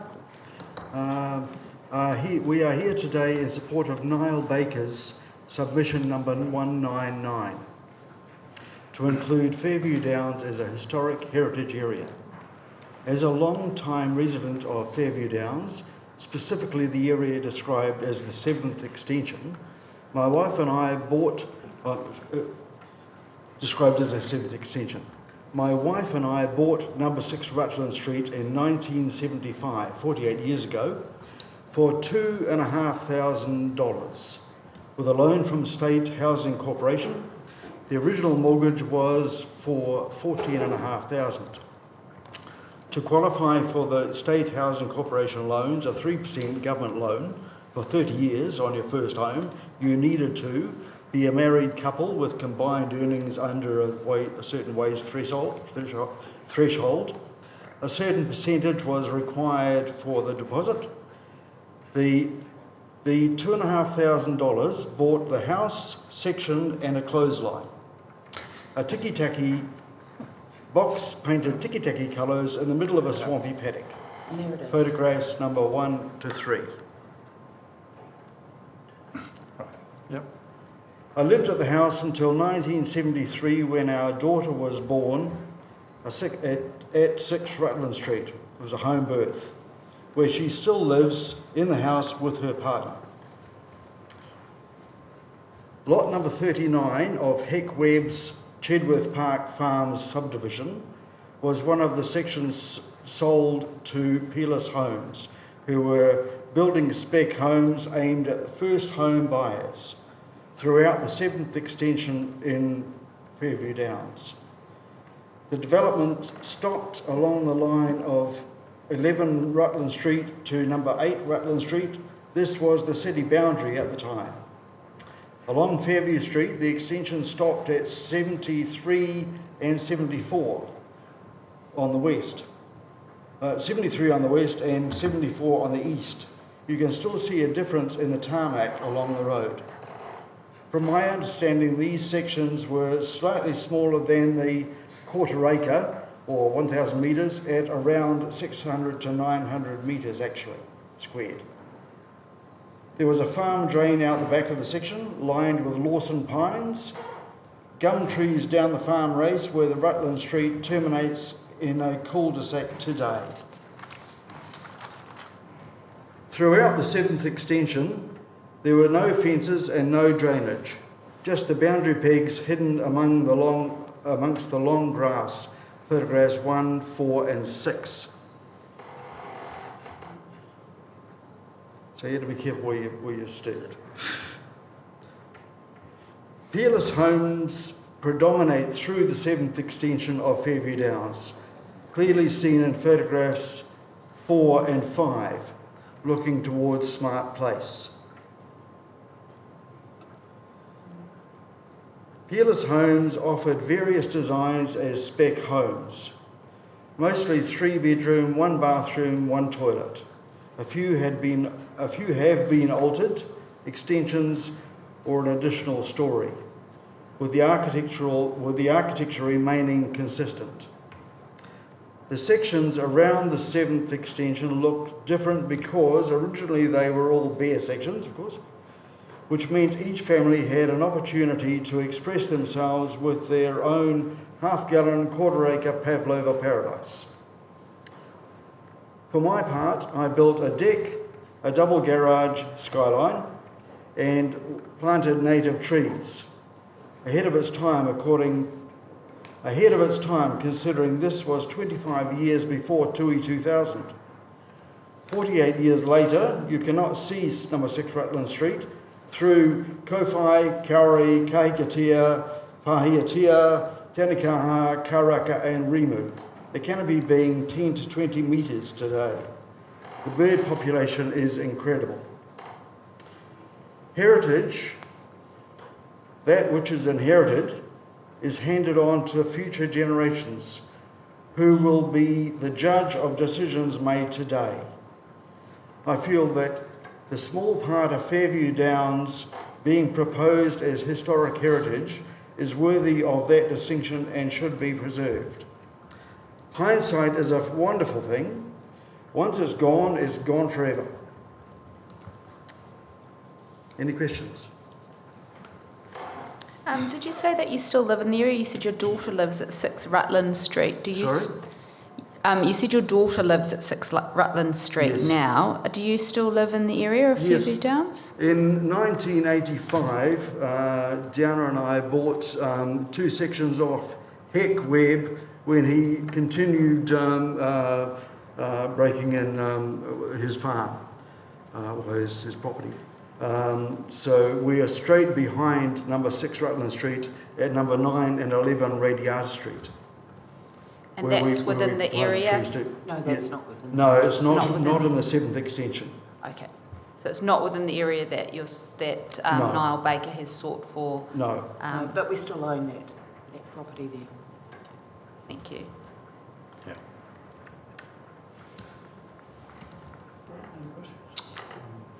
No, I don't think so.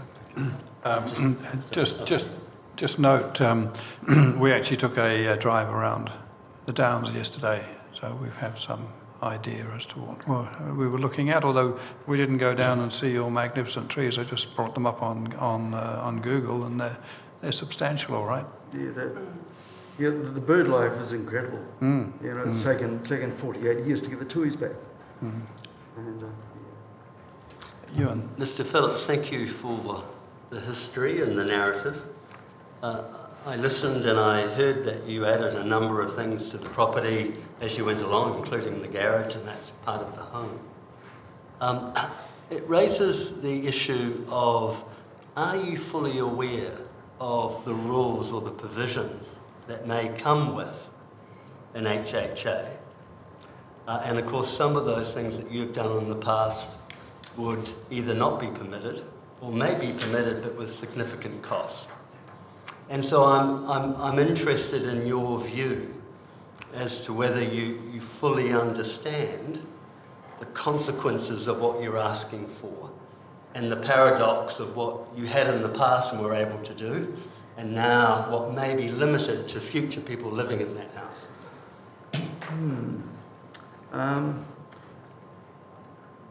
Yes. The addition of, or the extension of houses is going to be a little bit more complex, of course. But the area basically is for first home buyers. There is additions being done, but as long as from the street is more or less the same, it's fait accompli, is it?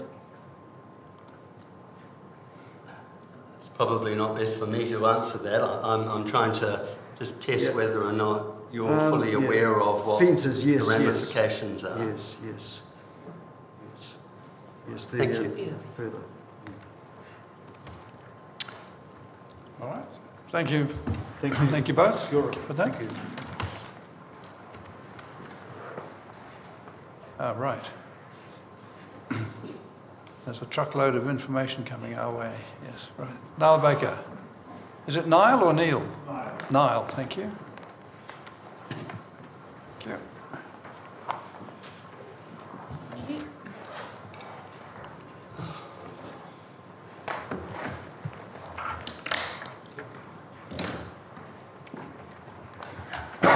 And the gang, right. No hat, but different scarf, right? That's right. Right, Mr. Baker, thank you. Good afternoon, Commissioners. Thank you for the opportunity to speak to you this afternoon. My name is Niall Baker. I'm an original submitter to Plan Change 9, and I put forward the request that Fairview Downs, or parts of Fairview Downs, be included as an HHA. So this is in relation to submission 199. So I've just circulated a digital copy to Mr. Rice and obviously the bundle that you've received just of my written submission today and some additional information that's been provided. So my background is as a planner. I've got a planning and policy background, but I'm presenting today as a resident of Fairview Downs. I'm not presenting in an expert capacity. So what I'd like to do, if possible, is just to take you through some of the general concerns and issues that I have with the HHA proposal as it stands, and then speak specifically about Fairview Downs. So in general, I support the concept and intention behind HHAs. I think this is a really worthwhile addition to the district plan, and I understand that it was mentioned earlier in these proceedings that we haven't had a citywide review of historic heritage for quite some time. So I endorse the concept, and think that it will help give recognition to Section 6F. And provide for recognition of where we've got historic heritage value within groups of buildings. My concern is that the framework that has been applied by Mr. Knott in his assessment is not in line with the Waikato Regional Policy Statement or the RMA itself and the Operative District Plan. There have been other experts for various submitters who have provided examples of historic heritage areas and their assessment that have been done for other councils, and I think the panel should have regard to those and look at more appropriate ways of doing it. I consider there's some gaps in the work that's been done. But in relation to, one of my chief concerns is in relation to the consistency criteria. So I understand from Mr. Knott that these were used as somewhat of a filtering exercise to filter out those areas that were, the best areas, so to speak, of that would represent a particular development period.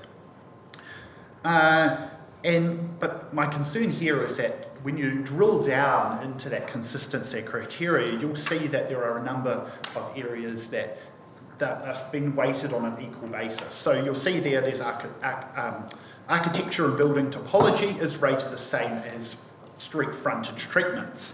And so that effectively means that you might have a 100-year-old villa, and the architectural style of that is weighted the same as would be a front fence. And I think there needs to be some recognition that, you know, fencing, and particularly front fencing, is often a permitted activity, you know, particularly outside of the existing special character areas, and fencing comes and goes, you know, over a period of time. You know, people get pets and then they don't get pets and so on. So, you know, that can be temporary in nature. And so I don't think just the presence of fencing should detract from an overall consistency score. In my view, heritage exists beyond what you can just see from the street. You know, it is still there. I would draw the Commissioner's attention to the review undertaken by Mr Adam Wild, and that was appended to the evidence of Kāinga Ora, which also raises some concern around the use of that consistency criteria in the way that it has been. In terms of those initial heritage themes that were discussed in the original HHA assessment report that we had from Mr Knott, in my view, Fairview Downs sits neatly within those. So we've got the comprehensive state housing scheme, we've got that construction company era, and we've got that changing suburban form in that post-war period. We've obviously now things have revisited that, and we're now referencing development periods, in particular development periods. But I think Fairview Downs would have rated very highly if we had have maintained that original criteria. So my issue is really the initial selection and how that consistency criteria has been applied into Fairview Downs. In terms of the planning documents I mentioned before around the use of the methodology, and this has already been discussed by a number of experts that have presented to you over the course of this week. So in my view, it would be more appropriate to lean on and draw on the criteria that's been established in the regional policy statement, the operative district plan, or alternatively Heritage New Zealand guidelines. And those have been appended by other experts. I think it's important as part of that criteria to make sure that we include social and cultural values as part of that heritage assessment, so that we can draw out that social information. You know, what is the community identity and the story that's associated with a particular place or area.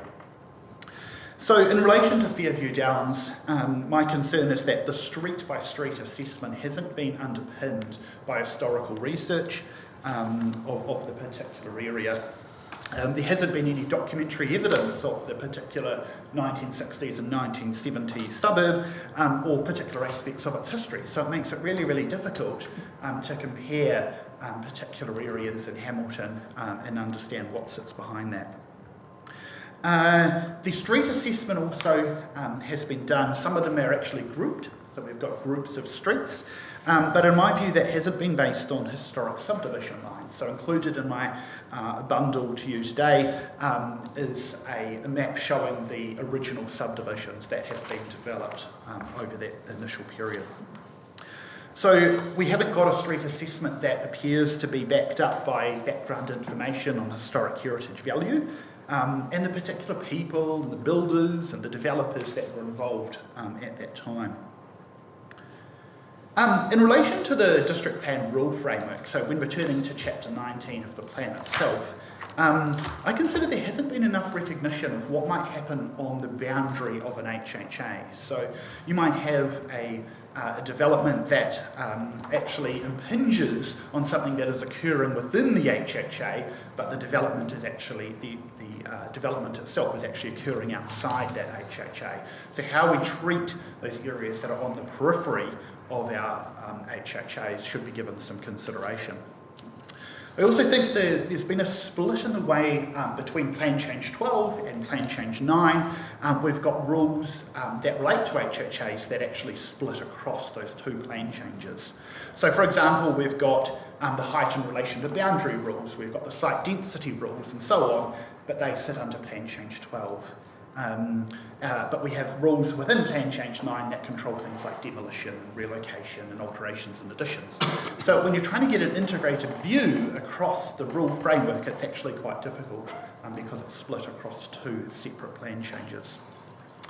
So just in terms of a little bit of background about Fairview Downs, it was great to hear you mention, Commissioners, that you visited there yesterday, so you'll no doubt be familiar with the area, so I won't traverse this too greatly, except to say that Fairview Downs essentially was developed in the 1960s and 1970s. There is two distinct areas. So you've got that southern block area south of Powell's Road, Hendon Road and Northolt, and that has a particular developer that subdivided that area, and then you've got the development north of Powell's Road that was developed largely by Peerless Homes.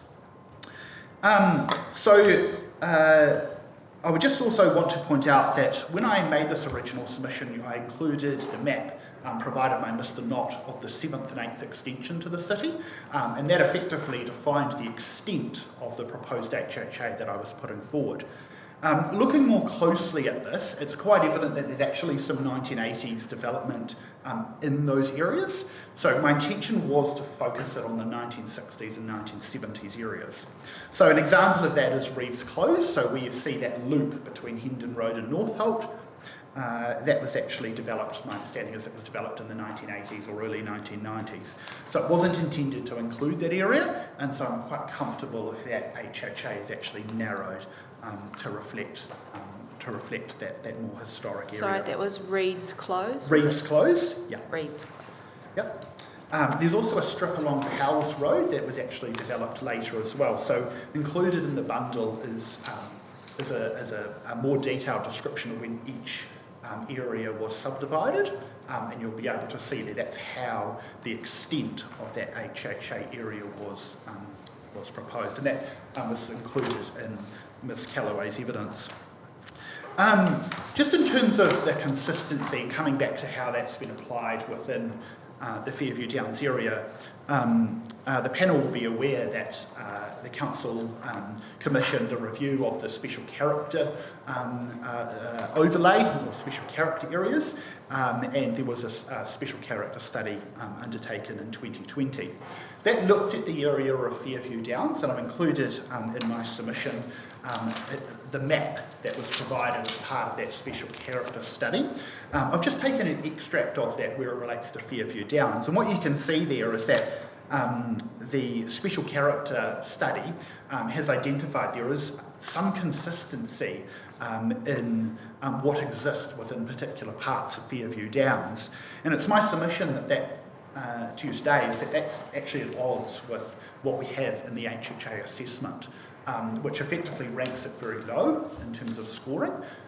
So on the one hand, we have a special character report, and I accept that was looking at that through a particular lens, but we have over here an assessment by Mr. Knott of those streets, but they rank very low in terms of their consistency, and therefore haven't been put forward as a recommendation. I've engaged the advice and professional advice of Ms. Callaway and Ms. Williams, and that evidence supports consideration of the representativeness of Fairview Downs.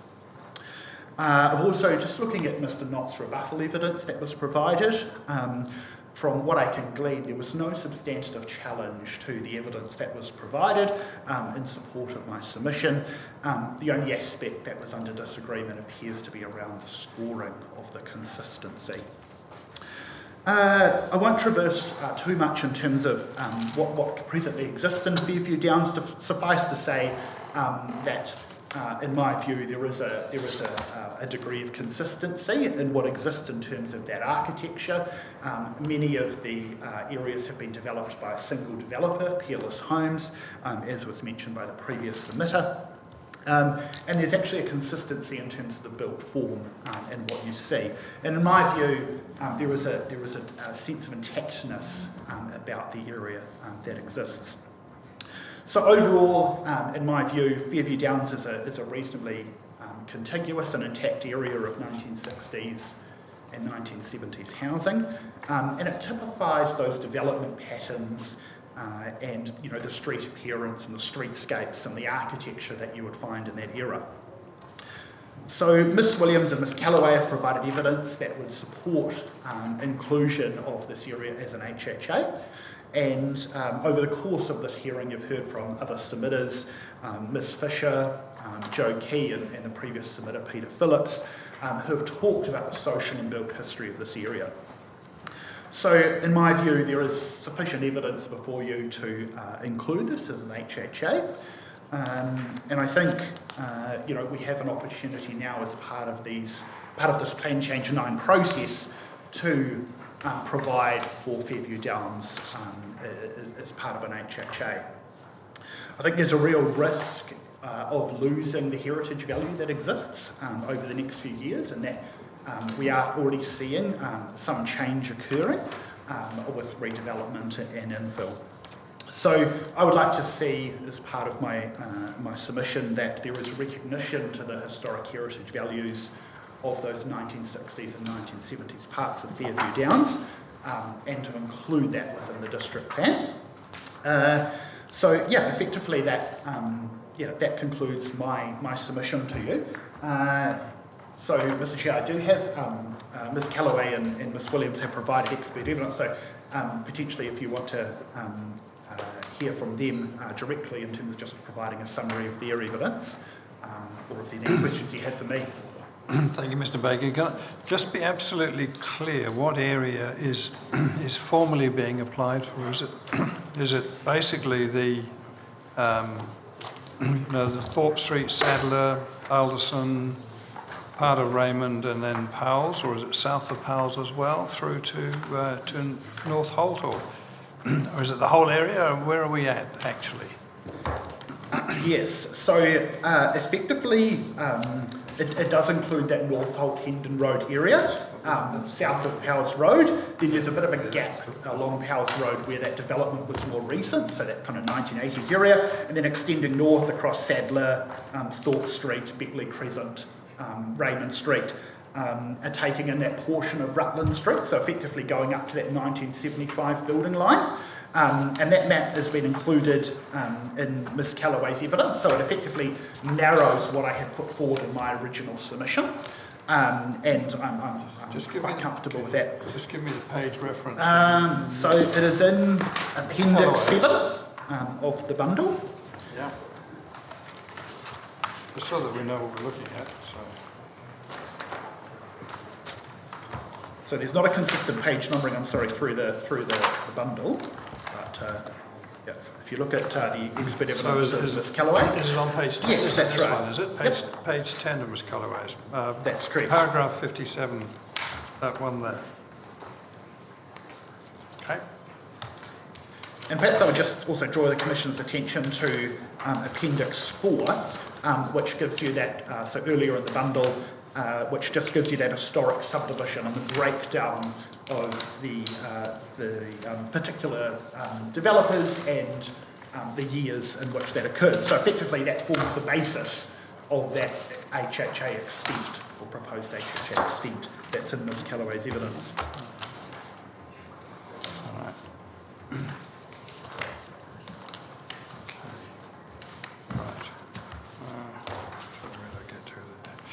Right.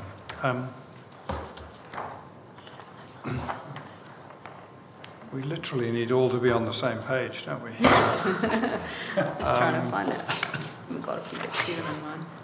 So, where are we going to?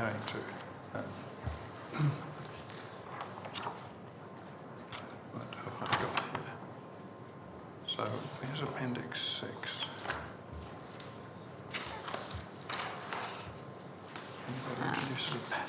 Fan now, I'm in real trouble. Yep, so that if we, perhaps if we refer to this one, which is Appendix 4, so that's the coloured map. I'm trying to find where Appendix 4 is. It's after the photographs, after the, yes. after the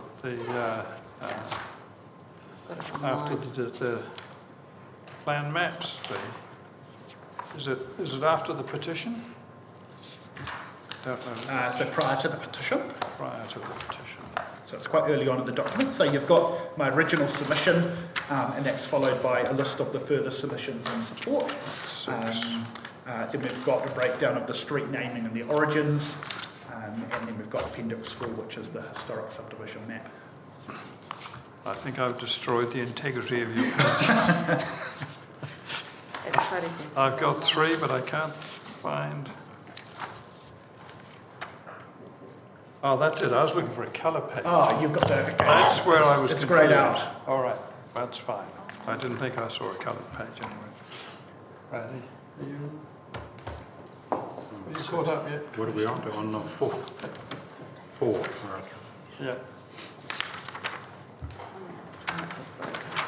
Oh, has the electronic come through? Yes, we downloaded it. May I approach the Oh, table? that was the one. Yes, yeah, so if we go to Thank you. page 38 of the PDF. Thank you. Yeah. That'll give you the colour copy. That'll give us the Yeah, colour. yeah. That's what I need. It's, I don't know if you've done it. It just came through. Yeah. Of which one? It's the 51 megabytes of, the big one. So the file size yeah, is no, quite mine large. doesn't Yeah. give me the megabytes. Niall Baker, final evidence 1 Yeah. June or something like that. Okay. It's in our, use the link to get to it. Yeah, because it's too big to Yeah. I have a coloured copy here if you'd like it. No, I'll find it. Page Page 38. 38. Thank you. Yeah.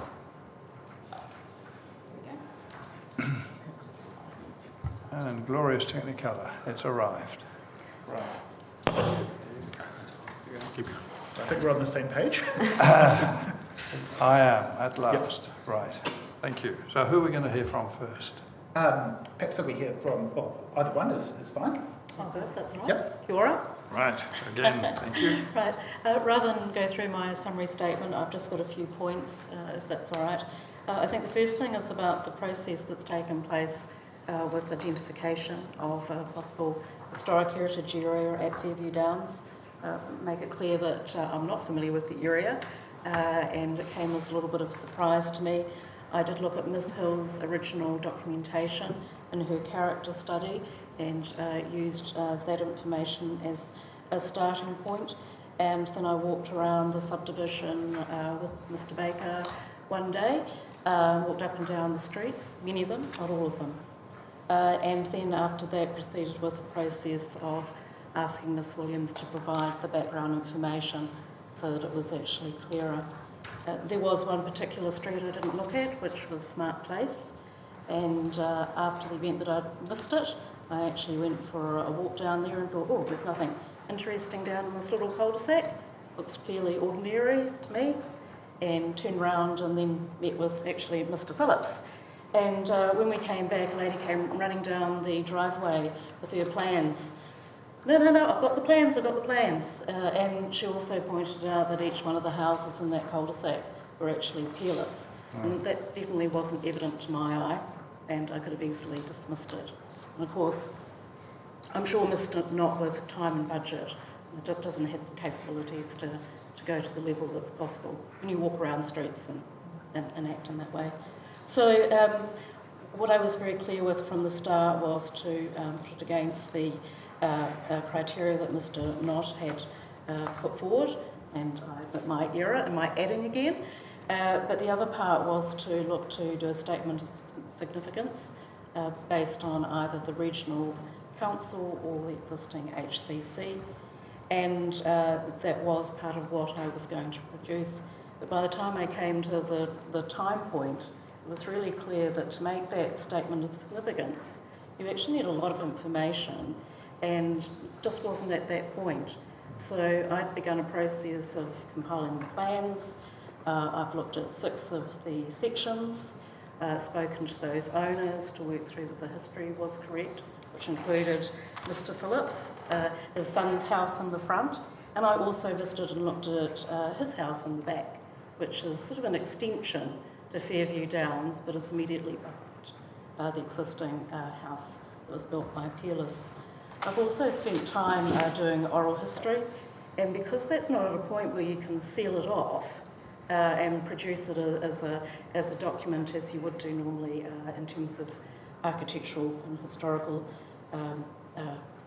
document, I had to hold on it because while I've spoken to, for instance, the late manager of the Peerless Housing Company in Hamilton and his wife, and they gave me a lot of information, to make statements becomes very problematical. You know, she said to me, well, as far as I know, this is the biggest Peerless development that I'm aware of. And I can't put that into writing because it needs that background behind it. So it's problematical, I think, when you look at historic heritage area, that you actually need quite a lot of time to do that statement of significance. And that's why it's not sitting there at that point in time. It's similar to Mr. White, you know, the amount of research I know that he put into the presentation that they did the other day. That's extensive, but that's the level that you need, and then the comparison with the houses. So the comparison with the houses becomes really a problem because these companies don't exist anymore, like Peerless, and the archives aren't there. But on the other hand, 12 plans have come in from original owners, and most of those are spread across the suburb, and at least there is a ground truthing of, is it a Peerless, is it not? Is it a Beasley, is it not? Is it Maori Affairs, is it not? And then the family stories that go in behind it. So the social valuing and the checking is part of that process. Dr. McEwen was asking about the mapping process, and the multicoloured, which you've got as black and white, is actually the basis that I used when I then went round the suburb and put forward the document which has got the latest rendering on it. And that clearly showed that, as Mr. Baker was saying, Reeves Close is much later, and the storytelling, you know, is completely different. The area around Powell's Road, where you would expect it to be strong, there's a small shopping centre there.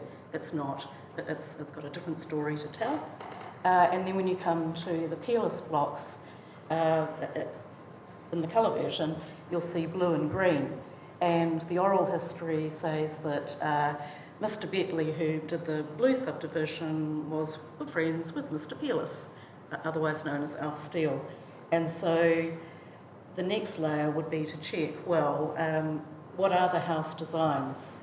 And that's where that level of detail takes a little bit more time than what was currently available.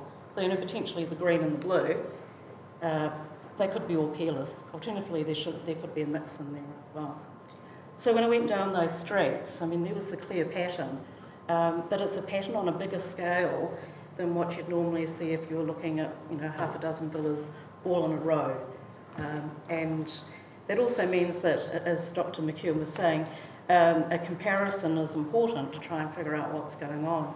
But part of the reason why there isn't a comparison, which should be part of this process, is that to compare it with the railway village is problematical. This is 1960s, 1970s. It's a whole different type of architecture and development. And in terms of a comparison, you'd be looking to find something that's similar, of the same age, the type of development to make it actually robust. And if you could, maybe find something in Auckland that was similar. So in picking sort of an experimental period time where there's not a lot of historical research, it makes it very, very tricky to find a comparison. So consequently, I didn't compare it because that really needs that documentation to be able to make sure that there's a degree of accuracy about it. I did look at the streets that Mr. Knott had walked through in Dinsdale, and Dinsdale, from oral history, is indicated as another area that they were very prolific in. They were at the lower end of the market of the day, speculative building, of course, but the evidence shows that that's been sort of changed quite a lot. Similarly, St Andrews is another suburb where you see these houses, but it's also problematical because the houses of the 60s and 70s were copies. You know, while the builders were mass producing them under, you know, Universal Homes, Paramount, Beasley, they were copying off each other. You know, there's not a lot of difference in the actual house plans. So that is another issue. So, so the social valuing part was actually part of the process that I actually began at an early stage, but that does take time as well. Dr. McEwen sort of suggested that, well, maybe this might be a nice area to, put a sign up on, and perhaps not recognised as an HHA. But I think, as Mr. Baker said, there's a risk in not considering it as a significant place, because this opportunity isn't going to necessarily be there in 5 years' time. But again, as you'll be aware, it needs the robustness against it. I think the social valuing is an important thing. I mean, most heritage consultants don't get the opportunity to actually have the brief and the budget to actually consider that. It's very difficult. But I think from the people that you've heard over the last week, who are just, owners and maybe long-term residents, sometimes generational, that from them comes that understanding that there is something there that's important. There's an identity, there's cultural value, and they feel like there's an identity. And that's not to say that nobody else has got the same kind of value about their community, but I think the fact that people hold on to their house plans and come running out 50 years later and sort of say, I've got them, I think that's a good starting point about social valuing. When you're trying to put that into a statement of significance, it's usually missed out. The other day, Councillor Wilson was asking about, also I think, threshold.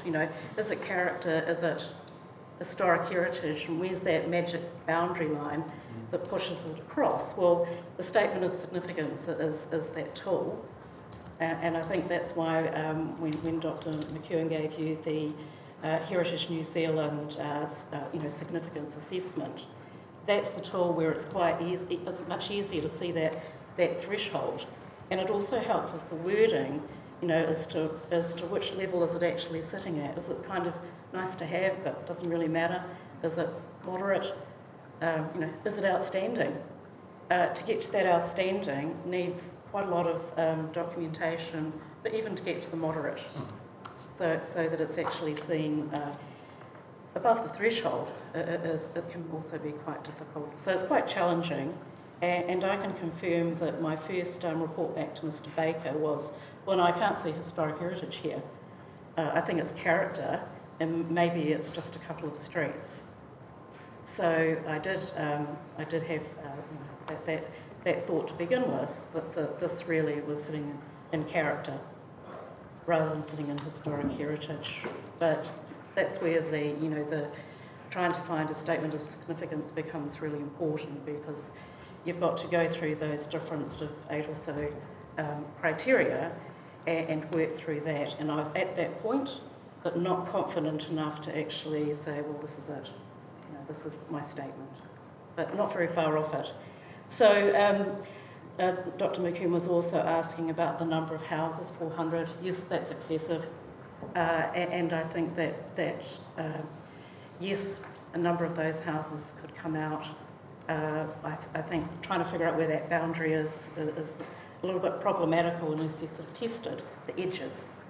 And the only edge document is the subdivisional history that Ms. Williams has actually provided at the moment. But then it needs the layer of housing plastered on the top, and that should be possible, but again needs a bit more time just to work through to make sure that it's a house and land package. Make sure that whoever sold the land and whoever plants the house on top is right, and that's in the right period. So that can be a little bit tricky. So just before Mr. Phillips was talking about his particular property and sort of alterations and additions. So when I was walking through, you do look and see what's being done behind. Because of course that's the focus of what's going forward. And one of the things that's evident in Fairview Downs is that there is lots of room behind these houses to do sympathetic, normal alterations and additions. Three of the families that I've spoken to have put in top knots on their houses, for instance. And so for the 60s and 70s houses, I think there's a lot more flexibility. There's known ways of doing alterations and additions. But I think for the owners, there needs to be one buy-in, but two, there needs to be clear guidance as to what's possible. And I think, it comes down almost to the fencing.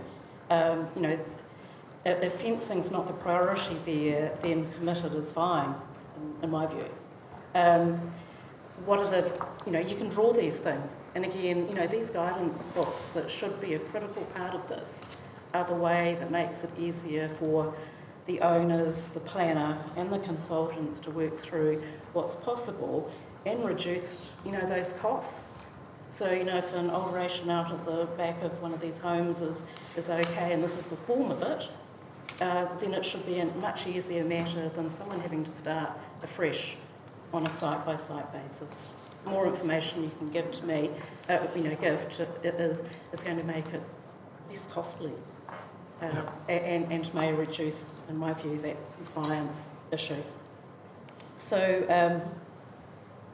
my last comment is that it's close to having a statement of significance. It needs a little bit more time, and I'd still put it forward to be considered. Thank you. Thank you. Ms. Why don't we take your statement too, and then we'll see where we go from there. Thank you. Thank you very much. So you've all met me before, Lynn Williams. Yeah. So I was engaged by Niall Baker to look at the history of Fairview Downs and as a background for his submission to have Fairview Downs included as a historic heritage area. And I think Ms. Fisher commented on Monday that many people don't know where Fairview Downs is, and I'm one of those people who never knew of it. I grew up in Hamilton. Okay, my last years in Hamilton, it was only just, Fairview Downs was only just being established, so that's my little excuse. But also it's out on the side there, it's out on the edge, it's beyond Tramway Road. And I didn't even know where Tramway Road was, quite frankly. So it is actually a major thoroughfare and always has been, but not in my life. And the other aspect of that, because that footprint of it projecting out into the rural landscape, Ms. Fisher has commented quite strongly that the children there felt that they were growing up in the country. And it wasn't until you crossed Tramway Road to, in her instance, going to school to across to the west, that they realised that they were city people living in the country. And that, to me, has engendered a very strong feeling of community in Fairview Downs. I think I'm well off topic at the moment. So yes, there are probably too many houses on that recommended HHA. That could be reduced slightly. Oh, one anecdote on that, again off topic. Alf Steele, who was the main director of and owner of Peerless Homes, was quite adamant in a discussion. He evidently roared into the reference area of the library one day, and he's deceased now, but and said, Fairview Downs does not go south of Powell's Road. So, as indicated on the coloured map before you, Peerless and Fairview Downs and Mr. Alf Steele's understanding is that it was his suburb, his development north of Powell's Road. That's all very well for Mr. Steele, but I don't know, and I haven't found out what the degree of cooperation or friendship or whatever between the developers south of Powell's Road and Mr. Steele were. As Ms. Callaway sort of touched on, it's very recent history. You can't even use papers past, our usual go-to historical resource, because it's too recent for the newspapers to be online, and it's very hard to find any reference actually to the development You'd have to read every newspaper of the Waikato Times from 1960, I think. It started I started looking at the land history, and some of those lines on the map are very clearly the original allotment number from when it was surveyed after the confiscations, 1864. So those boundary lines are still quite clear. The edge of that green peerless beside to the east of Raymond Street, that is the boundary from 1864. Don Mackenzie started the subdivision into residential lots in 1956, but there's only about 7 or 8 of his properties from then on south side of Powell's Road. Then he undertook a larger subdivision of about 37 houses. I say about because one of those sections included what I believe is the original Powell's house. So the Powells, Thomas and Louisa Powell were the original landowners, not the original, from about 1880s, the original, owned all this several hundred acres. So Don Mackenzie, also deceased, he was a land agent, and what we haven't yet established is who built the houses for him. You know, were they all one, did he engage one developer or building firm to construct those houses? And then there were, so he basically established the beginning of Hendon Road and Northolt Road, and subsequent developers extended those two roads, and that to the east there, south of Powell's Road. And then you get Coppins. Again, we're trying to get in touch with the family, Mr. Coppins, and Tudor Homes and Lindbray Lands also along that strip. Yeah, so lost my way. To me, a lot of the history and what makes this a heritage area is that social and cultural value. And we've heard from residents, we've heard from Mr. Phillips and Ms. Fisher and Mr. Key in submissions that they value that community and that social aspect of their suburb. They have a strong affection for that suburb, and I don't see that that social aspect has been given any any importance in the valuing of that suburb, and I would like that to be amended. Using the criteria that Mr. Knott settled on after his peer reviews, it is definitely representative of the development period post-war expansions, 1950 to 1980, and has a substantial number of dwellings of that period, so they're still original or in slight modifications, and that of course contributes to the history, the story of Hamilton and its development patterns.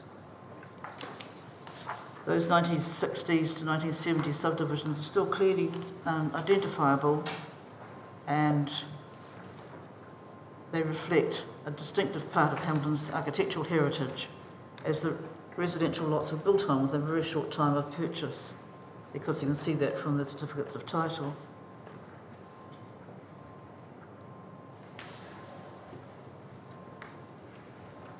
Dr. McEwen considers that I have not established the specific history of Fairview Downs, its housing and its association with the rural farming community, and that my historical summary does not consider my historical summary addresses the potential historic significance of the area. Well, in part I agree, but it is a good step in establishing that history of the area. And I do believe that Fairview Downs has historical significance for the development of the city, particularly in the northeast area. I've not done the comparisons with other suburbs of the same period.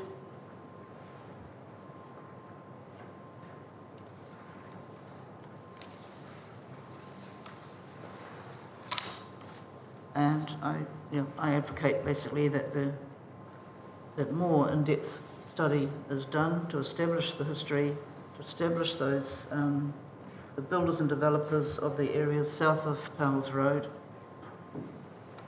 And basically I endorse Mr Baker's proposal to have it put forward as an HHA.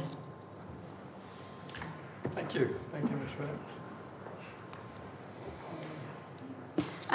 I was just wondering if you could talk me through the plan.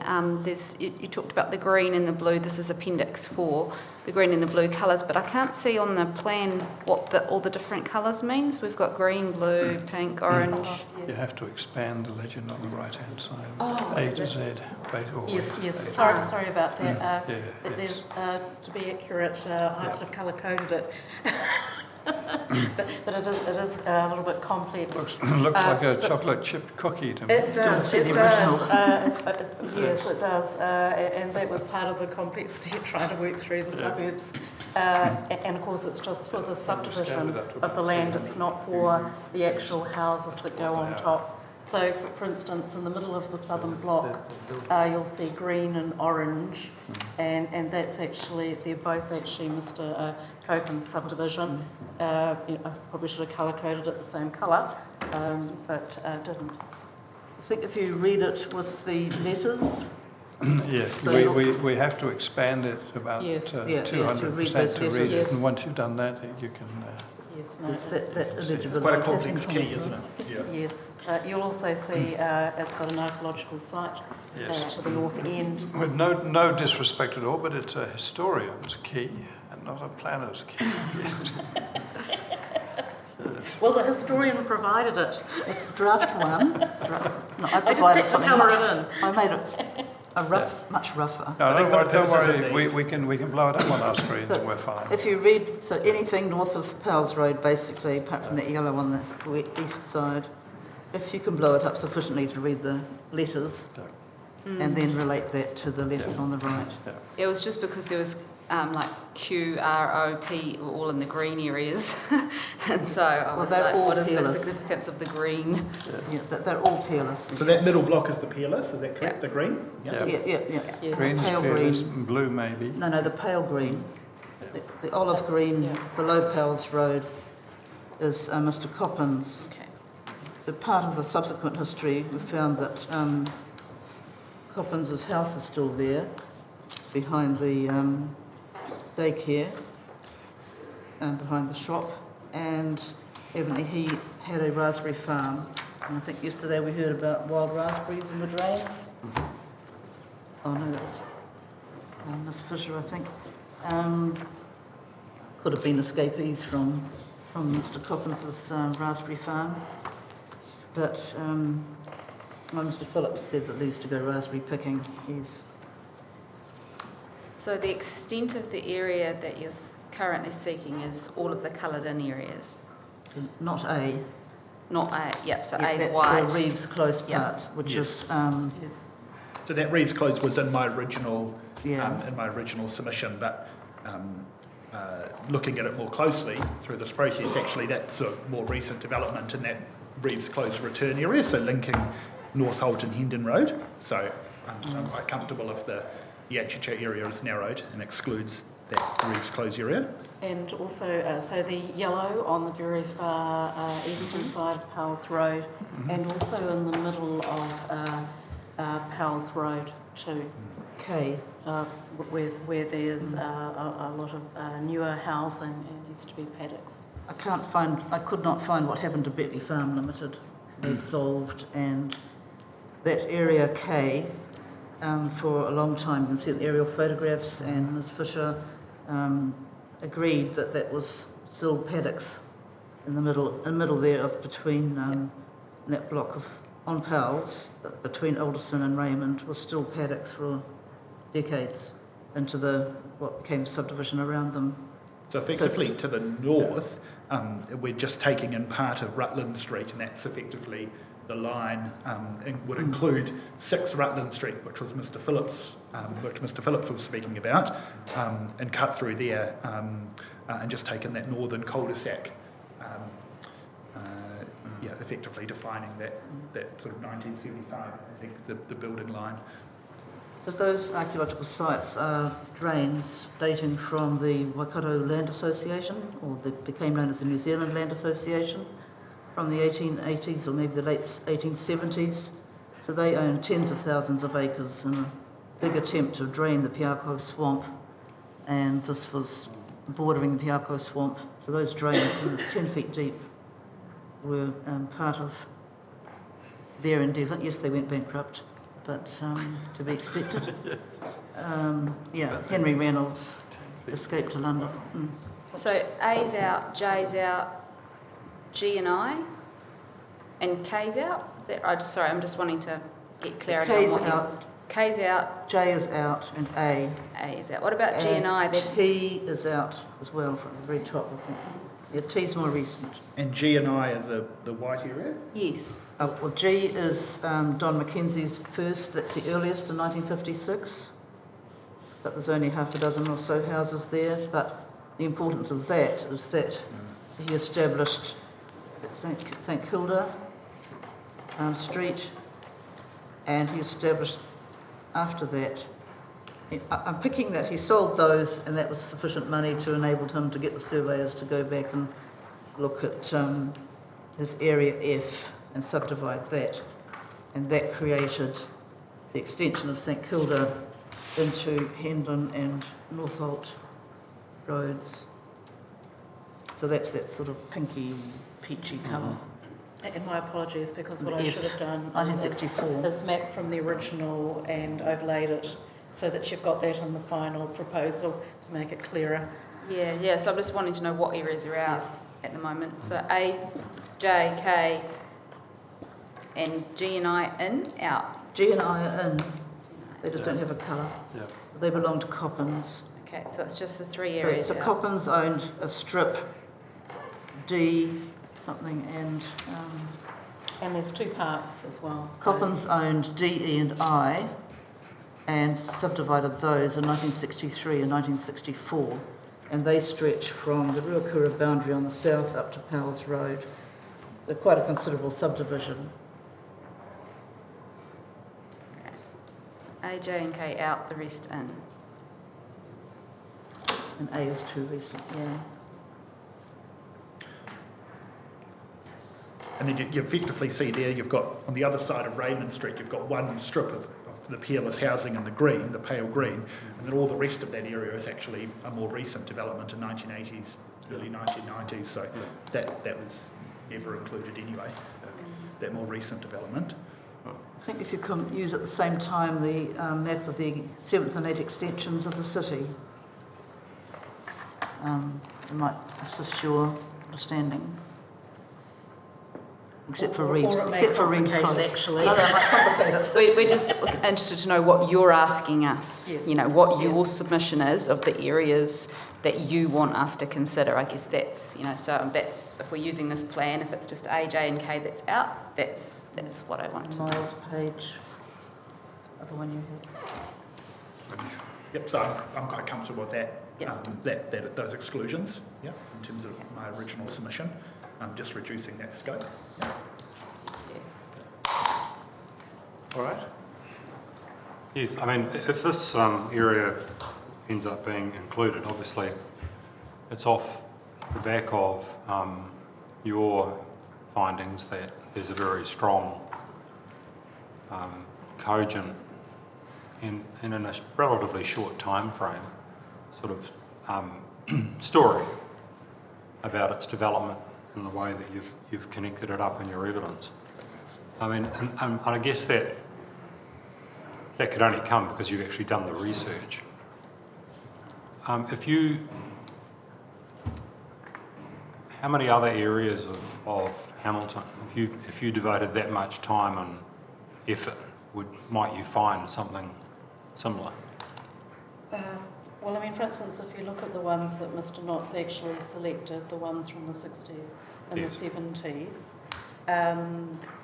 I mean, some of those could fall into that same category. Yes, because some of them are quite small, you know, the likes of, and are quite Jennifer small. Place or... But I think it's that level that's the important important sort of key as to whether you think you're getting to the threshold, and it is subjective, that threshold. I'm quite familiar with many of the other suburbs, Yes. and I'm very familiar with those proposed HHAs, which are existing character areas. So always in the back of my mind, I have got that comparison actually sitting there to actually consider. I'm also very familiar with Hamilton, overall, and what pockets are, and there are areas that have been missed. There's a very early state housing area before the 1930s along Forest Lake Road from the 1910s, for instance, it's a whole strip, and that's not in one. So yes, it's possible to find other potentially significant historic heritage areas, but I think Mr. Knott and also others have swept across the place. I think it's just finding that level of detail that gives you more robust statement of significance, and that it's backed up against the criteria of significant cultural So significance. you think that a lot of the areas perhaps need a bit more research done on them to strengthen that story? I believe so. It is complex, it's costly, it's time consuming, but if you look at, there's a study that was done in Devonport in Auckland, and you'll see there that, that it's taken a long time to put that information together, but it's been pulled from background information. That's great, because Devonport's been really well looked at. But I think there is just another layer that would actually assist, and then it would make sense to the homeowners. Have you looked at this? Is this the actual ground truthing of the story that you've looked at? It makes it important then what the boundaries are, and that comes with doing a little bit more in-depth information. And in my view, I don't think Mr. Knott's too far off the mark, if I can say that. But I just think it just needs a little bit more with some of these, a little bit more time, just to see. And there's obviously other submissions in support of this, but I mean, taking that a bit further, I mean, how extensive, how do we know how extensive that level of support is or could be without a bit more work done in that area? So the thing with historic heritage areas is they're very tricky. Part of it is the engagement with the community. And I think what you've heard from a number of people who are both for and against the HHAs is it's that consultation process. And to me, in some ways that's the missing gap. Because the community can go home and think, oh, maybe this place has some importance, maybe it doesn't. And then if they come back to you, that's also part of that conversation. But, without the buy-in from the community, I can't see how they will hold long term anyway. And I think, in my view, that's the missing component. It is that when Hamilton City Council did the railway village, there was consultation. And I know it's a different world, but that people communication, where they can actually say that they're angry, they don't want it. Some people say they might. That's, to me, part of the process of putting together a robust HHA. Because we've had submissions the last few days from people who might live in Hayes Paddock, but they like heritage, they support it, and they wouldn't live there otherwise, but they've become uncomfortable with the level of, once they look at the detail of what an HHA means, they've become uncomfortable with the rules that are being imposed and the balance that's struck between how much it might cost to do certain sorts of alterations and amendments to your house. So I think that's a conversation that needs to be rolled out. I would agree. That's very important, because at the moment you can't actually see that picture because the rules are spread across the two plan changes. And that is one of the complexities, but part of that conversation with the community is modelling what it actually might mean, in pictures and in quick sketches, that kind of documentation where it's visual so that it makes it easier for people to see what might be possible. You know, is it the form of the place that's important? Is it the big front lawn? You know, what's possible? It's having just that little extra that actually helps, and that's sort of what happened with the railway village. You know, there was a consultation process, feedback. There's a little bit of time given, but also, you know, there were some pictures and this is what might be the process. I think the other problem, which is always the case, is the cost of resource consents. And as an architect, they're horrendous. Don't dispute that. When you've got to go into heritage areas and you've got to get a range of consultants, it's also dreadful, you know, in terms of that additional cost.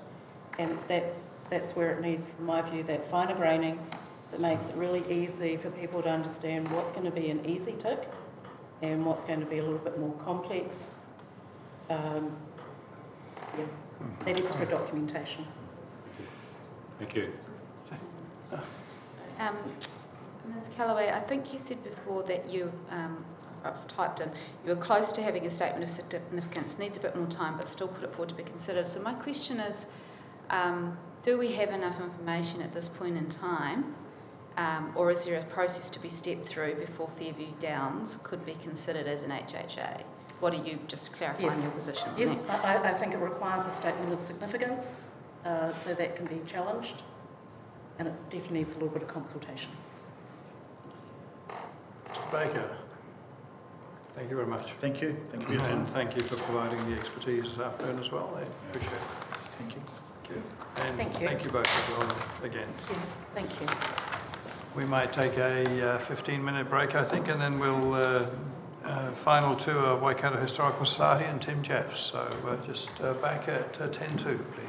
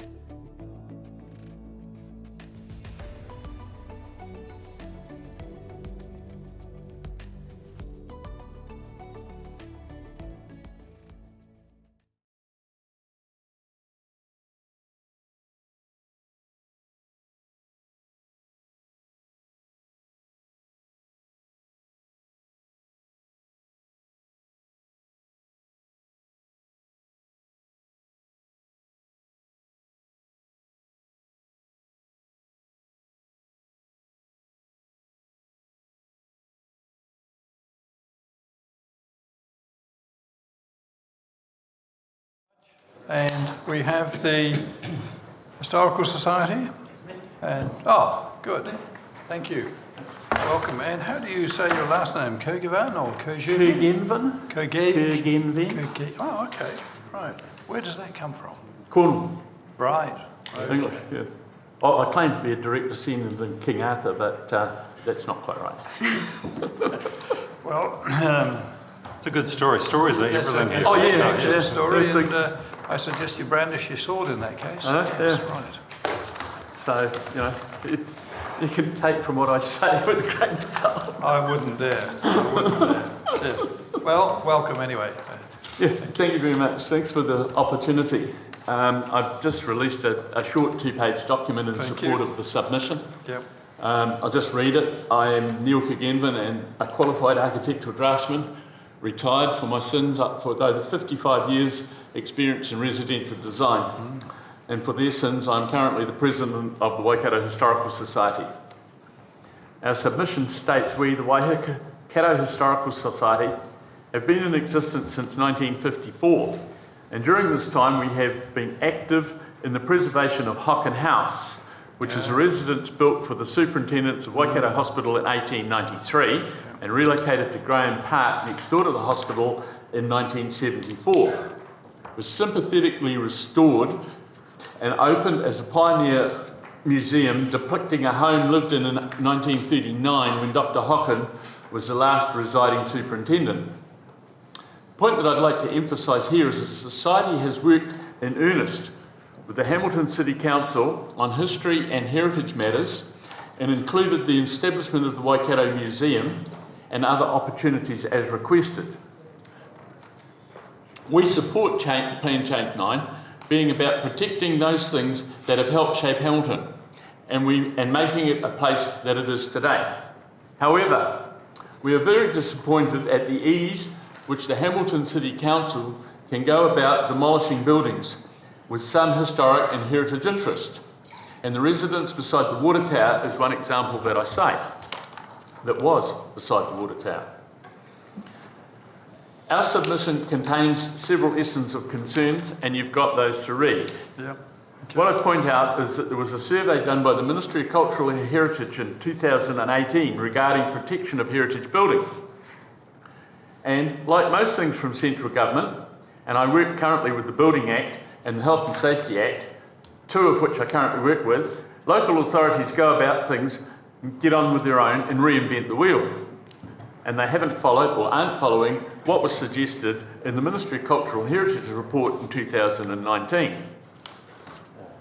We need to protect those buildings with existing heritage recognition, as well as buildings that are not currently recognised with our heritage system, but are likely to be recognised by the community or experts as having some heritage value that is worth protecting. And I recognise that this is what we hear about at this present hearing. Heritage is sexy. Well, that's according to Gavin McLean in his publication From Shine to Shop, and that's referred to in a report from Jacqueline Rennett, the Ministry of Culture and Heritage, in her presentation for the Hamilton East Heritage Trail, where she also makes comment that heritage has been a topic of much discussion, and there seems to be little consensus as to what the concept of heritage entails, and there is much discrepancy between academic and public perceptions. And I'm sure you've been faced with that for the last couple of 3 days, and you've got another day up your sleeve. Congratulations. Thank you. Whilst many people understand the role of heritage plays in the protecting of historic sites, namely old buildings, there has been little discussion on the role heritage can play in constructing the past in a broader sense, beyond the protection of sites and the economic benefits that come from increased tourism.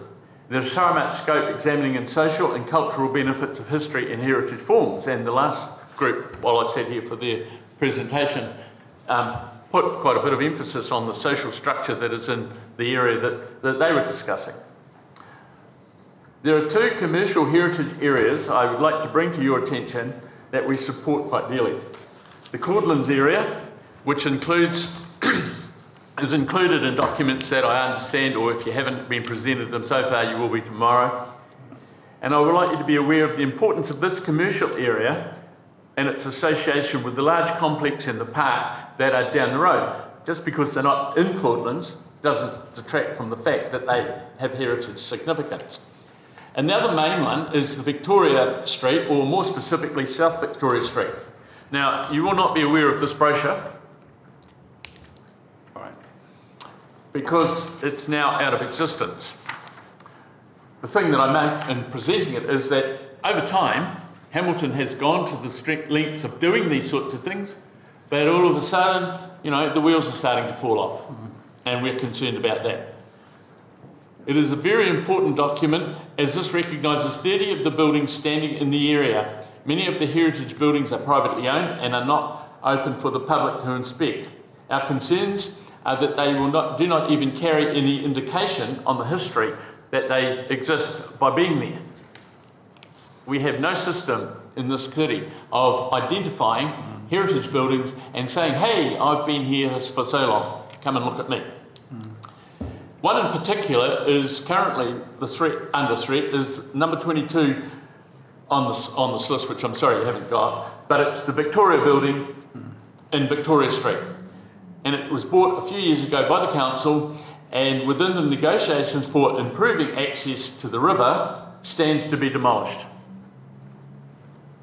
The other aspect of this area is acknowledging what we already had, what has already been demolished and turfed over, and I refer to the swimming pool. This comes to mind, but within that area, there were several other significant structures which the community should be made aware of in some form or another. I could go on for hours to support our submission and others, and I know that you have nearly thousands of pages in front of you, and so I will leave it at that. Thank you for the opportunity from the Historical Society of making this presentation. Thank you very much. I appreciate that. Thank you. Any further matters?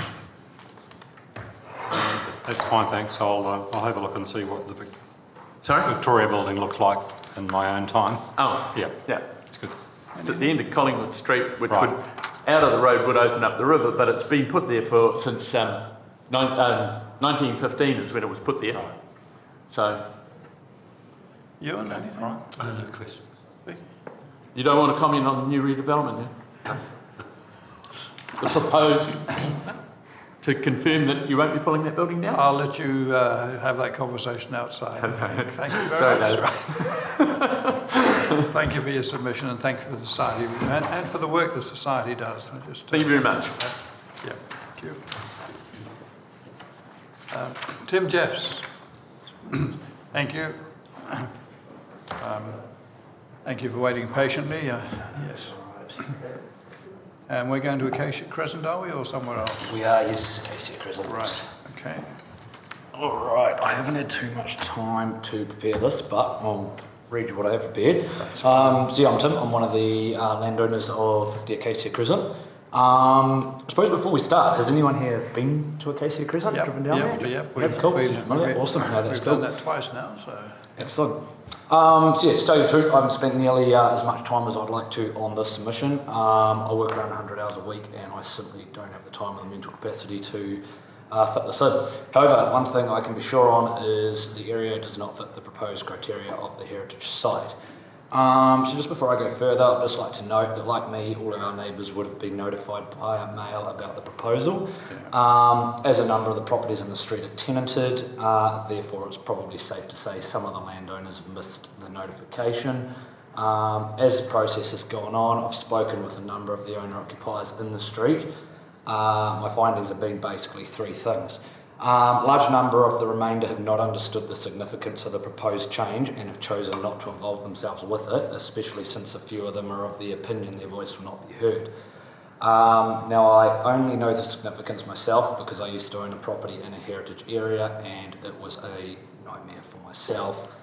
Therefore, I especially don't want to see this happen again to my current property.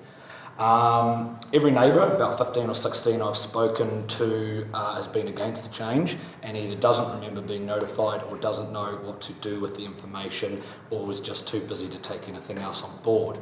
Third point, I stopped talking to the neighbours after I realised only those that made the original submission could make a further submission. So that consisted of 3 properties, myself, who I'm here, an elderly lady called Mel who is overseas currently on her holiday and didn't want to add any more more stress around that time. A guy called Mitch, who currently lives in London. Mitch's sister was going to do a submission on his behalf, as she owns half the property, but she's in the middle of her exams and didn't need the added stress of this either. Disappointing result given the huge negative implications these will have on our properties. So, as for the heritage area, here is what I have prepared, and I'm just going to basically read this from the paper because I haven't had enough time to properly prepare it. So, firstly, level of evidence. So, documented evidence of historic heritage values must be provided by Hamilton City Council before an HHA and its associated restrictions are placed on properties. Many homeowners were very surprised and upset to be included in the proposed HHAs, as this is effectively a post-purchase covenant on their property and restricts their future plans. As such, it is imperative that any HHAs are imposed based on evidence, not guesswork, theorising, speculation, or personal unproven subjective opinions, or because one submitter wanted an HHA. I don't know if I'm saying this right. GAU, is that GAU? Refers to a previous report? Dr. Gu. Yeah, Gu, is that right? Notes in a peer review. Under the heading Historic Qualities in the Historic and Cultural Heritage Assessment Criteria set by the Waikato Regional Policy Statement, the heritage place or area needs to have direct association with or relationship to a person, group, institution, event or activity that is of historical significance to Waikato or the nation. Miller's peer review recommended not expand on the detail. While the latest Schedule 8D has some more background provided, there is still very little evidence provided for actual heritage values. So details of a subdivision do not include historic heritage values. Removal of the consistency scoring from Knott's methodology means there are now no clear reason given as to why one street was selected over another for inclusion within its specific HHA. There is still very little documented evidence to suggest that one lot of houses in a proposed HHA representing a very long period are any more valuable than any other in the same decade. The revised Schedule HD has significant changes, including expanding HHAs, removing streets within HHAs, renaming of HHA, the addition of the unidentified number of properties in the HHA, the deletion of 4 HHAs and the removal of 5 themes on which ratepayers made in their initial submissions. Hamilton City Council have chosen not to publicly notify these changes. I disagree with this decision. Apart from being unfair to property owners impacted directly or indirectly by the changes, it also opens Hamilton City Council up to appeals later on in the process. Skip over that, that's probably not relevant. So as March 6, 2023, Adam Dunn, I hope I'm saying that right, to Hamilton City Historic Heritage Area Assessment, not said that time constraints meant that there were not the opportunity for research to be carried out on individual HHAs. The original report therefore pulled upon the citywide reports prepared by other historic heritage experts.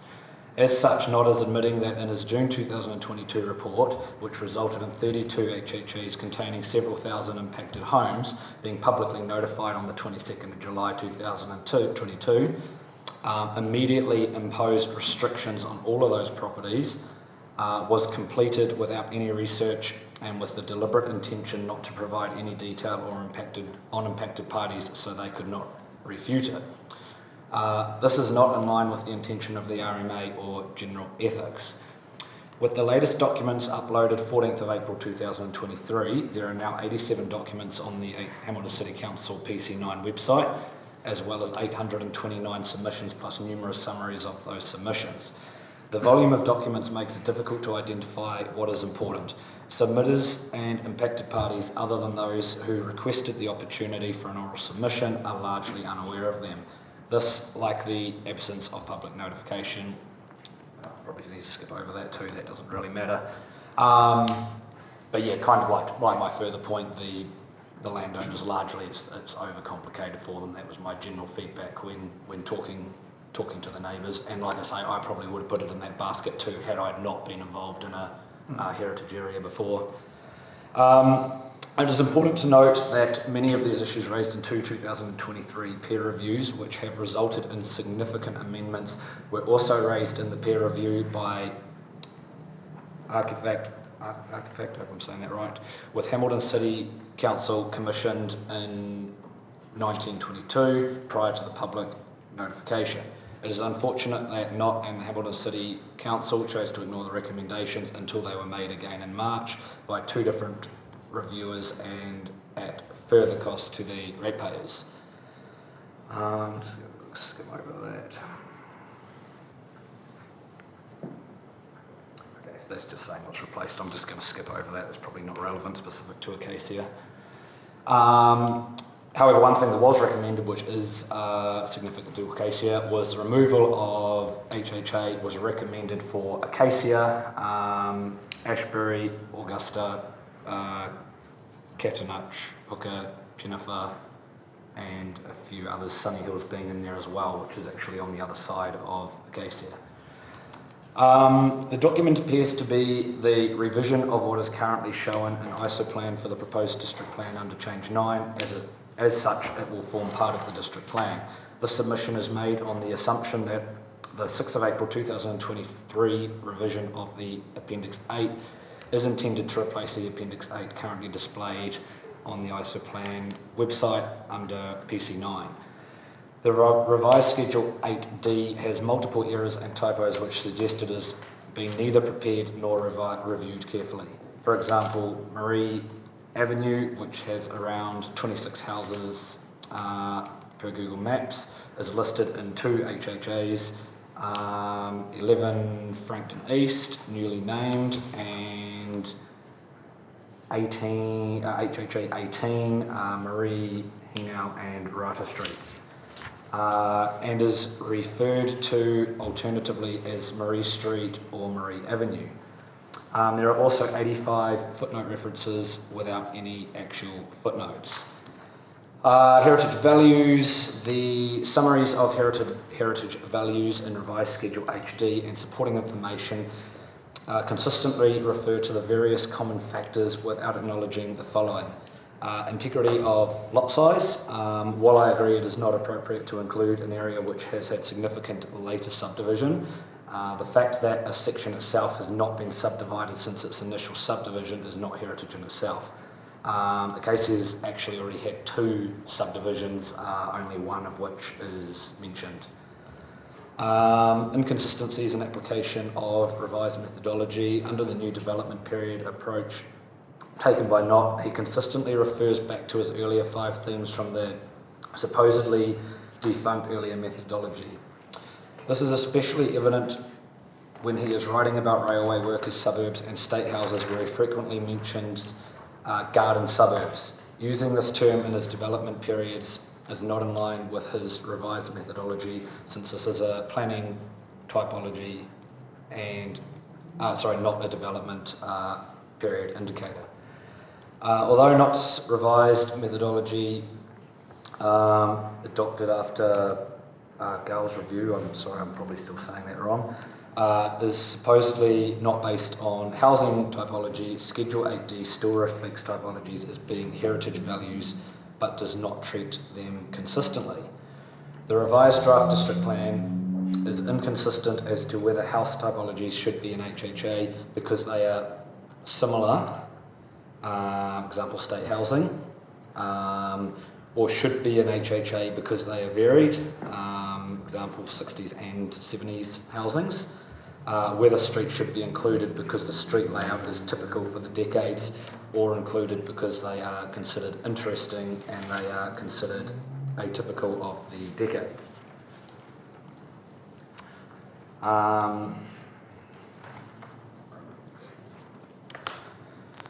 Either a development period has resulted in significant changes in housing typologies, new houses are built, or innovations in materials used, or if not, that growth period has no heritage value.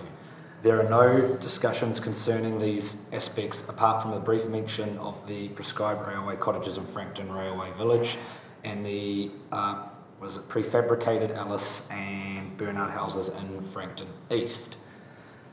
Hamilton, from its earliest days, has continued to grow and expand. This has been well documented with 12 expansions of the city since Borough was formed in 1877. It is an obvious outcome that when the urban centre grows in population, there is an automatic corresponding outcome resulting in additional houses being built and new suburbs being developed. Following the same logic, the need for state housing will also increase as the population increases. As it is a given fact that any developments are a result of growth, there is also not a heritage value in itself. Physical constraints of the urban centre settings, such as for Hamilton, the river and gully systems, have provided challenges to regular systematic housing development as seen previously in Hamilton East and Hamilton West. Generally, the main growth areas are in the outer proportions of the existing urban centre, with infill housing in parts where it may previously have been ignored due to physical constraints for other reasons. For example, the state housing infill that occurred in Marie, Casey, Hayes Paddock in the 1940s. This again does not create a heritage value. Much of the described values and descriptions can be attributed to any street or group of connected streets developed in the same decade as those proposed to be HHAs. It is of note that, excluding the HHAs where the previously SCZ or SCA, there are almost no HHAs with properties on major roads. Given that the major roads like Heafy Terrace, Okanui Road, Peachgrove Road were key in the development of the city and have existed since the early days in some form or another, this seems to be a major omission if the nearby HHAs actually have valid heritage value. As most HHAs are on minor roads, with many on cul-de-sacs, the general public are unlikely to ever see them. It is unlikely people will travel down Sarah Crescent or Marshall Street to admire the old, not particularly attractive housing. If owners want to maintain their property, they are always free to do so. But to have true historic heritage value, it needs to be of value to the city beyond the property owners within the HHA. Street shapes are stated as being interesting without applying common sense and looking at the reasons for the shape, which are largely due to economical or physical constraints rather than being symbolic of heritage value of a development period. So Acacia is simply a crescent because it's built into a hillside and it must flow with the lie of the land. There's no other way to put it around that hill unless you go straight up or down it, which is end up like a street in Wellington. Many of the streets layouts described as being typical of the development period, for example, Augusta, Caspar and Roseburg, are designed to reflect development constraints, are more likely to be based upon economic resources rather than some town planning principle. For Augusta, Caspar and Roseburg, the subdivision is for a small area of land already contained in the north by St Paul's, to the east by Fairfield Intermediate and to the west by existing subdivision. Therefore, the streets layout is designed to maximise access to the greater number of properties with the least cost of infrastructure, so roading, water, sewage, power, telephone, street lighting, all that sort of thing, rather than because the developer wanted to be fashionable or trendy. The existing design involves approximately 500 metres of roadway, while a more regular grid pattern could involve up to 1,100 metres of roadway, and again this applies to Acacia. Revised Schedule 8D refers to private developers, private owner with commercial developers and commercial developers as though they are somehow distinct types, driven by different motives without defining either the difference or the significance of each type. All developers other than the state and railway housing were undoubtedly developing with the intention of making a profit. Whether their legal structure was an individual, a partnership, a trust, a small family company or a large limited liability company, neither provides nor indicates any heritage values.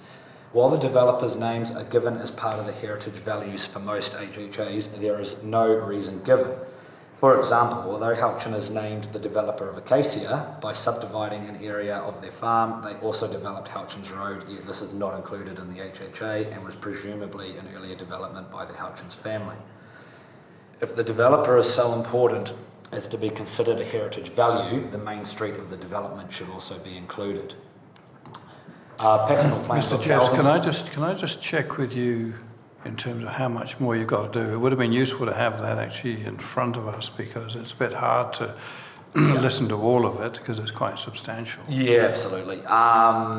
There's probably about halfway through it, to be fair. Okay, well, can you maybe if you summarise, because you're going to have to leave copies of that so that we can actually pay some serious attention to what you're saying. It's very hard at the end of the day to actually listen to absolutely everything when it's being read.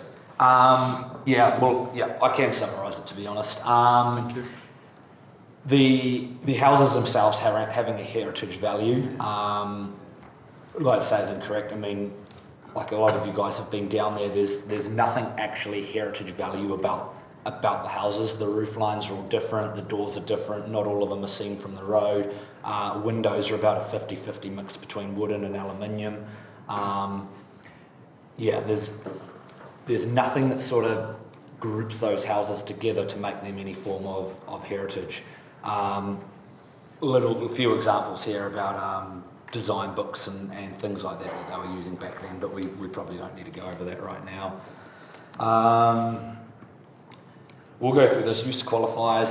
It is not appropriate for the district plan or the historical heritage experts to describe the historic values using qualifiers such as likely, appear, strong similarity, or reportedly. Either Hamilton City Council and its heritage experts are certain of something, or if not, it should be listed. It should not be listed as a heritage value or reported as an element relevant to the decision to make the area a historic heritage area. The use of qualifiers is particularly relevant in Acacia. Appendix A lists the occurrences of these qualifiers from revised Schedule 8D. Skip through that. I'll just go over a few of the more relevant points here. Revised Schedule D does not state that this detailed values. I might have to skip back a bit there. I've probably skipped the point of that. The revised Schedule HD includes several statements which may mislead the reader if further reading or investigation is not done. Values for the 1950s to 1980s development period appear to have been cut and pasted into values for individual HHAs. For example, the summary of values for 6 of the HHAs deemed to be from the 1950 to 1980 development period describes the values as this subdivision is typical of the early post-war expansions development period, including linked roads and cul-de-sacs and building plans which incorporate L, T and shallow V shapes. Revised Schedule D does not state that this detailed value is not necessarily applicable to the specific HHA. This heritage value is given for, among others, Acacia. However, as Acacia is one street, it clearly can't be both a linked road and a cul-de-sac. Further into the Acacia description, the buildings are described as being L and T shapes only, which they are not. Both Revised Schedule D and Miller include a list of the 1960s architectural elements present at Acacia Crescent, which are particularly visible on the western side of the road. The list of 8 elements under streetscape elements suggests these are, sorry, this is shaded in quite dark. Don't even know what that is. Visible on the 50 properties, and as such this is a heritage value. Tiled roofs are listed as a feature. Acacia has a combination of democratic, I'm going to say, iron and tiled roofs without one being particularly dominant. A walk along Acacia failed to locate a white painted panel batten between windows. I did see 4 or 5 painted in other colours. Presumably not, and Miller saw at least one, but it is not a common feature. Front doors glazed with small panels are listed as an element, like the white painted panels. I didn't locate one of these.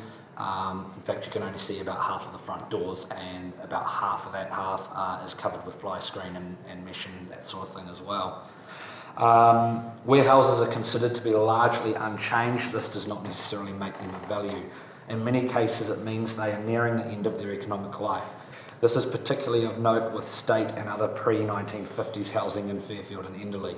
Unlike the Claudelands and Hamilton East Villas, these houses were not built to last forever, and unlike Hayes Paddock, they have not had owners with the financial ability or desire to perform ongoing and major Mr. Jeffs, I think I probably should stop you at this point, because you're just reading stuff which we say we haven't got in front of us, so it's very hard to actually take note of it all. We will want you to leave a copy so that we can actually read it. I won't read you this. I won't leave you this copy. This one has my notes all over it. Well, and you'll need to get a copy to Mr. Rice so that we can actually see that. But if you just want to summarise the rest of it, that would be helpful. We'll leave that one there, eh? Okay. Right, conclusion. So I'm on a 1,000 square metre section, actually just above, and I'd like the opportunity to add a house at the back of my section and subdivide it off at some stage into the future. This is one of the draw cards when I purchased the property 8 years ago, and was to be my ticket into the next property. Hopefully a nice and newer house and in a different area too. I believe this proposal significantly disadvantages that in the future, and will also devalue the property along with a lot of the neighbours in that area as well. Solutions, I'm sure this has all been through. Is there a way we can restrict maybe the multi-unit developments but still allow standalone housing to be built, particularly if it's on the back of sections and not roadside? Is there a way we can keep the original properties in the street but allow new builds, providing they are an addition and not a redevelopment on the current house or property? And the last one, call me crazy, but perhaps some compensation in order so that we can sell our properties and move to an area where we don't have the control of the heritage areas, and we can maintain control over our own properties. Thank you. I can get you a copy of that, but I'll have to edit it to make it make sense. That's fine. Just send it through to Mr. Rice when you've got that, and we can have an electronic version of that. So did you say how long you've been there? 8 years. 8 years, right. Yeah. So you know the street pretty well in terms of you don't know everybody, but yeah, you know the sort of people that are there, and you said you did say that there are a reasonable number of rentals. There is now. 8 years ago, largely a lot of original homeowners, to be honest, but they're all now of the age where they're having to sell, moving into retirement villages and things like that. So being replaced a lot of rentals in the recent times. Yeah. I mean, in our drive around the area, it didn't strike me as that there was a lot of people doing improvements to their house. Is that? I would say that's correct. It's fairly static. I think a lot of people would like the opportunity to do so, but again, with it being an older street and older area, it can be hard to justify that. Yeah, I mean, areas come and go. Your areas then become sort of in vogue, and their time comes again. But maybe it's just a bit premature for that to happen. I mean, it would be nice if we had the option to do that into the future without the costs and restrictions of a heritage area.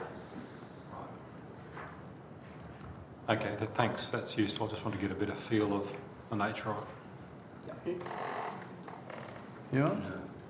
Thank you. All right. Thank you, Mr. Jeffs. And as I say, if you can get a copy of that in due course to us, I would appreciate that. Yep. No problem. Thank you.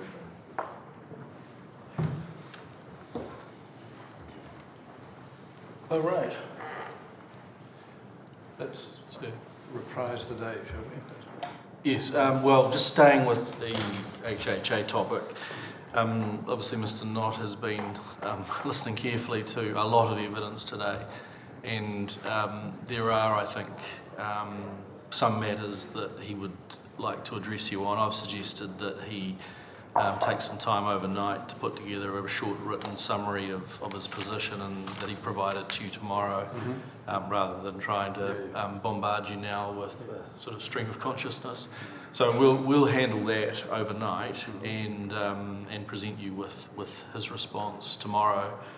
And if I just park that, so that's where we're at with the HHA side of things. If I just park that for a minute and just come back to the 42A reporting. So in relation, if we just cast our mind back, so if in relation to notable trees and SNAs, the Section 42A team will be in a position to provide you with an updated position tomorrow. And I certainly do not see any real value or any need for me to have any further time to provide you with a written reply or closing. So rather than make work for everyone, the intention would be that we'll have Ms. Galt, who's the proponent, HCC proponent planner, available at the same time as the 42A team, and the 42A team can give their presentation. If you need to hear from Ms. Galt, she's there as well. And the idea would be that you'll get an updated set of provisions both for notable trees and for SNAs, with a detailed response on a number of tree submitters and SNA submitters. So you should get everything you need on those two topics tomorrow. HHAs is a different deal. Very different. There's been a massive amount of ground covered. And let me just help you out on that one. I've suggested to the panel that we have a session, offline session next week, because we've got numbers of questions. I think it would be useful to actually write those down and give them to you formally to respond to. That might help in terms of direction of reply.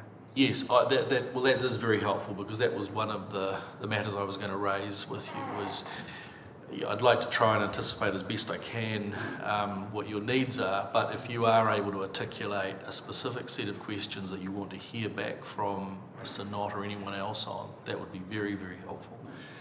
It does raise the question of procedurally, what's the right approach.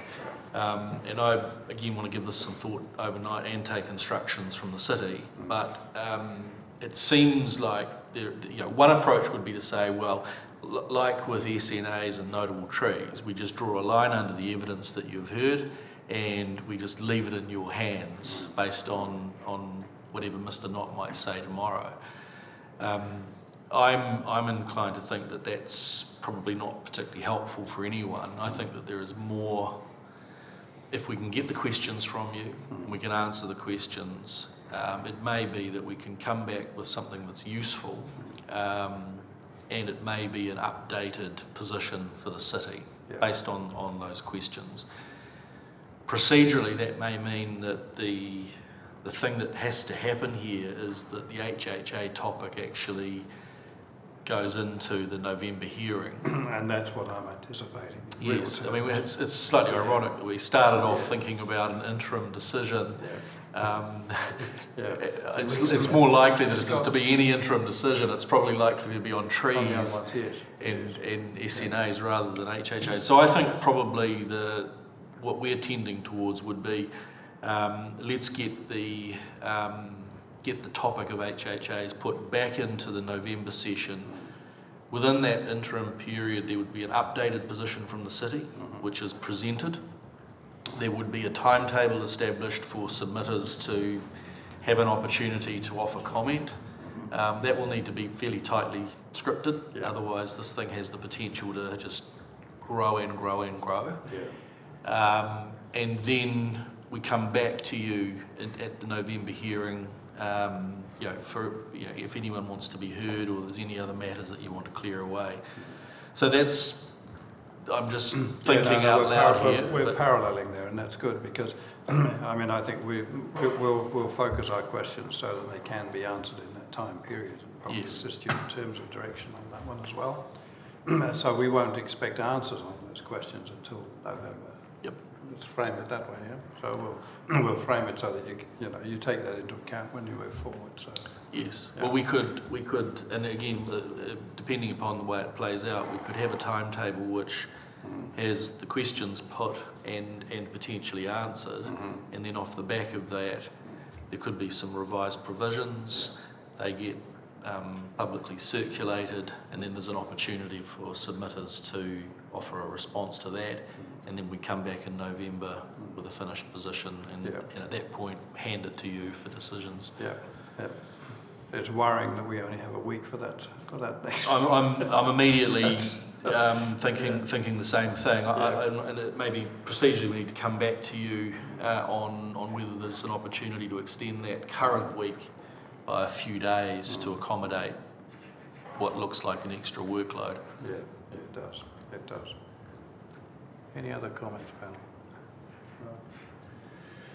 All right, so it sounds like we're travelling in the same direction. Yeah. As I say, I think the only thing for tomorrow would be, while it's fresh, I think just hearing from Mr. Knott on a few of the key themes that have come through. I mean, obviously we're coming back to the sufficiency of information question. You know, what represents enough in a continuum of, you know, knowing everything about every historical element versus what's sufficient to make a decision on whether Section 6 has been met or not. I think Mr. Knott needs to come back to you on that.